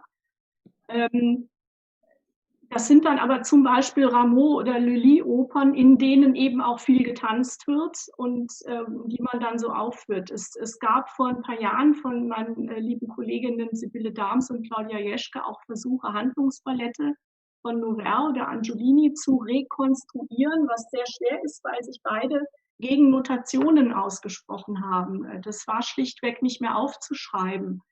Diese Mimik und Gestik und was da jetzt alles dann dazu kam, sodass wir da nur Beschreibungen, also Verbalbeschreibungen haben, wie diese Stücke ausgesehen haben. Aber soweit ich das beurteilen kann, ist es eher so eine eigene Szene mit ganz eigenen Ensembles, viele sehr gute in den USA und in Frankreich, die in dem Bereich arbeiten. Aber sagen wir mal so, in das Stadttheater oder Staatstheater ist es noch nicht so vorgedrungen. Dankeschön. Roland, jetzt bist du dran. Darf ich noch kurz was sagen? Na klar, Frau Böhle. Ja, Entschuldigung, ich wollte mich kurz einmischen zum Thema Rekonstruktion. Was es gab in den letzten Jahren besonders, waren die Rekonstruktionen von Petit-Pas-Balletten, also spätes 19. Jahrhundert. Da hat die Bayerische Staatsoper einiges gemacht. Dann gab es eine Raimonda in der Scala und in Bolschoi auch ein Corsair. Also man versuchte da die Originalchoreografie aus dem späten 19. Jahrhundert auf der Basis von Notationen wiederherzustellen, die man eben in Harvard gefunden hatte. Und das war auch sehr interessant, weil die Ergebnisse zum Teil recht unterschiedlich waren. Und das Problem natürlich der Pantomime immer besteht. Aber da gab es jetzt in der letzter Zeit einen Aufschwung im 21. Jahrhundert. Das könnte man vielleicht noch dazu erwähnen. Dankeschön. Roland. Ja, ich habe eine Frage für Frau Woiters. Sie haben so fast in so einem Nebensatz gesagt, dass Sie in Ihren Seminaren eine Unterscheidung aufmachen zwischen Inhalt und Gehalt. Das klingt sehr interessant, darüber würde ich gerne drüber mehr wissen und also über auch Ihr Verständnis, wo Sie da die Grenze ziehen, ob Gehalt Inhalt plus X ist oder Gehalt auch in eine völlig andere Richtung geht. Ja, das ist die Frage.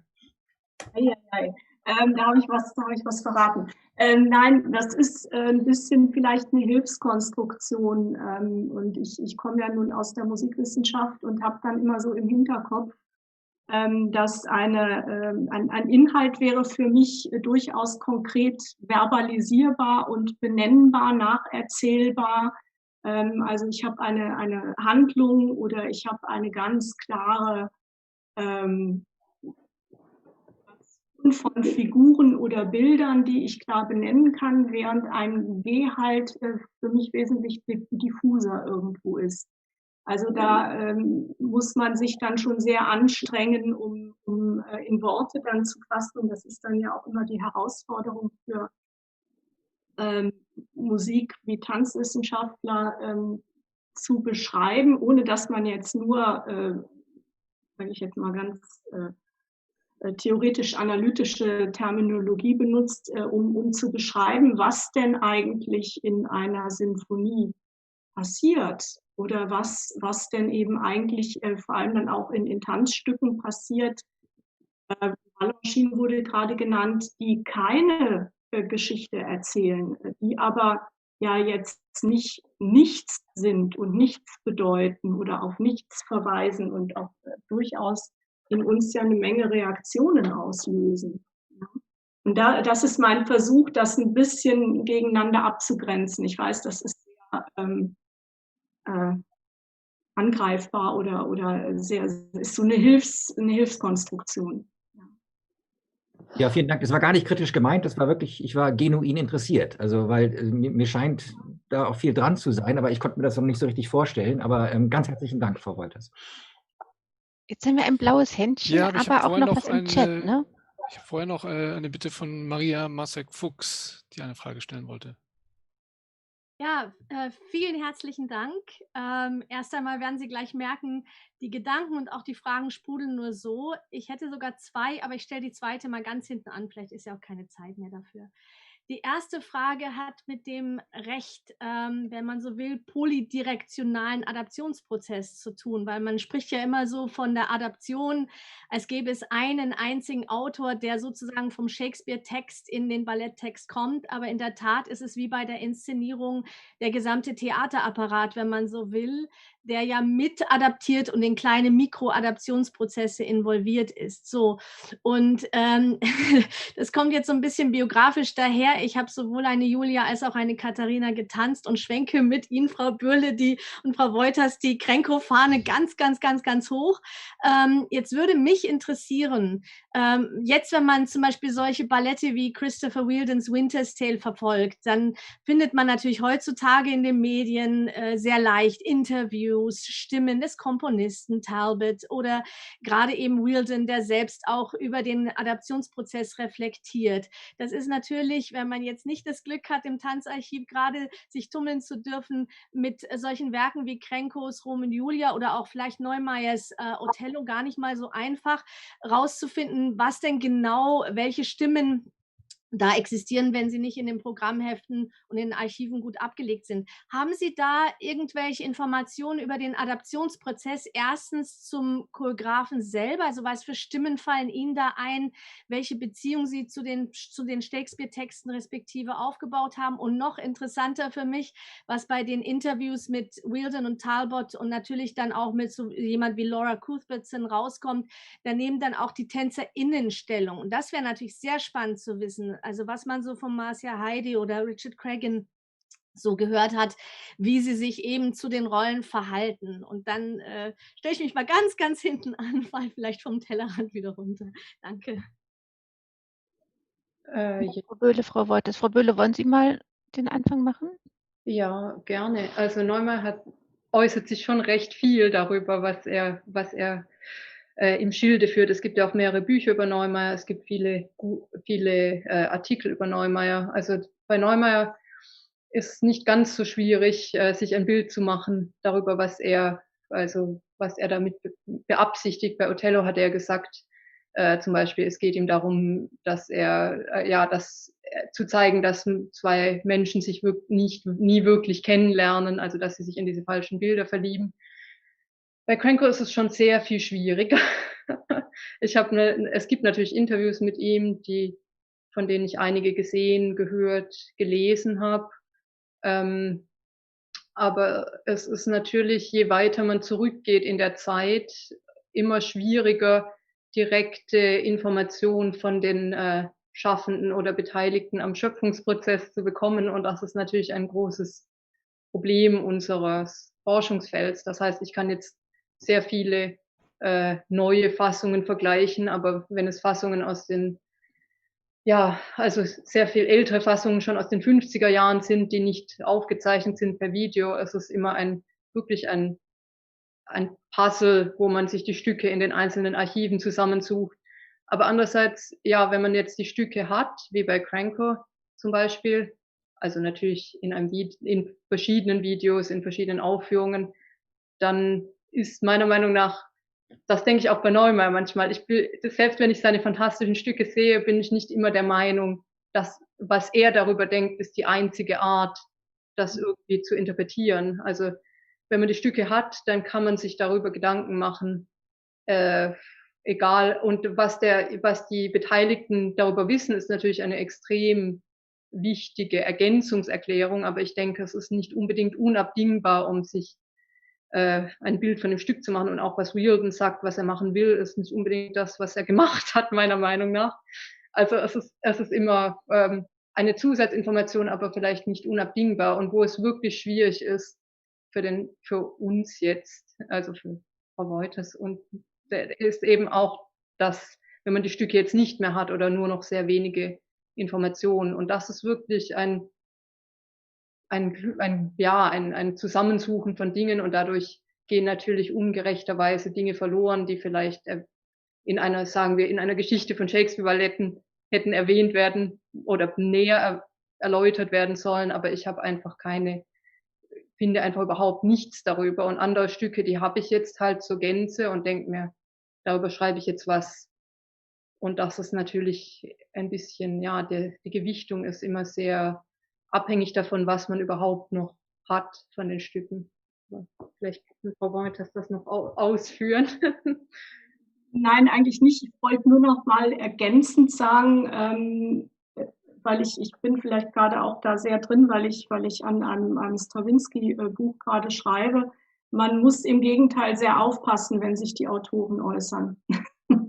Also das ist manchmal sehr, sehr kryptisch und widersprüchlich, und man muss das natürlich sichten und berücksichtigen, aber eigentlich sollte man versuchen, eben dann möglichst viel über das Stück selber auch herauszufinden und selber drauf zu schauen, wenn es denn irgendwie geht. Ne? Darf ich nur ergänzen, was ich damit mit der Frage gemeint habe? Es war eigentlich nicht so sehr gemeint in dem Sinn, dass diese Zusatzinformationen, wenn Sie sie Paratexte nennen wollen, unbedingt jetzt das Erlebnis oder die Lektüre, sage ich mal, des Balletttextes in irgendeiner Art und Weise jetzt lenken soll, sondern das lehnt sich eher an Linda Hutchins Unterscheidung zwischen Adaption als Produkt und Adaption zu beforschen als Prozess. Und das ist auch in der Tat einfach auch ein sehr interessanter Blickwinkel, in dem man dann verschiedene Prozesse beobachten und bestudieren kann. Dass das nie ein zusammenhängendes Bild werden kann und dass das auch nicht gerade auch, wissen wir ja, auch im eigenen Schaffen eines Autors niemals der einzige Blick drauf ist. Ein Autor kann einen Tag später auch eine ganz andere Meinung über das eigene Schaffen haben. Das sollte damit nicht gemeint sein. Das dachte ich nur kurz noch anzuhängen. Danke. Danke, dass Sie das nochmal erklärt haben. Jetzt haben wir noch eine Meldung von Burkhard Niederhoff. Ja, also ich bedanke mich auch bei den beiden Expertinnen für diese sehr schöne und instruktive Diskussion. Und ich hätte noch mal eine ganz grundsätzliche Frage. Also wir haben jetzt die ganze Zeit geredet über die Übersetzung von Dramen oder Erzählungen in Tanz. Und da gibt es viele Beispiele, die haben Sie präsentiert, und ich habe mich irgendwann gefragt, gibt es eigentlich auch das umgekehrte Phänomen, Übersetzung von Tanz in das Medium des Dramas oder der Literatur?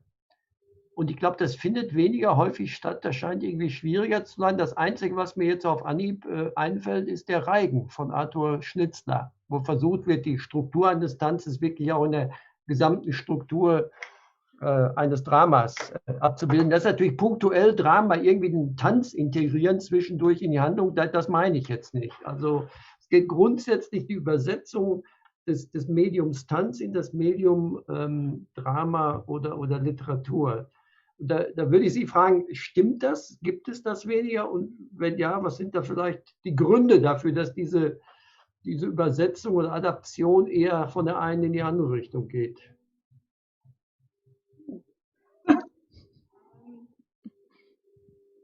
Also mir fällt jetzt ad hoc nichts ein und das würde schon mal dafür sprechen, dass es sehr viel seltener stattfindet. Also und wenn dann ja auch, wenn Sie den Schnitzler erwähnen, das ist ja auf einem sehr formal abstrakten Niveau fast schon, ja.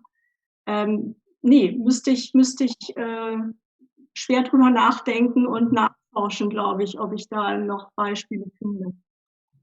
Ich weiß nicht, vielleicht wissen Sie was, aber also mir fällt jetzt spontan gerade nichts ein.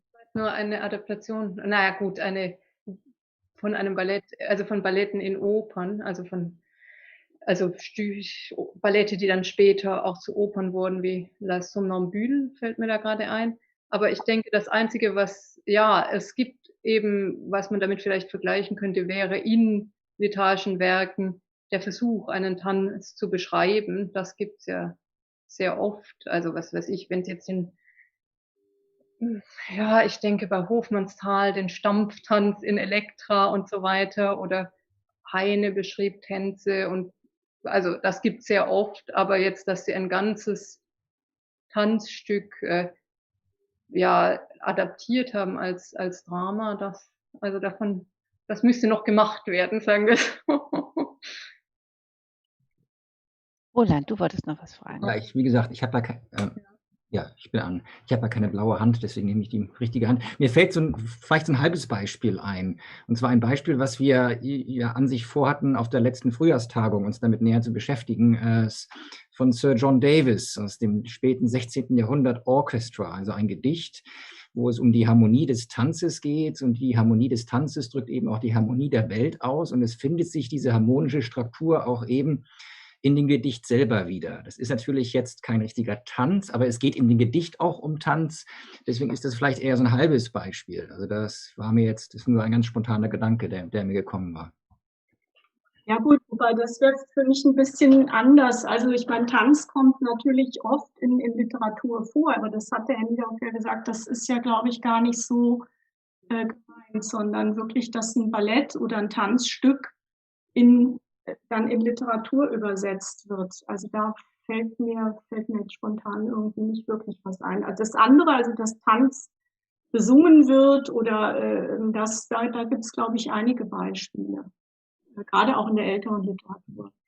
Ja, ich meinte nur, dass sich eben auch die Struktur des also die Struktur von Tänzen selbst auch in der Struktur des Gedichtes widerspiegelt. Also es wird sozusagen, es ist nicht nur eine inhaltliche, eine semantische Auseinandersetzung, sondern Davis versucht eben auch bestimmte Strukturen des Tanzes und des harmonischen Miteinanders in der Struktur des Gedichtes abzubilden. Und das, glaube ich, würde dann noch so ein bisschen weiter hinausgehen, aber es stimmt natürlich schon, es ist, glaube ich, geht nicht ganz in die Richtung von Burkhard Niederhoffs, oder vielleicht geht es in die Richtung von Burkhard Niederhoffs Frage, aber sie beantwortet sie vielleicht nicht zu 100%.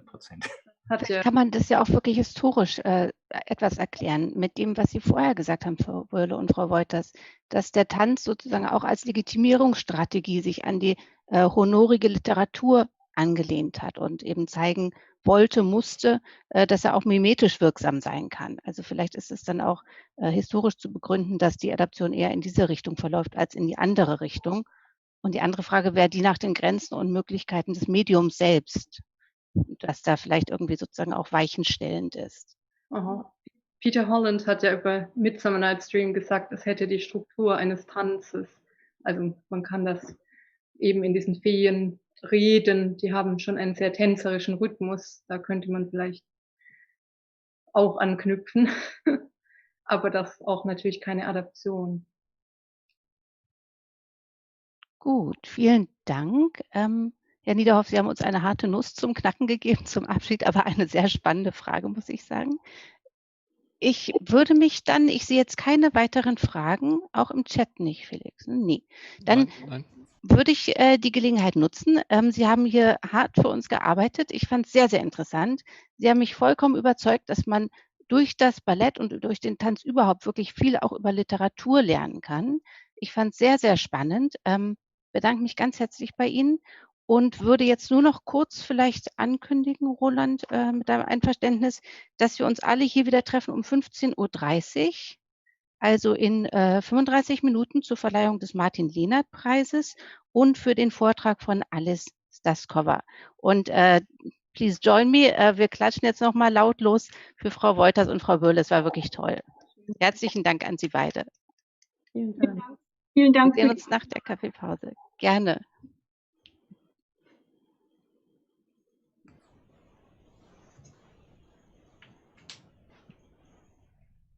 Ja, danke auch von meiner Seite aus nochmal. Vielen Dank an Sie, Frau Böhle, Frau Wolters.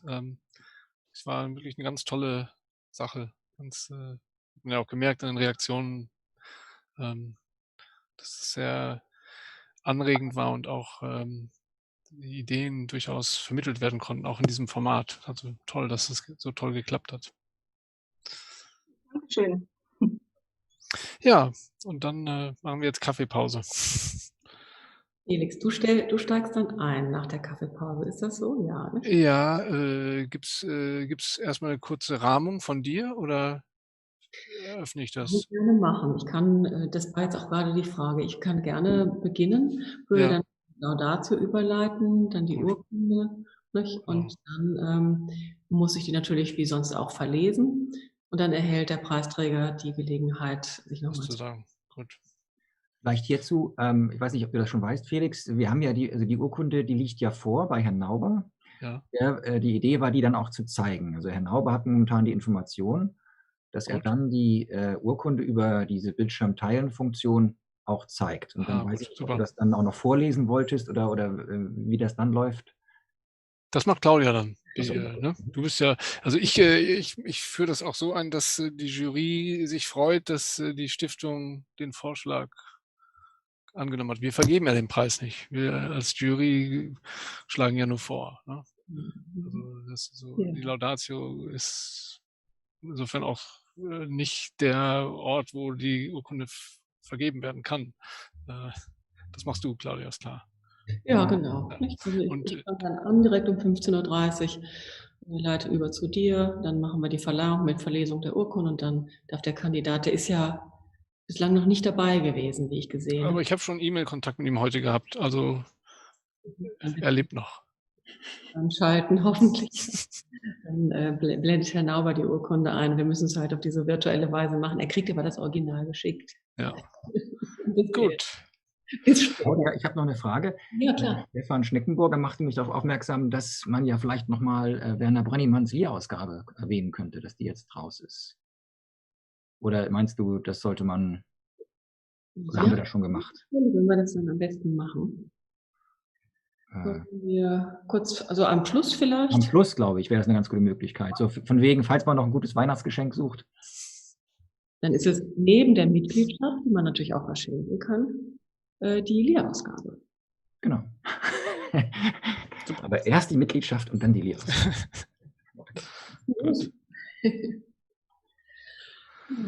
Ja, also mal von mir auch mal, Felix, also ich weiß gar nicht, ob jetzt Anna noch dabei ist. Ich fand das wirklich, dass das sehr gut funktioniert hat. Ja, super. Ja. Auch mit dem Chat und so, das war für mich am Anfang so noch ein bisschen daunting, so die Idee, jetzt diese Vorstellung, sowohl den Chat zu folgen, als auch ja, aber es hatte sich ja gestern schon abgezeichnet, dass da nicht so viel passiert in dem Chat. Ja, aber heute ja mehr. Also heute haben ja dann doch viele sich über den Chat an dich gewendet.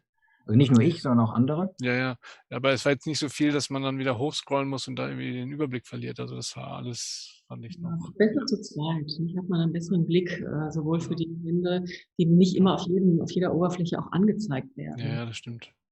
Und schon auch die Bälle besser zuspielen. Auf jeden Fall. Nee, ist toll, super. Das war aber auch, ja, ich weiß jetzt nicht, wie viele Zuhörer wir noch haben. Ich fand, Frau Wolters und Frau Böhle haben das auch wirklich ganz, ganz toll gemacht. Also für das Format mit einem guten Beispiel, das funktioniert hat, auch technisch funktioniert hat. Und das ist ja viel wert. Wenn sowas nicht klappt, dann kann sowas sehr mühsam und zäh werden. Mich hat es auch gefreut, dass wir auf die Weise noch einen Teil der Tanztagung haben retten können, also auch über Romeo und hinaus dann Taming und Fälle betrachtet und dann die übergreifende Frage. Ja. Das hat sich gut gefügt. Ich bin froh, dass wir es gemacht haben. Schade, dass Frau Ambrosino die Gelegenheit nicht genutzt hat. Nicht?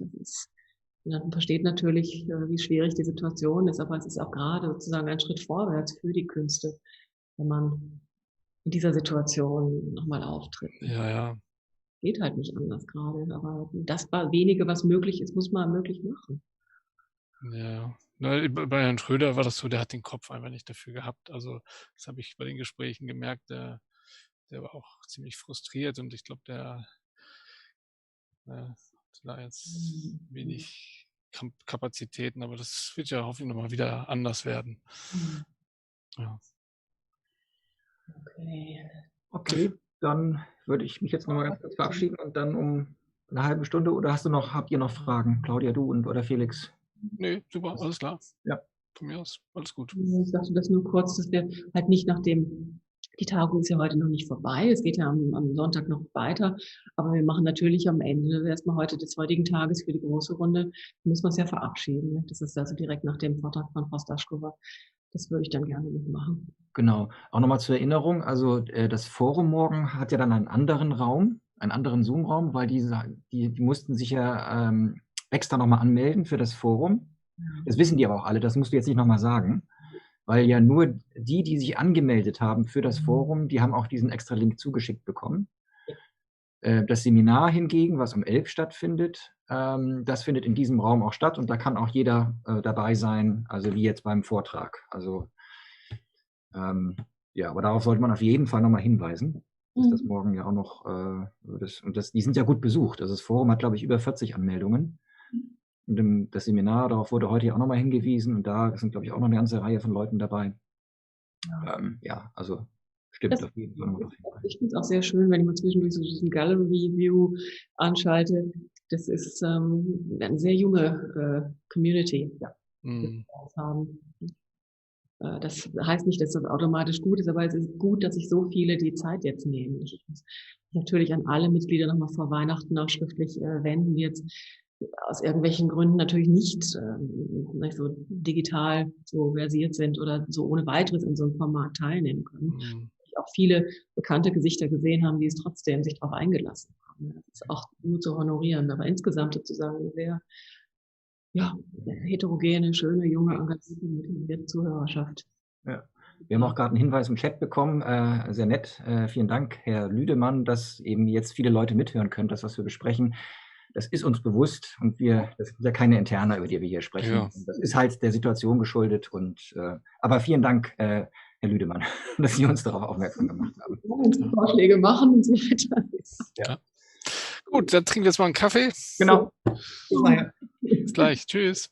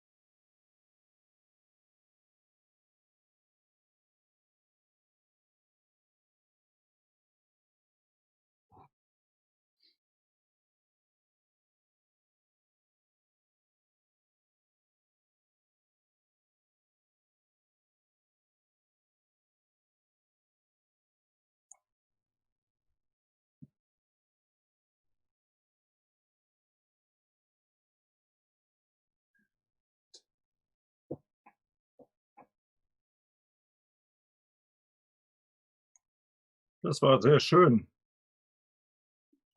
Frau Enderwitz, hallo. Hallo, Herr Höfele, danke schön. Die Damen waren halt auch einfach, die waren einfach fantastisch, ne? Ja, absolut. Und ich finde, ich meine, das hat man gestern bei Frau Bülle schon gesehen und Frau Wolters kann es halt auch so toll, dass die wirklich das sehr, sehr anschaulich erklären können, Ja, ja. was sie meinen. Das fand ich auch ganz toll. Ja, ja. Gut moderiert. Danke. Schließe ich mich an und auch wirklich so ganz tolle Einblicke, ne? So ganz persönliche Einblicke auch in Tanz. Das war toll. Richtig schön. Schön. Ja, ist denn der Herr Schindler schon bei uns? Das ist jetzt meine nächste Frage. Unser Preisträger.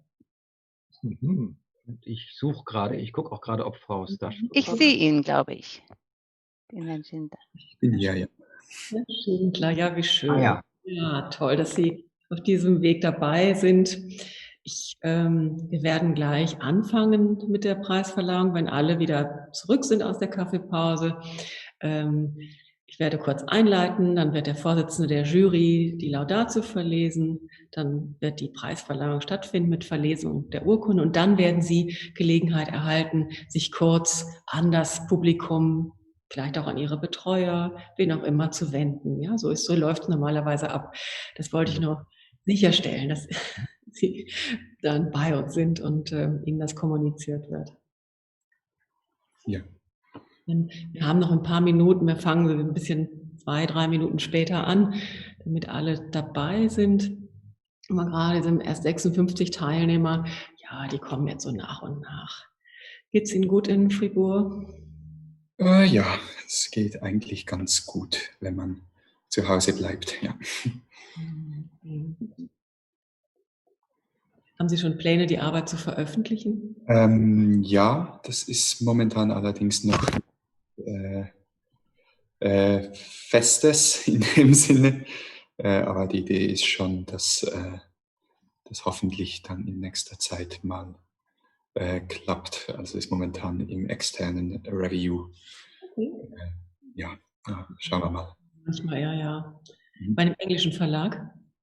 Ja, also die Idee wäre, momentan ist es bei Cambridge University Press und im Idealfall wäre das natürlich schön, aber das ist ja auch ein längerer Prozess, bis da was feststeht. Ja, Ja, wir drücken die Daumen. danke.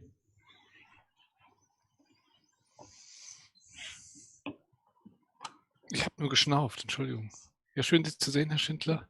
Vielen Dank für Ihre Ich finde die Krawatte noch. Ja. Felix. Tolle Krawatte. Ja, die hört hier auf. Also Ja, ich müsste ne, die eigentlich. die richtige Krawatte. Es wäre furchtbar, wenn die kürzer wäre. Ja, wobei ich dachte, ich kann sie eigentlich binden, wie ich will, weil es reicht ja bis hier, ne? Ja, genau. Bestens. Sie passt auch gut zur Jogginghose. Ja, die habe ich ja an, ist klar. Und Pantoffeln. Das ist mein Zoom-Outfit. Das haben wir alle professionalisiert im letzten Semester. Man darf nur nicht spontan aufstehen. Genau, das mache ich nicht. Nee, bleib sitzen. Also jetzt siehst du noch mehr aus wie ein Lufthansa-Pilot. Das lasse ich einfach mal so stehen jetzt. Lass das mal so stehen. Ja. Also das liegt wahrscheinlich an diesen immens professionellen Kopfhörern. Ja, ich muss sagen, das ist uns mehr oder weniger angedient worden von unserer Fakultätsleitung. Das solltest du nach dem Shutdown beibehalten in deinen Lehrveranstaltungen. In den Präsenzveranstaltungen, ne? Dass ich da so. Autorität, würde ich genau. sagen. Danke, ja, da denke ich mal drüber nach. Ich dachte ja, ich verkaufe den auf eBay. Wenn das das ist die andere Möglichkeit. Ja. Da kann man dann auch wieder in Urlaub fahren. Genau.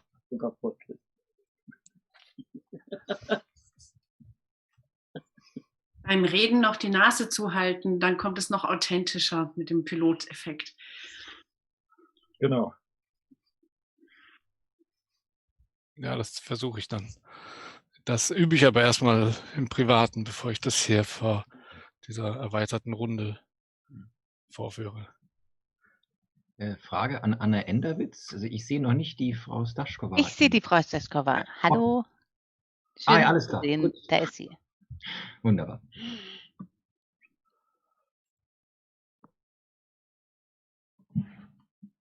Ich denke, wir legen mal los. Es sind soweit jetzt doch relativ viele Teilnehmer anwesend.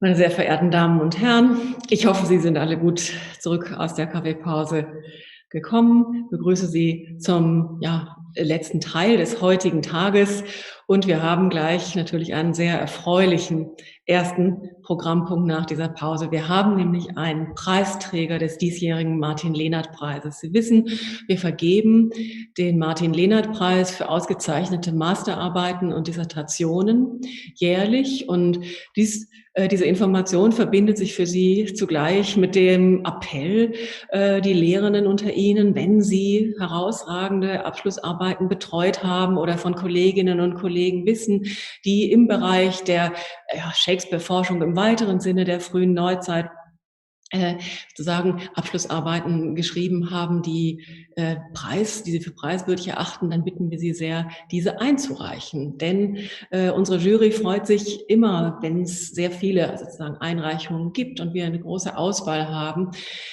So ist es in diesem Jahr tatsächlich auch gewesen. Und die Aufgabe ist natürlich sehr verantwortlich, aber auch sehr schwer, Preisträgerinnen und Preisträger zu ermitteln. Und umso mehr freuen wir uns, dass wir in diesem Jahr den Martin-Lehnert-Preis für eine Dissertation vergeben können.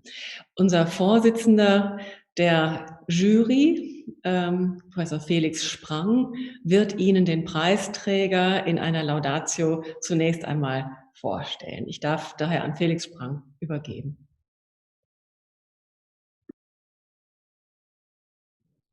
Ja, herzlichen Dank, Claudia. Schönen guten Nachmittag allen Ihnen. Ja, es ist mir eine große Freude, Ihnen weniger Kilian Markus Schindler vorzustellen, als vielmehr die Arbeit, die eingereicht wurde für diesen Preis. Kilian Markus Schindler ist zurzeit in Fribourg als Postdoktorand beschäftigt und beschäftigt sich schon seit einiger Zeit mit der frühen Neuzeit und Shakespeares Werk. Und die Jury freut sich ganz besonders, dass die Stiftung ihrem Votum gefolgt ist, den diesjährigen Preis an Herrn Kilian Markus Schindler für seine Dissertation mit dem Titel The Limits of Toleration, Religious Dissimulation and Early Modern Drama 1590 to 1614 zu vergeben. Die Dissertation, die gegenwärtig zur Veröffentlichung vorbereitet wird, das hatten einige von Ihnen vielleicht schon mitbekommen im Vorgespräch, trägt einen aus Sicht der Jury erheblichen Beitrag zur Erforschung des frühneuzeitlichen Theaters bei, indem sie theologisch ausgerichtete Fragestellungen ins Zentrum stellt, das Augenmerk aber ganz besonders hier auf juristisch-rhetorische und genuin dramentheoretische Aspekte legt.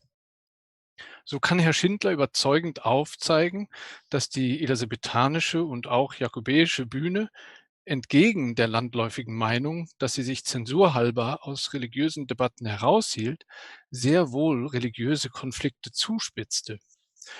Anhand von 6 Fallstudien spürt diese Arbeit Formen der inszenierten Verheimlichung nach, wobei Verheimlichung im Theater natürlich auch immer das Verheimlichte selbst in Szene setzt. Als Dreh- und Angelpunkt dieser Logik verweist Herr Schindler auf Bacons Essay, den Sie vielleicht kennen, auf Simulation and Dissimulation. Bacons Rat in diesem Essay, dass Verheimlichung einen Ausweg aus dem Dilemma bietet, zwischen Wahrheit und Lüge wählen zu müssen, wenn die Wahrheit Leib und Leben gefährdet, ist eine ganz zentrale Leitidee, die immer wieder diese Dissertation beflügelt. Eine klug begründete Auswahl von Dramen. Im Zentrum stehen beide Teile von Henry IV, Sir John Oldcastle, Sir Thomas More, The Janus's Fall, Botham le Fier and The Jew of Malta, wird gerahmt von wirklich unzähligen weiteren Bühnenstücken, aber eben auch Pamphleten von Heywood, Middleton, Marston und andere puritanische Traktaten. So bringt Herr Schindler die Debattenkultur um die Autorität der Staatskirche sowie verheimlichte, abweichende religiöse Überlegungen in ihrer Komplexität auf den Punkt. Seine Dissertation bietet Orientierungspunkte mit Blick auf ganz zentrale Fragen. Was trägt das Theater der Zeit dazu bei, zwischen Lügen, die relativ harmlos sind, und verräterischen Handlungen, die staatsgefährdend sein können, zu unterscheiden? Und inwieweit trägt das Theater der Zeit dazu bei, Verbindungslinien zwischen machiavellistischen und puritanischen Verhaltensweisen aufzuzeigen oder Überzeugungen aufzuzeigen, also Verbindungen zwischen Staatsräson und Staatsreligion? Ganz besonders hat die Jury Herr Schindlers Ansatz überzeugt, dass das Drama der Zeit nicht als Medium der Säkularisierung oder vielleicht Versöhnung oder Abflachung religiöser Konflikte betrachtet werden kann, sondern vielmehr als bisweilen aggressiver Katalysator religiöser Spannungen. Dieses mit zahlreichen Quellen abgesicherte Argument wird rhetorisch überzeugend und sprachlich äußerst anregend entwickelt. In den Augen der Jury ist dies ein hervorragender und herausragender Forschungsbeitrag in einem Feld, das sich in den letzten Jahren zunehmend etabliert hat, nämlich die Erforschung der Beziehungen zwischen Theater und religiösen Vorstellungen. Deswegen freuen wir uns sehr, dass die Stiftung unserem Vorschlag gefolgt ist, aus den sehr guten bis herausragenden Arbeiten, die eingereicht wurden, Herrn Schindlers Arbeit zu wählen, und wir beglückwünschen Herrn Schindler, dass diese Arbeit hoffentlich bald erscheint und dann auch die Debatten in dem Bereich weiter beflügeln wird. Vielen Dank, lieber Felix, für diese aussagekräftige Laudatio und überhaupt der ganzen Jury. Herzlichen Dank für die Arbeit und Mühe, die Sie sich Jahr für Jahr machen. Aber das ist ein entscheidender Beitrag, den wir als Deutsche Shakespeare-Stiftung in dem Fall auch zur Förderung des wissenschaftlichen Nachwuchses leisten wollen, im Sinne Martin Lehnerts natürlich. Und ich begrüße an dieser Stelle herzlich Herrn Schindler in Fribourg.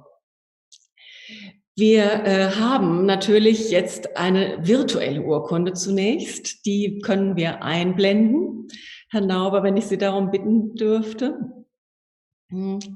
Aber Herr Schindler, seien Sie gewiss, das papierne Exemplar wird Sie erreichen. Ja, Sie werden im Besitz dieser Urkunde sein in kurzer Zeit. Sie wird Ihnen auf dem Postweg zugehen. Und wie es bei uns so Brauch ist, werde ich jetzt, es ist für alle sichtbar, noch einmal den kurzen Text dieser Urkunde verlesen.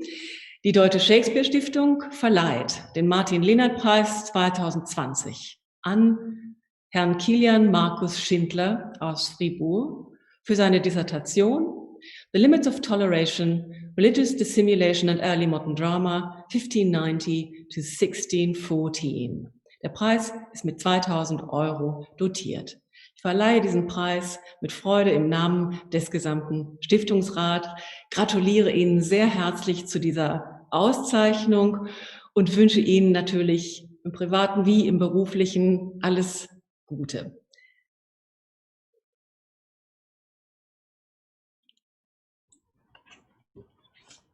Ich würde Ihnen jetzt gerne Gelegenheit geben, sich vielleicht an die Anwesenden zu wenden. Ja, Sie sind sogar eingeblendet. Herr Schindler, bitte.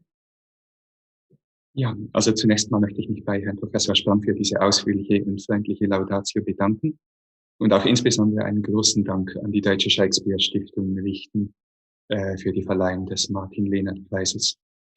Es ist mir eine große Freude und eine Ehre, den Preis bei dieser Gelegenheit zumindest digital entgegenzunehmen. Und natürlich hätte ich auch gerne persönlich an der Tagung teilgenommen, wenn das möglich gewesen wäre. Insbesondere möchte ich bei dieser Gelegenheit auch in absentia mich bei den Betreuern meiner Arbeit bedanken, namentlich bei Indira Ghosh und bei Lukas Erne. Ohne deren Geduld und jahrelange Unterstützung diese Arbeit wohl kaum in dieser Form zum Abschluss gekommen wäre, wie sie das schlussendlich ist. Ja, und auch wenn ich leider nicht persönlich in Weimar sein kann, habe ich es doch sehr genossen, die Tagung soweit online mitzuverfolgen. Und ich bin auch sehr gespannt auf die noch verbleibenden Vorträge. Und das wäre es dann auch schon von meiner Seite. Danke, Herr Schindler. Schön, dass Sie sich sozusagen nochmal allen auf diese Weise auch vorstellen konnten. Und wir hoffen natürlich, dass wir Sie auf künftigen Tagen live und in echt in Weimar, Bochum oder an anderen Orten dann nochmal persönlich kennenlernen können. Für den Moment erst noch einmal herzlichen Glückwunsch in unser aller Namen und alles Gute Ihnen. Danke vielmals. Wir kommen damit zum nächsten Vortrag. Die Vortragende, Frau Professor Alice Stašková, wird von Professor Anne Enderwitz eingeführt. Vielen Dank. Ja, ich habe die große Ehre, jetzt Alice Stašková bei uns zu begrüßen. Herzlich willkommen. Frau Stašková ist Professorin an der Friedrich-Schiller-Universität Jena. Das heißt, sie wäre unter normalen Tagungsbedingungen wirklich aus der Nachbarschaft nach Weimar gereist. In Jena hat sie seit 2016 den Lehrstuhl für neuere deutsche Literatur inne.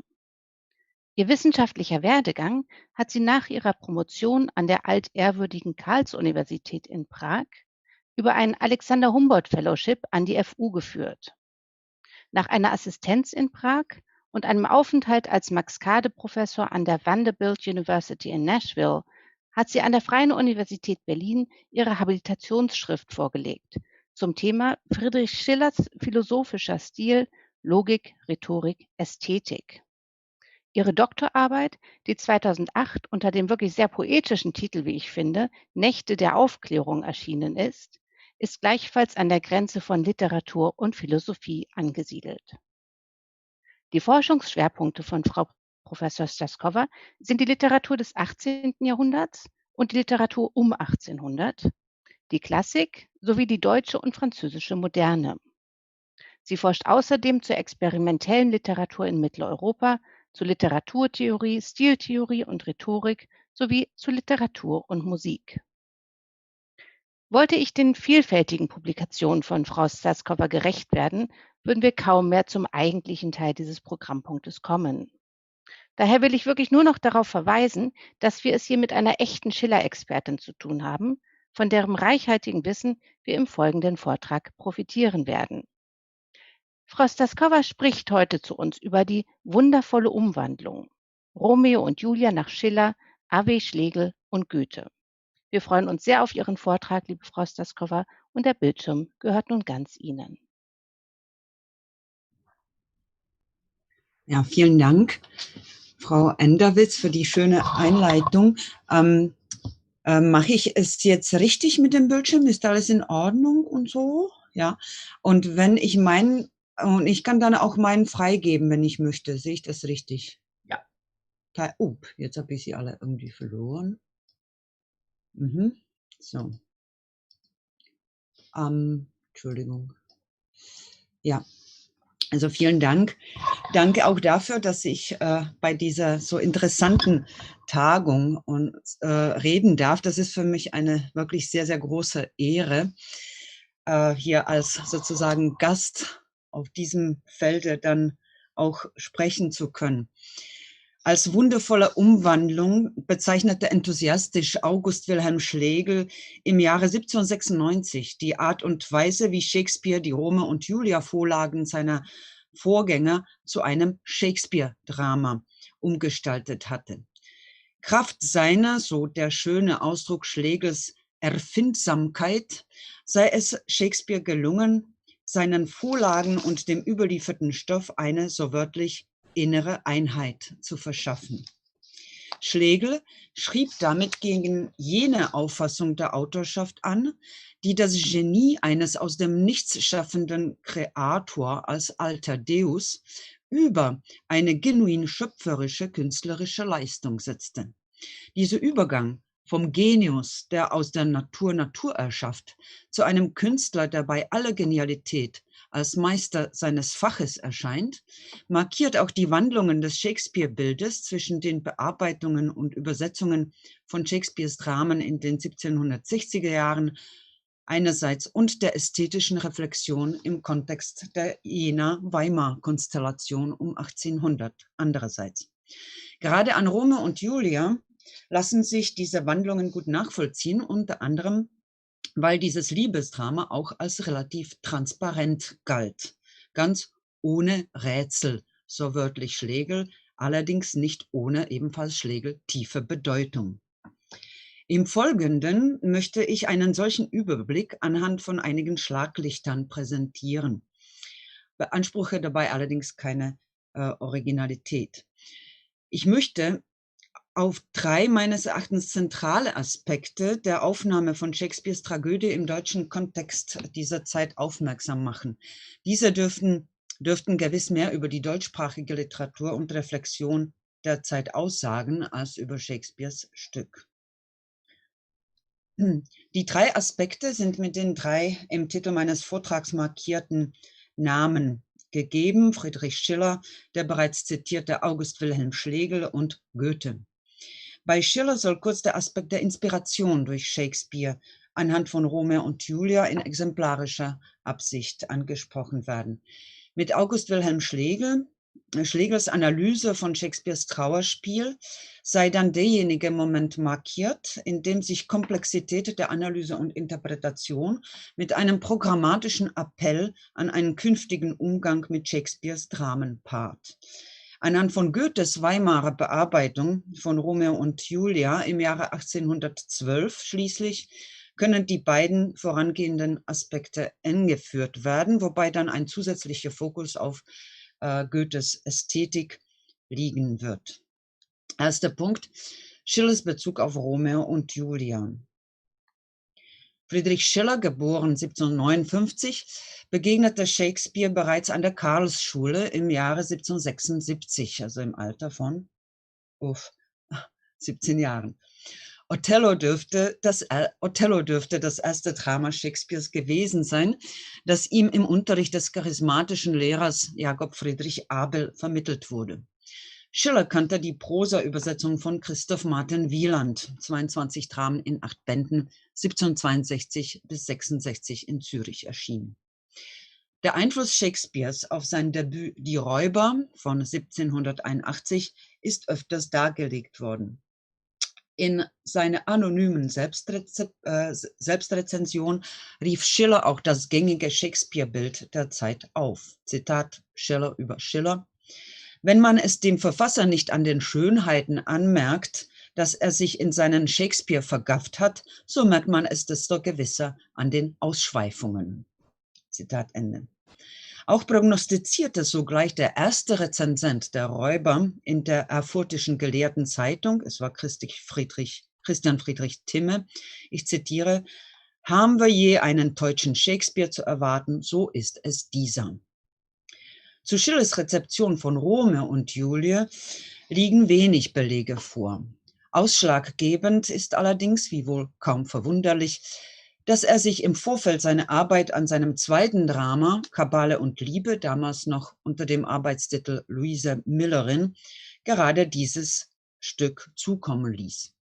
Sie werden mir, so schreibt Schiller an Rheinwald am 9. Dezember 1782, Sie werden mir einen Dienst erzeigen, wenn Sie mir die Romeo und Juliette und Othello mit dem Bäldigsten verschaffen, weil ich etwas daraus zu meinem Stück zu schlagen gedenke. Zitat Ende. Der Wortlaut hier bezeichnet sehr genau, wie Schiller auf die beiden Dramen Shakespeares zurückgreift. Er entnimmt aus ihnen eben etwas für sein eigenes Stück. Unschwer lassen sich konkrete Motive sowie auch im umfassenderen Sinne poetische Anklänge und Anleihen in Kabale und Liebe identifizieren, sowie auch in Absetzung von Shakespeares Dramen die ganz andere Gewichtung in Schillers Stück. Die durch äußere Umstände zu einer tragischen gewordene Liebe zwischen der frommen Musikustochter Luise und dem auf seine Vernunft stolzen Präsidentensohn Ferdinand greift gewiss auf Shakespeare-Wielandsche Darstellung von großer Liebe zurück. Die blinde Eifersucht jedoch, bei derer Darstellung sich Schiller bei Othello einiges angeeignet hat, bis hin zu Details wie Schnupftuch, Brief, Täuschung und eine Art Iago, markiert bereits die Verlagerung seines Interesses. In den Mittelpunkt rückt bei Schiller die Figur Ferdinands, die Romeos Leidenschaftlichkeit in gefährliche, mörderische Schwärmerei verwandelt und Othellos Eifersucht als eine destruktive Konsequenz der egomanischen Hybris eines bestimmten männlichen Typus der Sturm- und Drangphase der deutschen Aufklärung ins Werk setzt. Verwundern dürfte vielleicht die Tatsache, dass Schiller Kabale und Liebe an überlieferte Konstellationen und Konfliktmuster des deutschen bürgerlichen Trauerspiels anpasst. Besonders auffällig erscheint dies, wenn wir das Stück Schillers mit dem ebenfalls früheren Trauerspiel von Heinrich von Kleist, die Familie Schroffenstein, erschienen 1803, vergleichen. Agnes und Ottokar in Kleists Drama sind Abkömmlinge zweier verfeindeter Stämme eines Geschlechts. Kleist nutzt somit den Dualismus der Gleichgestellten aus, um eine absolut unversöhnliche Antithese in einem Drama voller Mord, Totschlag, List und Grausamkeit so drastisch wie effektvoll zu inszenieren, wobei sich am Schluss des Trauerspiels von Kleist die beiden Familienoberhäupter über den Leichen der Liebenden in enger Anlehnung an den Shakespeare'schen Abschluss entgegenkommen.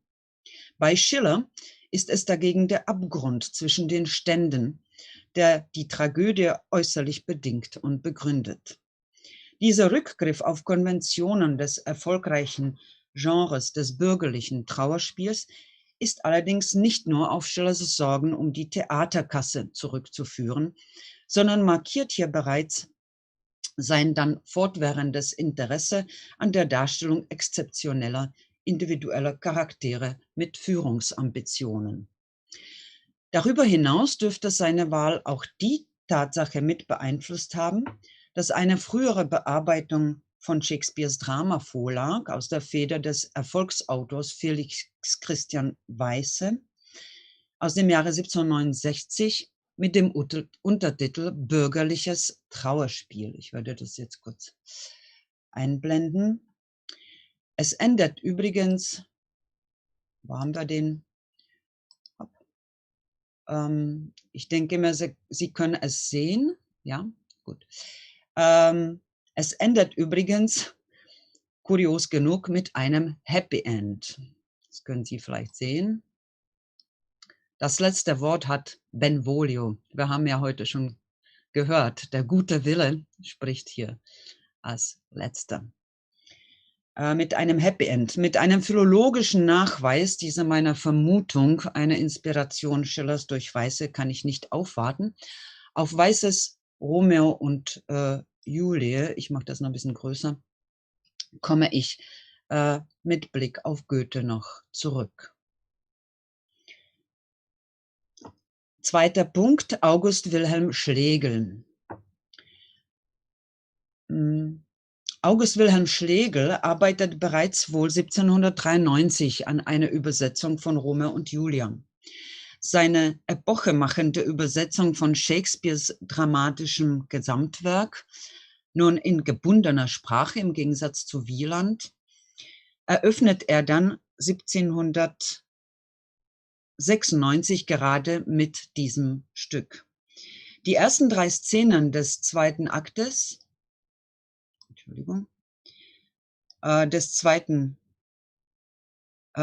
präsentiert Schlegel dem Lesepublikum im gleichen Jahr in Schillers Zeitschrift Die Horen, begleitet von einem Essay über Shakespeare.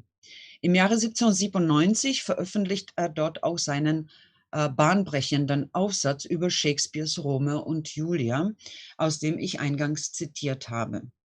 Es handelt sich um die einzige ausführliche Analyse und Interpretation zu einem Shakespeare-Drama überhaupt aus Schlegels Feder. Was uns hier interessiert, sind 2 Aspekte. Erstens die Antwort auf die Frage, warum er gerade Romeo und Julia einer solch komplexen Analyse würdigt. Und zweitens die Tatsache, dass seine Studie zugleich, wie ich bereits angedeutet habe, einen programmatischen Appell an einen neuen Umgang mit Shakespeares Dramen darstellt. Beides hängt mit Schlegels Analyse und Interpretation eng zusammen.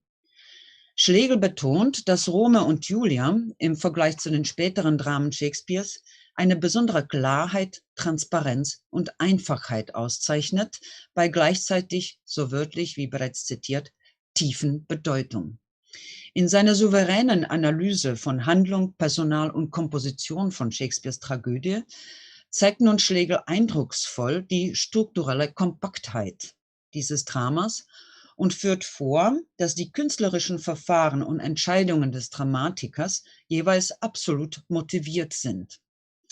Entsprechend widerlegt Schlegel mit einer geradezu bestechenden Konsequenz die meisten ihm und dem deutschen Gelehrten und auch theateraffinen Publikum geläufigen Kritiken an Romeo und Julia unbegründet Shakespeares Komposition und Verfahrensweisen prinzipiell mit der tragenden Struktur des Dualismus und dem Prinzip des Kontrastes. Ich nenne nur einige der wichtigen Gegenstände von Schlegels Erläuterungen, und zwar gerade diejenigen, die später Goethe in seiner Bearbeitung von Romeo und Julia gerade in klare Opposition zu Schlegels Apologie aus dem Stück entfernt. So verteidigt Schlegel etwa Romeos Liebe zu Rosalinde. Also ich erlaube mir, die Namen auf Deutsch im Duktus von Schlegel und Goethe auszusprechen. In der Exposition des Dramas mit dem Hinweis auf die Dramaturgie der Steigerung, des Kontrastes und der Opposition. Also die unechte Liebe, auf die folgt die echte Liebe.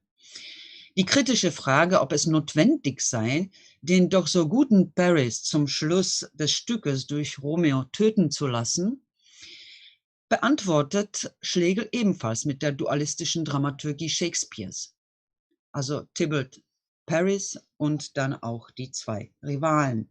Wobei er das beliebte Argument von Shakespeare als ausgezeichneten Menschenkenner ausnutzt, um elegant aphoristisch zu schließen, mit einem leisen Anklang an La Rochefoucauld. Paris, so Schlegel, gehöre eben, ich zitiere, zu den Personen, die man im Leben lobpreist, aber im Tode nicht unmäßig betrauert. Zitat Ende.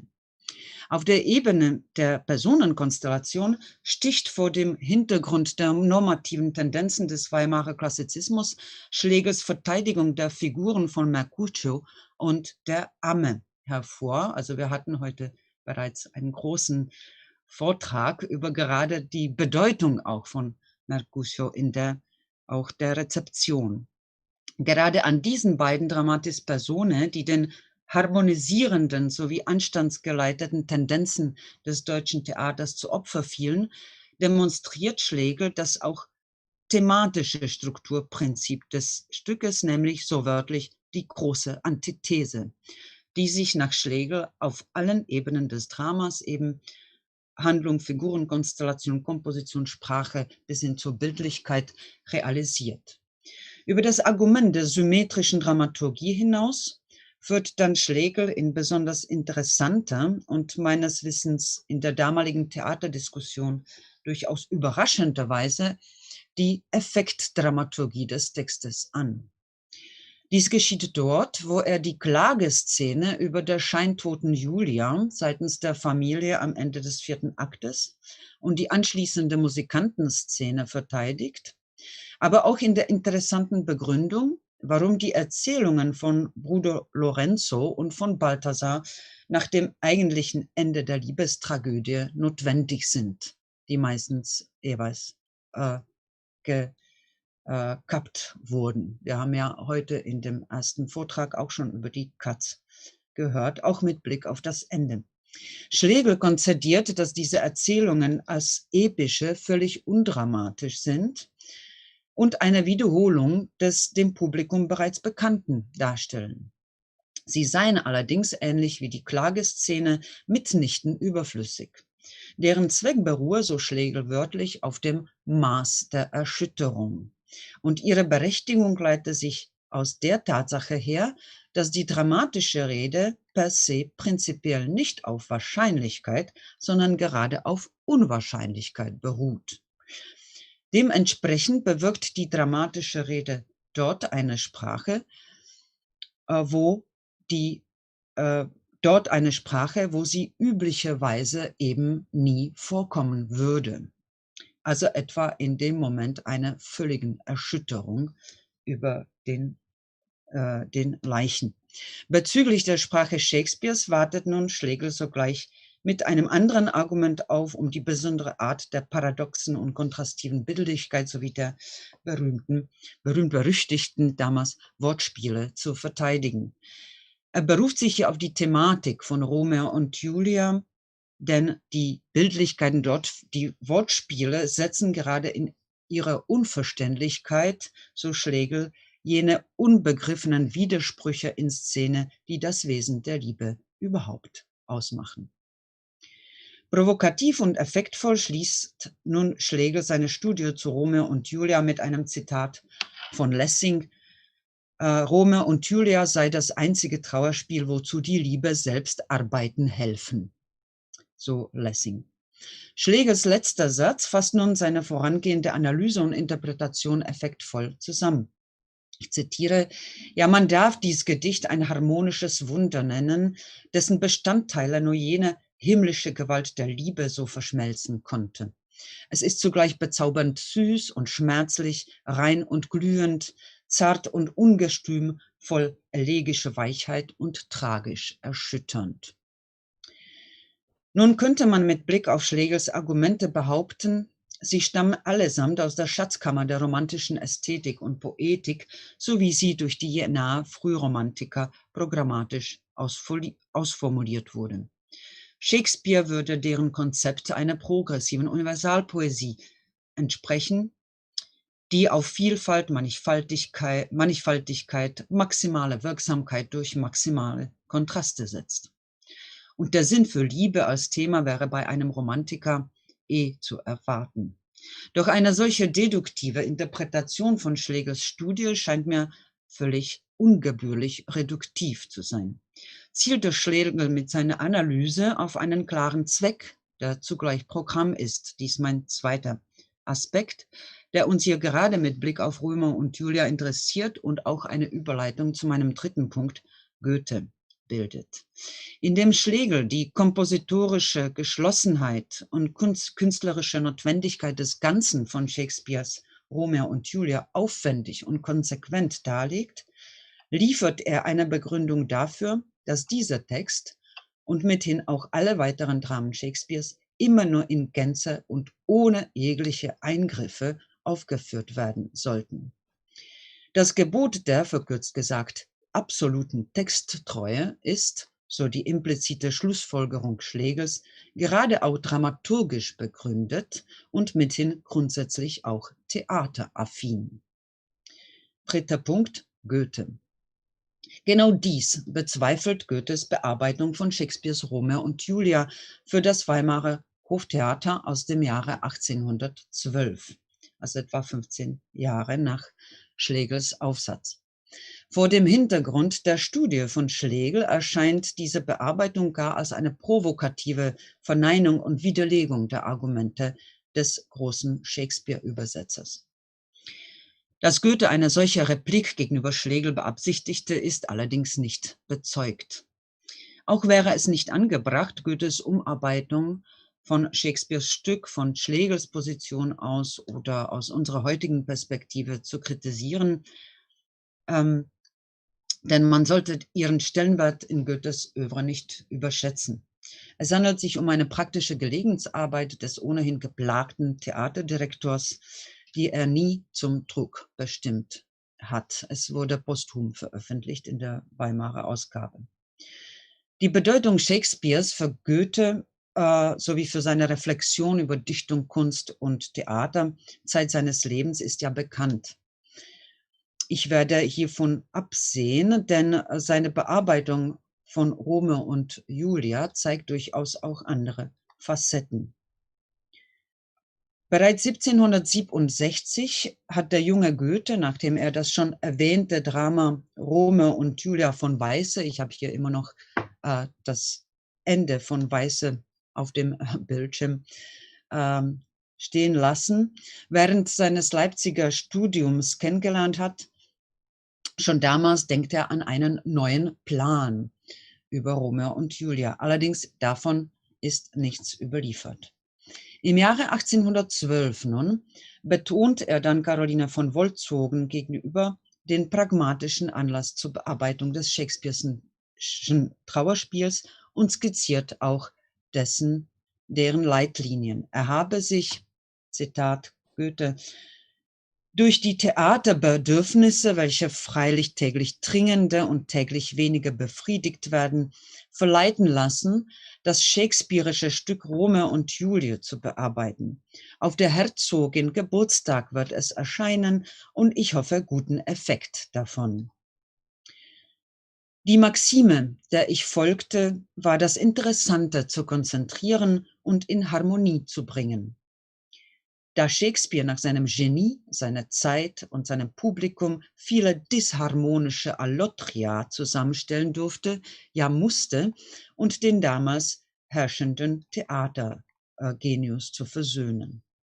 An Caroline von Humboldt bekennt Goethe etwas später, er habe, Zitat, Shakespeares Romeo und Julie konzentriert und zu einem fasslichen Ganzen organisiert.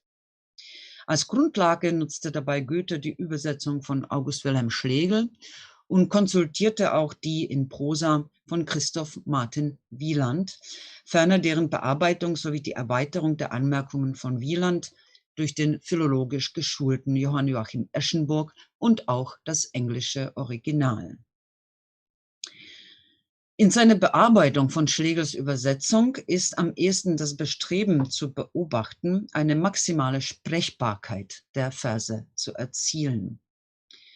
Dabei findet man auch interessante Lösungen für einige rhetorische Figuren und Wortspiele Shakespeares, wo sich Goethe von Schlegel und Wieland unterscheidet.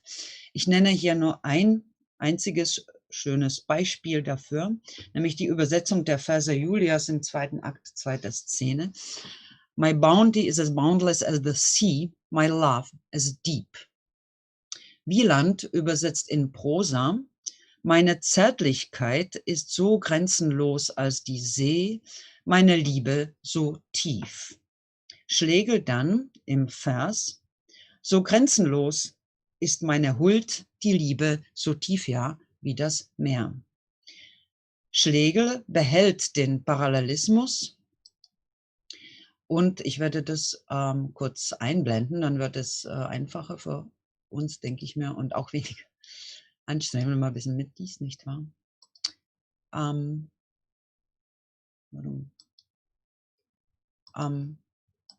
So, können Sie das sehen, die 3 Zitate? Ah ja, gut, danke. Ja.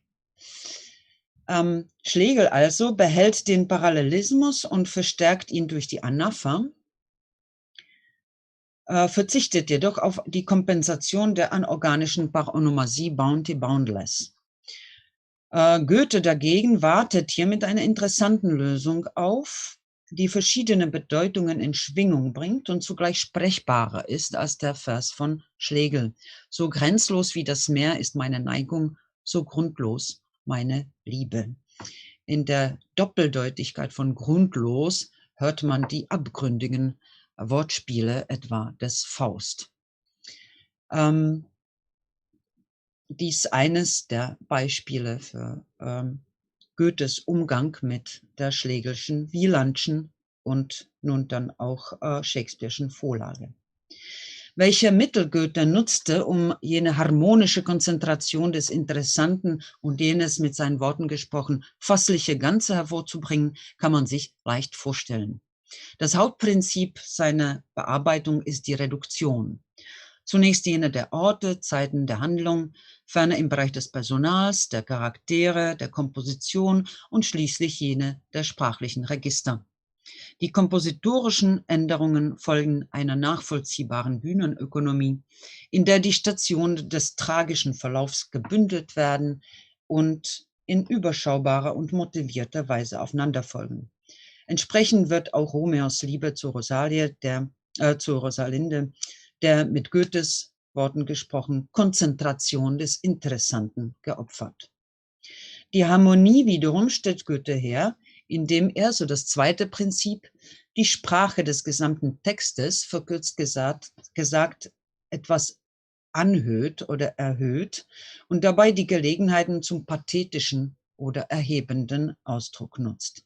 Der dritte Griff besteht dann darin, dass er alle Elemente des Komischen und Grotesken allesamt eliminiert und so das Stück durchgehend einheitlich tragisch stimmt. Auf diesen Aspekt kommt er einige Jahre später in seiner Abhandlung Shakespeare und kein Ende explizit zurück, indem er Shakespeares Adaption der Romeo und Julia Novellen für die Bühne kritisiert.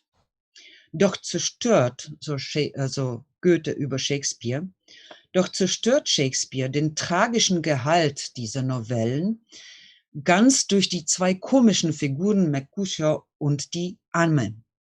Betrachtet man die Ökonomie des Stückes recht genau, so bemerkt man, dass diese beiden Figuren und alles, was an sie grenzt, nur als possenhafte Intermezzisten auftreten, die uns bei unserer folgerechten Übereinstimmung liebenden Denkart auf der Bühne unerträglich sein müssen. Entsprechend reduziert Goethe radikal den Part der Amme und weist ihr eine niedrigere Stellung inmitten der Diener zu. Mercutio, also mit der Aussprache jetzt Schlegels, dem auch bei Goethe, wie bereits auch bei Schlegel und wie im Original Prosa vorbehalten wird, rückt in die Nähe des Prinzen als dessen Vertrauter, also nicht nur als Verwandter, sondern als dessen Vertrauter, und entsprechend wird dann auch sein Charakter in seiner Sprache abgemildert. Um den tragischen Gehalt, so Goethe, anders als Shakespeare eben durchgehend zu gestalten, verzichtet nun Goethe auch, außer auf die komischen Elemente, auch auf jene beiden von Schlegel als wichtig markierten Szenen, die auf den Scheintod von Julia und dann auf das tragische Ende der Liebe folgen. Das fassliche Ganze Goethes endet mit dem Tod Julias. Ich blende das kurz ein. Hier. Ich denke mir, Sie können es sehen, ja.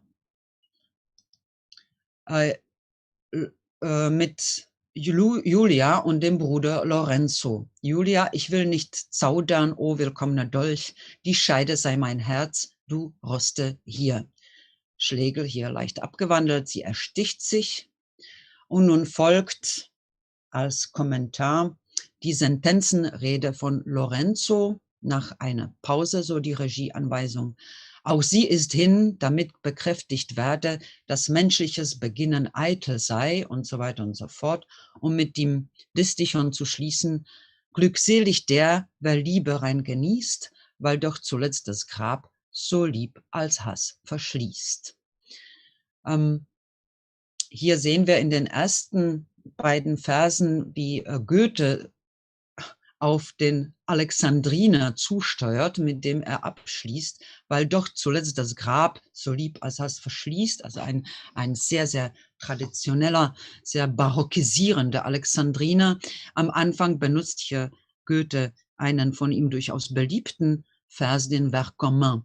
Damit hat er die Fünfhebigkeit des Jambus inne, kann aber reimen und eine leichte Zäsur nach der zweiten Hebung setzen. Auch sie ist hin, damit bekräftigt werde, dass menschliches Beginnen eitel sei und so weiter. Und dann steigert sich dieser Vers bis zu diesem steifen, sogenannten heroischen Alexandriner im Paarreim. Dies auch als Beispiel für diese Tendenz der Anhöhung des sprachlichen Registers hier mit Blick auf den Bruder Lorenzo, der sonst eben nicht mit diesem pathetischen Register ausgestattet ist. Während nun die Raffung und finale Komposition der goethischen Bearbeitung prinzipiell an der Idee der Einheitlichkeit, Fasslichkeit und somit am zeitgenössischen Publikum des Weimarer Hoftheaters orientiert ist, entspricht die Eröffnung Goethes zusätzlich auch dem Anlass, nämlich dem Geburtstag von der Herzogin. Das Stück eröffnet, hoffentlich habe ich irgendwo, ach so, jetzt sehen Sie, ich habe das mir extra nach dem heutigen Vortrag über die Co-Autorschaft und diese Sonett-Situation mir angeschaut, wie Wieland, Eschenburg und dies jetzt als Parenthese und Reaktion auf den schönen zweiten Vortrag von Vormittag, wie das eben Goethe löst, auch diesen Fall natürlich einer Co-Autorschaft jetzt als ein Übersetzer und Bearbeiter. Wie Sie sehen, erscheinen hier plötzlich Julia und Romeo als Pilger. Das war zu der Zeit nicht ungewöhnlich auf deutschen Theatern. Ich mache das etwas größer, hoffentlich gelingt es mir. Ja, ich denke, Sie können es sehen. Ja, sind der Szene Julia und Romeo als Pilger. Davor befinden wir uns in dem Saal auf dem Fest. Und plötzlich wird diese Szene eingeblendet. Das ist so eine Art, es wurde offenbar inszeniert als eine Art Allegorie zu der Zeit. Es war nicht die einzige Inszenierung, die tatsächlich Julia und Romeo plötzlich kostümiert als Pilger auf die Szene setzte und somit eine merkwürdige doppelte Metalepse sozusagen inszenierte. Die Sonettform wird nicht eingehalten, wie man dann weiter sieht. Dies geht nicht darauf zurück, dass etwa Goethe oder Schlegel nicht gewusst hätten, dass es sich darum handelt, denn die Kommentare von, pardon, ich muss jetzt kurz zu dem anderen switchen. Denn pardon, bin etwas ungeschickt mit meinen Ausgaben. Nee. Hier, Entschuldigung. Denn die Kommentierungen von Wieland bzw. Eschenburg sind absolut klar. Hier sehen Sie den Kommentar von Wieland zu dieser Szene. Das ist natürlich jetzt in Prosa. Können Sie das sehen? Soll ich das ein bisschen größer machen? Ja. Oben Romeo zu Juliette, wenn meine unwürdige Hand diesen heiligen Leib entweiht hat und so weiter und so fort. Sie sehen, es ist in eckigen Klammern, unten eine Bemerkung von Wieland. Dieser Dialogus ist im Original eine Elegie mit verschränkten Reimen. Elegie war zu der Zeit bei Wieland zumindest tatsächlich die Bezeichnung für Sonett. Nicht? Also Sonett setzt sich als Terminus technicus erst mit Schlegel & Co. durch. Eschenburg führt es noch einmal vor und druckt eine zeitgenössische Übersetzung, lyrische Übersetzung aus dem Deutschen Merkur ab. In seiner Fußnote oben haben wir den Text, wenn ich mit meiner Unwürdigenheit dies Heiligtum entweihe, und in der Fußnote der Anfang dieses Gesprächs ist im Original in elegischen Versen. Eine freie, glückliche Nachahmung davon steht im 7. Bande des Deutschen Merkurs und so weiter. Und jetzt wird das hier als Sonett abgedruckt. So, dies also zu der Lösung. Beides sind Leseausgaben, die als Lesedramen gedacht sind, während Goethe für die Bühne arbeitet, sodass er die Sonettform vollkommen auflöst und die beiden als Pilger in einer Art allegorischen Zwischenspiel, eine Art Intermezzo auftreten lässt. Die gesamte Anlage von Goethes Bearbeitung dokumentiert auch eine Ästhetik, die man insoweit als klassizistisch bezeichnen kann, als sie auf eine Vereinheitlichung und Harmonisierung zielt, die stark ausgeprägte Aspekte einer individuellen Poetik zugunsten einer allgemeinen Norm, hier des tragischen Gehalts, tilgt. Dabei zeigt es allerdings auch umso mehr die durchaus auch eigene Poetik Goethes selbst und seine wie bereits zitiert wurde, Übereinstimmung liebende Denkart. Über dies individuelle Allgemeine hinaus jedoch schreibt sich Goethes Art, Romeo und Julia für die Weimarer Bühne zu bearbeiten, in die Diskussion darüber ein, inwieweit eine Inszenierung den Originaltext überhaupt verändern darf und soll. Goethes Bearbeitung hat in Weimar einen großen Erfolg gehabt. Anders als etwa die Bearbeitung des Macbeth durch Friedrich Schiller, die zwar von den Romantikern kritisiert wurde, dabei jedoch in der ersten Hälfte des 19. Jahrhunderts in deutschsprachigen Ländern zu der beliebtesten Bühnenbearbeitung gehörte, stieß diejenige von Romeo und Julia von Goethe außerhalb von Weimar auf wenig Verständnis. Bezeugt ist jedenfalls die geringe Resonanz etwa in Berlin, wo die Weimarer Inszenierung bald gezeigt wurde. Bearbeitung. Insgesamt plädierte Goethe auch im Nachhinein dafür, Shakespeares Dramen jeweils an die zeitgenössische Bühne anzupassen und opponiert vehement gegen den Appell von August Wilhelm Schlegel, Shakespeare integral und im Respekt gegenüber von dessen künstlerischer Eigentümlichkeit zu inszenieren. Nun hat sich, so formulierte Goethe in der bereits genannten Abhandlung Shakespeare und kein Ende, 1816, also kurz nach der Romeo und Julia Inszenierung. Nun hat sich seit vielen Jahren das Vorurteil in Deutschland eingeschlichen, dass man Shakespeare auf der deutschen Bühne Wort für Wort aufführen müsse und wenn Schauspieler und Zuschauer daran erwürgen sollten. Die Redensart, dass auch bei der Vorstellung von Shakespeare kein Jota zurückbleiben dürfe, so sinnlos sie ist, hört man immer wieder klingen. Und in diesem Sinne hat man einen Versuch gemacht, Romeo und Julia für das Weimarische Theater zu redigieren. Also hat Goethe Versuch gemacht natürlich. Diese Kritik Goethes an jenem so wörtlich Vorurteil richtet sich gegen Ludwig Tieck und mithin die gesamte Schlegel-Schule. Denn gerade August Wilhelm Schlegel formulierte in seinen viel rezipierten Wiener Vorlesungen über dramatische Kunst und Literatur im Jahre 1811, ich zitiere, in einem schon vor einer Anzahl Jahre abgefassten Versuch über Romeo und Julia, den habe ich ja bereits angesprochen, habe ich gezeigt, warum gerade ein solcher Kreis von Charakteren und Verhältnissen um die beiden Liebenden hergestellt sei. Ich habe die innere Notwendigkeit eines jeden Auftritts in Bezug auf das Ganze geprüft. Ich habe die Bedeutung des eingestreuten Scherzes erklärt und den Gebrauch der hier und da erhöhten poetischen Farben gerechtigt. Aus allen diesen schien mir unwiderleglich hervorzugehen, dass man bis auf einige unverständlich gewordene Spiele des Witzes nichts hinwegnehmen, nichts hinzufügen, nichts anders ordnen könne, ohne das vollendete Werk zu verstimmen und zu entstellen. Ich wäre bereit, an allen Stücken Shakespeares aus seiner reiferen Zeit dasselbe zu unternehmen, allein dies würde ein eigenes Buch füllen. Zitat Ende. Abschließend möchte ich zwei Momente noch einmal aufgreifen, an denen sich womöglich eine Problematik zeigt, die den dargelegten Umgang mit Shakespeares Tragödie Romeo und Julia auch überschreitet. Man kann ja überlegen, was genau es bedeutet, wenn Goethe die beiden Szenen, die auf den Scheintod Julia beziehungsweise den Tod beider folgen, tilgt. Schlegel diese jedoch für absolut notwendig hält.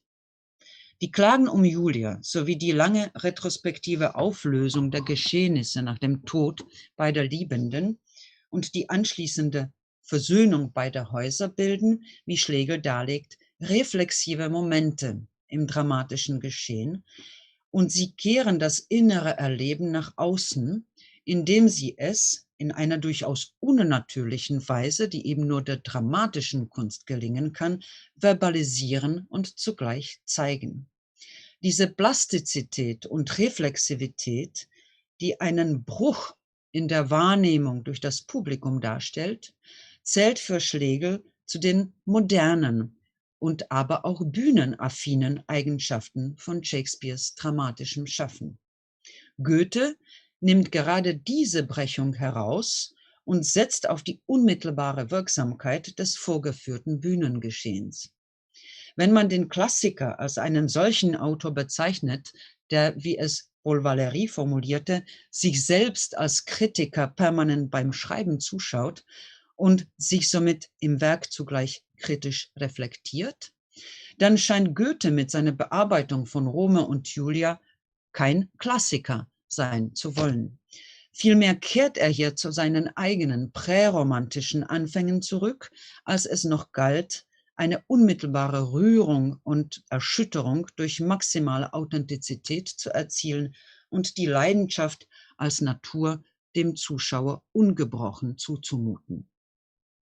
Das zweite Moment, das an den entgegengesetzten Positionen von Schlegel und von Goethe bezüglich des Umgangs mit dem Originaltext auf der Bühne aufscheint, bleibt wohl, denke ich mir, aktuell auch über Shakespeare hinaus. Denn beide Möglichkeiten zeigen sich hier zumindest als produktiv. Ob es sich um die Treue zum Text handelt, in der Nachfolge etwa von Schlegel, oder um eine dem Original gegenüber rücksichtslose Hermeneutik der Applicatio in der Nachfolge von Goethe.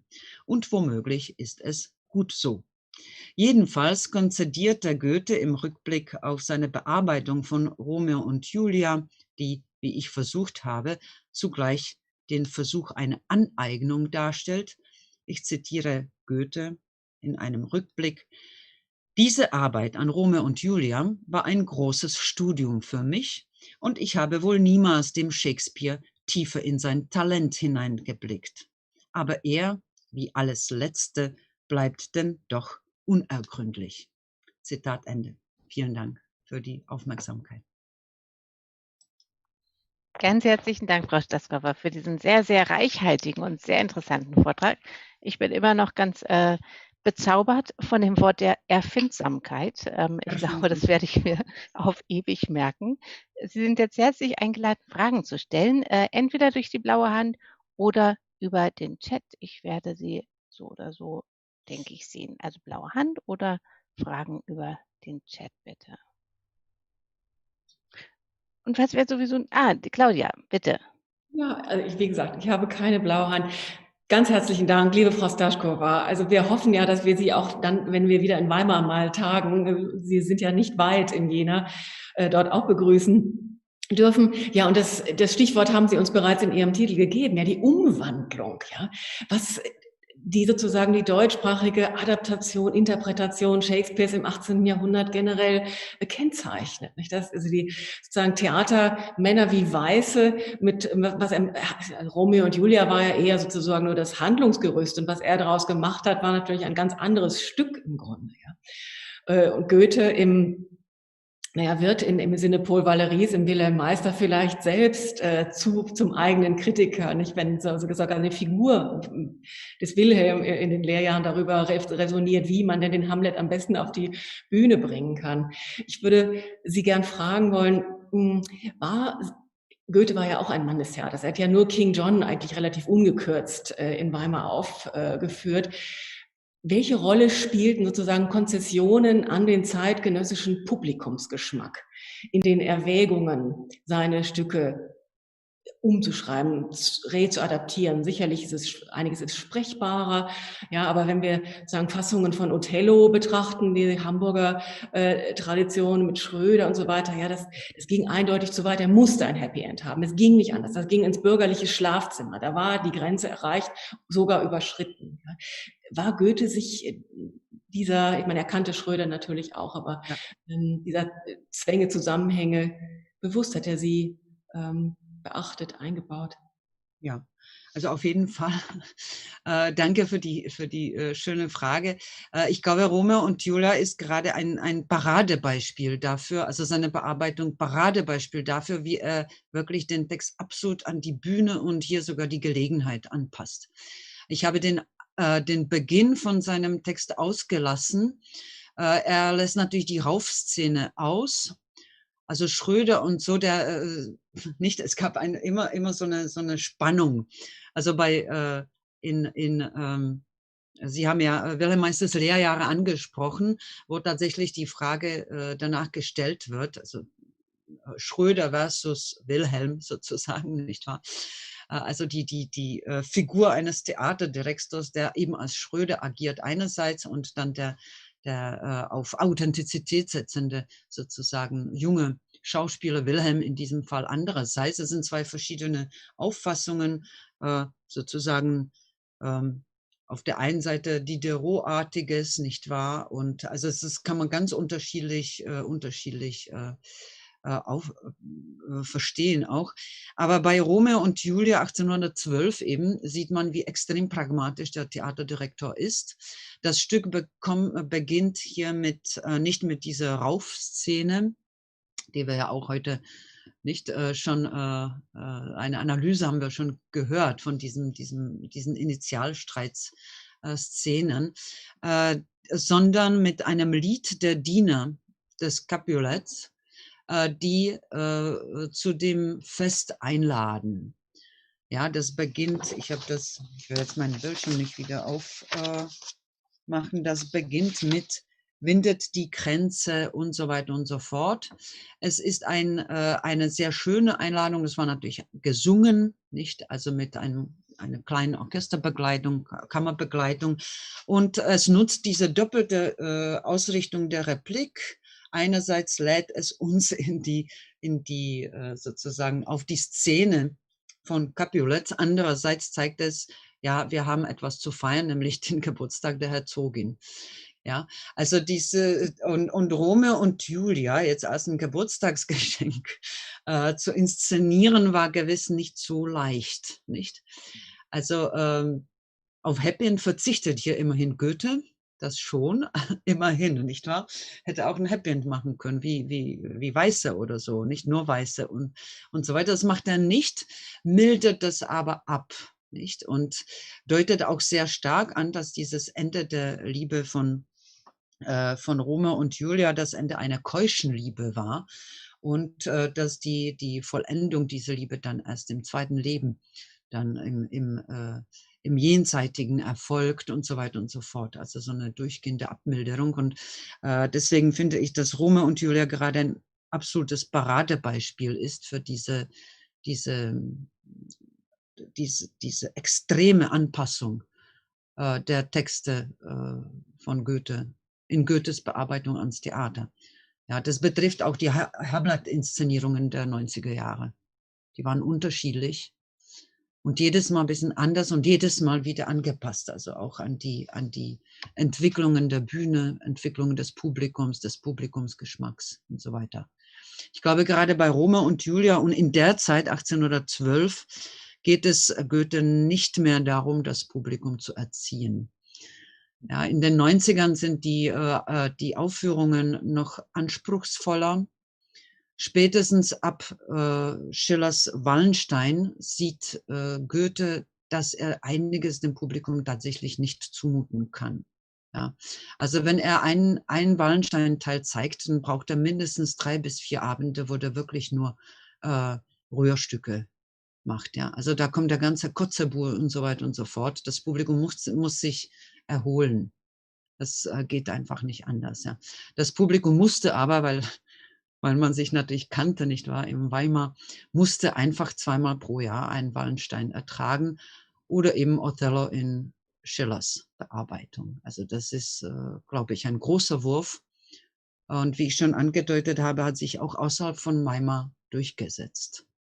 Als eine der wenigen Bearbeitungen, war offenbar eine der beliebtesten Bearbeitungen der ersten Hälfte des 19. Jahrhunderts überhaupt von Othello, obwohl eben die Romantiker dagegen wetterten, nicht? Weil es ist berühmt, dass er die Hexen am Anfang in Sibyllen umwandelt. Schiller, nicht? Also das ist sozusagen die Hauptgeste. Ja, Ja, Herr Höfele, Sie haben eine Frage. Ja, vielen Dank für den schönen Vortrag. Ich fand es sehr plausibel, dass Sie gleich zu Anfang uns dazu angehalten haben und so auch in Ihrem Vortrag verfahren sind, nicht zu sagen, wessen Verhalten oder Umgang mit Shakespeare ist hier der bessere, der richtigere. Danke, da ging's mir. Gleichwohl hat, ich will mal sagen, die Shakespeare-Forschung den wetternden Romantikern irgendwie recht gegeben. Das heißt, insbesondere das, was Schlegel über den Künstler Shakespeare gesagt hat, und das haben wir ja gehört heute Morgen, dass er das gerade an Romeo und Julia so überzeugend dargelegt hat. Stichwort Antithese als das durchgängige künstlerische Prinzip, und das ist ja bis heute nicht überholt. Und dann später in Ihrem Vortrag die Aussage Goethes, er habe bei dieser Bearbeitung so tief in den Shakespeare hineingesehen, wie überhaupt sonst nie. Das befremdet natürlich doch. Also er hat so tief hineingesehen, muss man dann sagen, und dann hat er die Hälfte weggeschmissen. Und fühlt aber, Shakespeare ist noch tiefer, als ich reingeschaut habe. Mir kam um jetzt zur Frage zu kommen, der Gedanke, macht Goethe oder will Goethe oder sieht Goethe in Shakespeare etwa den naiven im Gegensatz zum sentimentalischen Dichter und glaubt ihm deswegen diese reflexiven Momente streichen zu sollen? Oder ist es, was ja sehr plausibel ist, was ja auch als Grund schon genügen würde, einfach der Theaterdirektor, der sagt, diese Mischung von Komik und Tragik, das geht überhaupt nicht. Da würde ich auch gar nicht sagen, er hält sich an den Publikumsgeschmack, sondern es ist sein Geschmack, der das Publikum um diese Zeit eben genau dahingehend, nämlich ins Klassizistische, gebildet hat. Also ist die Verbindung zum Naiven und Sentimentalischen völlig abwegig. Ich drücke auch ein gewisses Befremden aus, diese Gedanke, ich habe so tief hineingeschaut in den Shakespeare nie, und was kommt dabei raus? Etwas, was aus Sicht der Nachwelt ziemlich unshakespearisch ist. Mhm. Ja, vielen Dank für diese herrlichen Fragen beziehungsweise sozusagen Kommentare und weiterführende Überlegungen. Ich finde das sehr, sehr interessant. Ich meine, dass er hier pragmatisch arbeitet, ist irgendwie klar. Aber es ist natürlich interessanter, so eine Art Lectio difficilior zu entwickeln, nicht? Und was Sie gerade gemacht haben. Ich finde Ihre Idee, dass er das Reflexive streicht, weil er hier einen naiven, also im Sinne der Schillerschen Kategorie sentimentalisch, beziehungsweise dann von Schlegel dann weitergeführt, antik und modern, dass er ihn hier sozusagen modelliert zu einem naiven. Diese Idee finde ich einfach großartig, muss ich sagen, weil unter anderem auch, weil sie Goethes Shakespeare-Bild aus dem fast gleichzeitigen Buch Shakespeare und kein Ende nicht entspricht. Das heißt, in Shakespeare und kein Ende, das ist ein Buch, das aus 3 Teilen besteht, 1813 bis 1816, das heißt nach der Arbeit an Romeo und Julia. Und ein Teil kommt später dazu, also nach 26. Also es ist ein relativ heterogenes Buch. Es ist eine sehr komplexe Auseinandersetzung mit Shakespeare, die interessanterweise Shakespeare als Dichter in komplexer Weise sehr würdigt, allerdings Shakespeare als Dramatiker etwas herabsetzt, nicht? Also sagt so sinngemäß, Shakespeare wird seine Stellung und seinen Stellenwert in der Geschichte der Dichtung behalten, weniger allerdings in der Geschichte der dramatischen Dichtung. Ja. Dramatiker haben wir genug, sehr gute, aber als Dichter, der meint damit auch Lyrik. Es gibt sehr, sehr interessante implizite Auseinandersetzungen in der Goethe-Lyrik mit sehr, sehr vielen Shakespeare-Anleihen, also geradezu verblüffend, das hat Henrik Birus sehr gut ausgearbeitet. Und in dem Shakespeare und kein Ende ist eben Shakespeare ähnlich wie Goethe in der Abhandlung über naives und sentimentalische Dichtung, beides zugleich. Nicht? Also er behält tatsächlich bestimmte naive Angelegenheiten, bestimmte, also wenn man naiv als Nachahmung, ja, Nachahmung der Natur versteht und sentimentalisch als Darstellung der Reflexion dieser Natur, ja, Darstellung der Idee dieser Natur versteht, also mit Schiller. Sentimentalisch wäre Darstellung der Idee von Natur, naiv wäre Nachahmung der Natur. Ist Shakespeare in Shakespeare und kein Ende von Goethe tatsächlich beides zugleich? Wobei, wenn ich Sie weiterdenke, ich finde das wirklich extrem interessant, ja, müsste man jetzt nachschauen, ob Goethe nicht eben dem Dichter und nicht Dramatiker, dem Dichter Shakespeare vielleicht diese Reflexivität lieber zuschreibt. Ja. Das würde sein Umgang mit Shakespeares Sonetten absolut bestätigen. Ja? So wie auch die Umwandlung von Shakespeare später im westöstlichen Divan, ja? Von Shakespeares Lyrik im westöstlichen Divan. Das würde funktionieren und dass er dann aber den Dramatiker Shakespeare eben zu einem Naiven etwas herabsetzt oder dass er das Reflexive von ihm wegnimmt, um eben tatsächlich ihn auch bearbeiten zu dürfen, nicht? Also sich dann so eine Art Lizenz zu nehmen. Also ich finde diese Überlegung wirklich sehr, sehr interessant. Ich glaube, man müsste sich dann Shakespeare und kein Ende einfach noch einmal vornehmen und zu sehen, ob hier tatsächlich verschiedene Sachen miteinander spielen und so weiter. Das wäre wirklich interessant. Vielen Dank. Vielen Dank. Ich sehe jetzt im Moment keine weiteren Fragen. Das spielt vielleicht auch einem pünktlichen Tagungsende in die Hände. Den Chat nicht vergessen. Ja, den habe ich. Das sind 3 Fragen. Ich sehe nichts in meinem Chat. Also tatsächlich? Ich sehe hier im Chat 3-mal. Dann bitte vorlesen, weil ich habe keine Fragen in meinem Chat. Die Henrike Krause. Ja. Schon mit Frage oder als Wortmeldung? Und Felix Sprang meldet sich. Ich hätte eine Frage.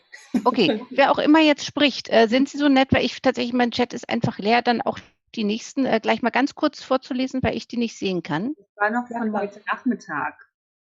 Sorry. Ach so, dann sind die bei mir weg, weil ich mich neu eingeloggt habe. Ja. Okay, dann sind die tatsächlich, ist der Chat leer aktuell, aber Felix Sprang hat eine Frage. Alles klar. Aber danke für den Hinweis. Gerne. Ja, es ist weniger eine Frage als vielleicht noch eine Idee, das weiterzuspinnen, das Gespräch zwischen Andreas Höfle und Ihnen. Es wäre auch möglich, das so zu betrachten, dass Goethe sich an dem Dramatiker abgearbeitet hat zu dieser Sturm- und Drang-Phase und eben in dieser Phase gar kein nachhaltiges Interesse mehr hat, diese Debatte nochmal zu führen. Und wie Sie beide ja angedeutet verwiesen haben, Goethe hier als Lyriker auf Shakespeare schaut. Und ich finde, das haben Sie auch sehr gut gezeigt anhand der Übersetzung und der Leistung, die Goethe im Detail in die Prosodie, die Gestalt der Verse setzt an diesem Punkt. Und da wäre vielleicht jetzt meine Frage, ob Sie dem zustimmen würden, dass die frühere Beschäftigung Goethes mit Shakespeare wesentlich weniger Interesse gezeigt hat oder Interesse zeigt an Shakespeare, dem Lyriker, oder ob das oder ob das ein vereinfachtes Narrativ ist von der Dramat oder diesen Gattungswechsel so im Lebenswerk auch zu sehen. Also es ist klar, es ist ja philologisch sogar bezeugt. Also der frühe Goethe kannte den Lyriker Shakespeare nicht, vermutlich, ja. Also sowieso kannte er ihn nur aus so skurrilen Quellen, nicht? Also von William Dodds und so weiter. The Beauties of Shakespeare's Poems oder wie das heißt, nicht? Also das war die Quelle, die erste Quelle von Goethe. die Quelle seiner Begeisterung von Shakespeare, also durchaus skurrile Quellen gewissermaßen.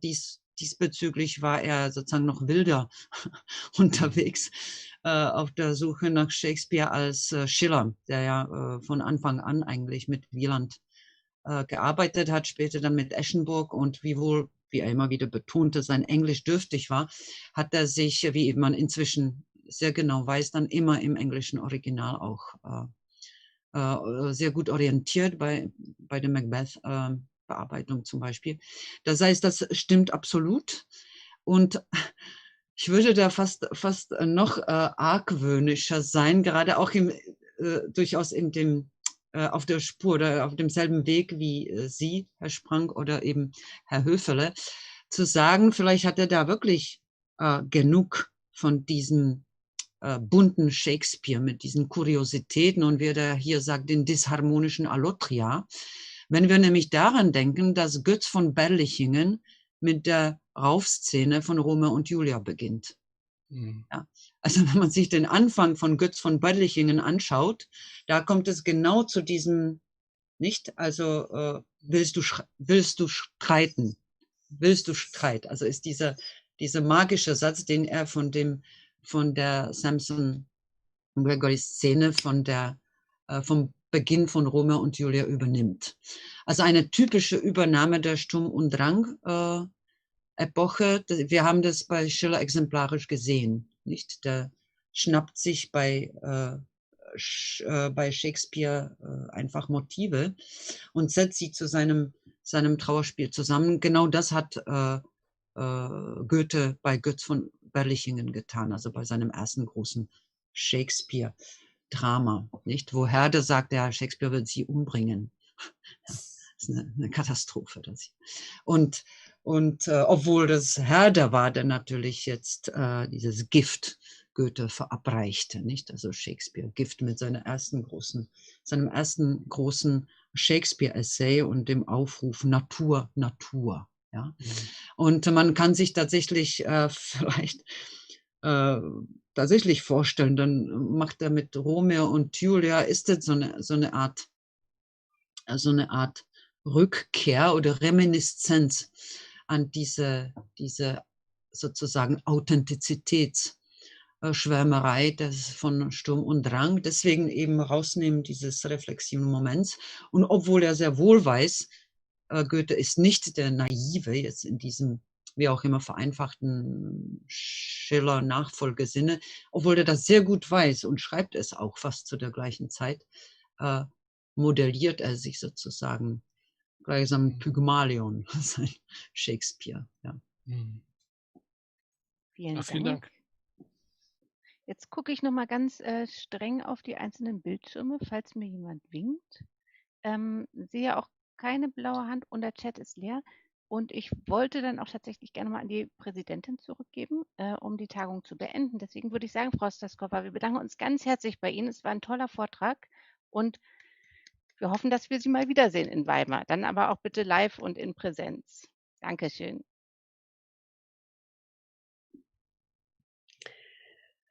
Ja, meine sehr verehrten Damen und Herren, liebe Shakespeare-Freundinnen und Freunde, das war eine Premiere in der Geschichte unserer Gesellschaft, die erste Tagung im digitalen Format.